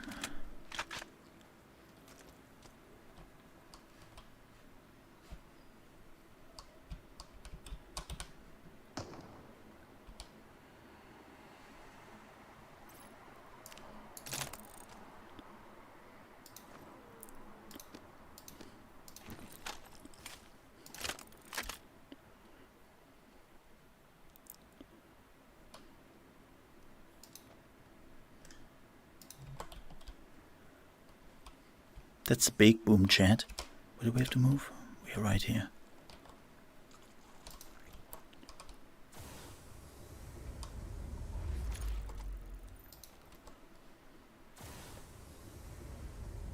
Home ground indoors acquired.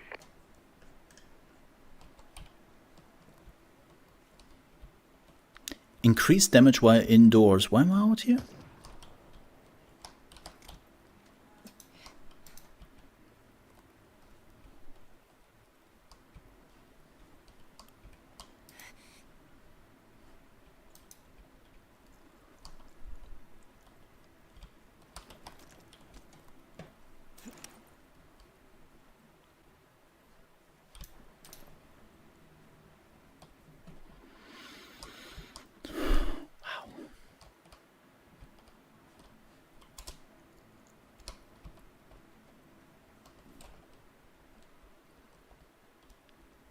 Nine.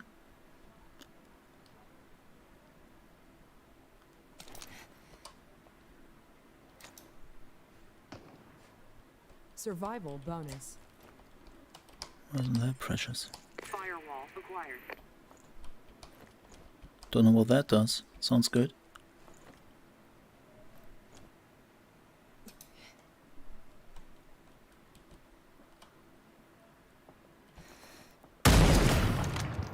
Hit him.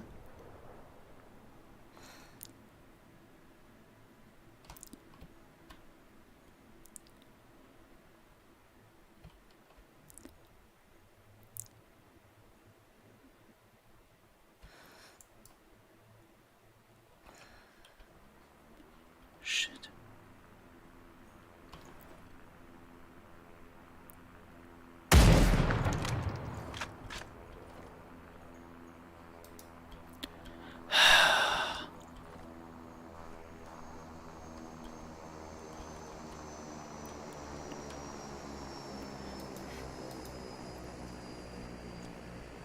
Did he survive that?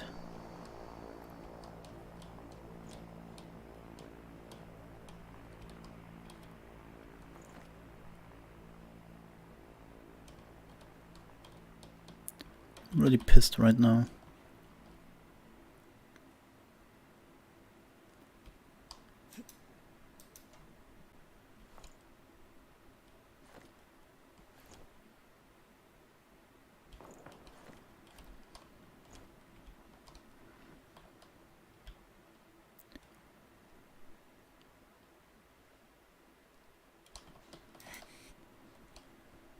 Man, that scope is a bit too much.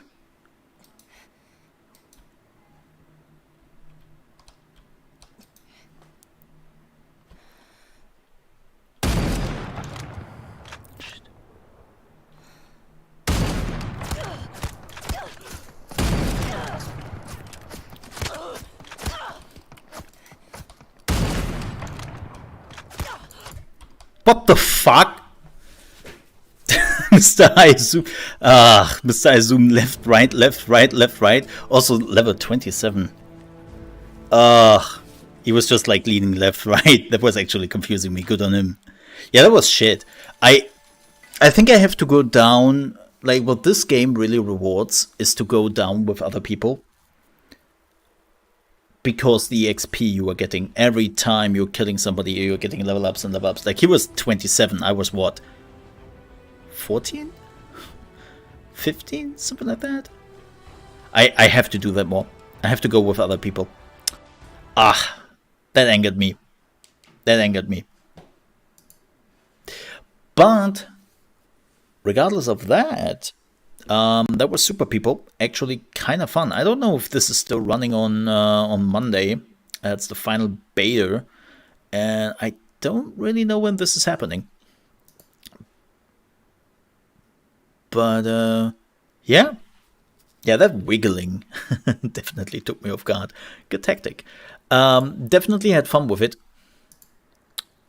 And we might actually return. But with that said, folks, I have to go.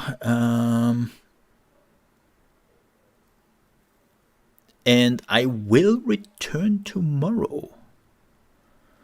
Yes, because we have to do our podcast from Tuesday, and it's finally getting a little bit colder, and I'm really happy about that. With that said, thank you so much for watching. If you enjoyed this video, please don't forget to click the like button. If you are also new here in the channel, we are streaming from Monday to Friday, starting at 8 AM ET, which is 2 PM CET. And we are also doing quite a bit of content for normal stuff for YouTube. And yeah, TTK is the thing. Make sure that you are clicking on the subscribe button. If you want to support the channel further, there is a join button / membership button underneath the stream where you can subscribe to the channel and support me and what I'm doing. If you can't do this or you don't want to do this, there's also a Patreon link in my video description if you want to follow that. It also gives you some exclusive Patreon perks. If that is all too much to ask, which I totally understand because it's a lot, there's also now a thing to basically support me. I will run some ads at the end of the screen thingy, like 3 ad blocks, and if you want to stay behind and support that a little bit, I wouldn't complain. With that said, thank you so much for watching, stay safe, and I'll see you tomorrow for the podcast. And if I don't, then I hopefully see you on Monday, probably with more super people. Yeah, that's that. Till then, have a good one. Bye-bye. Ka-ching!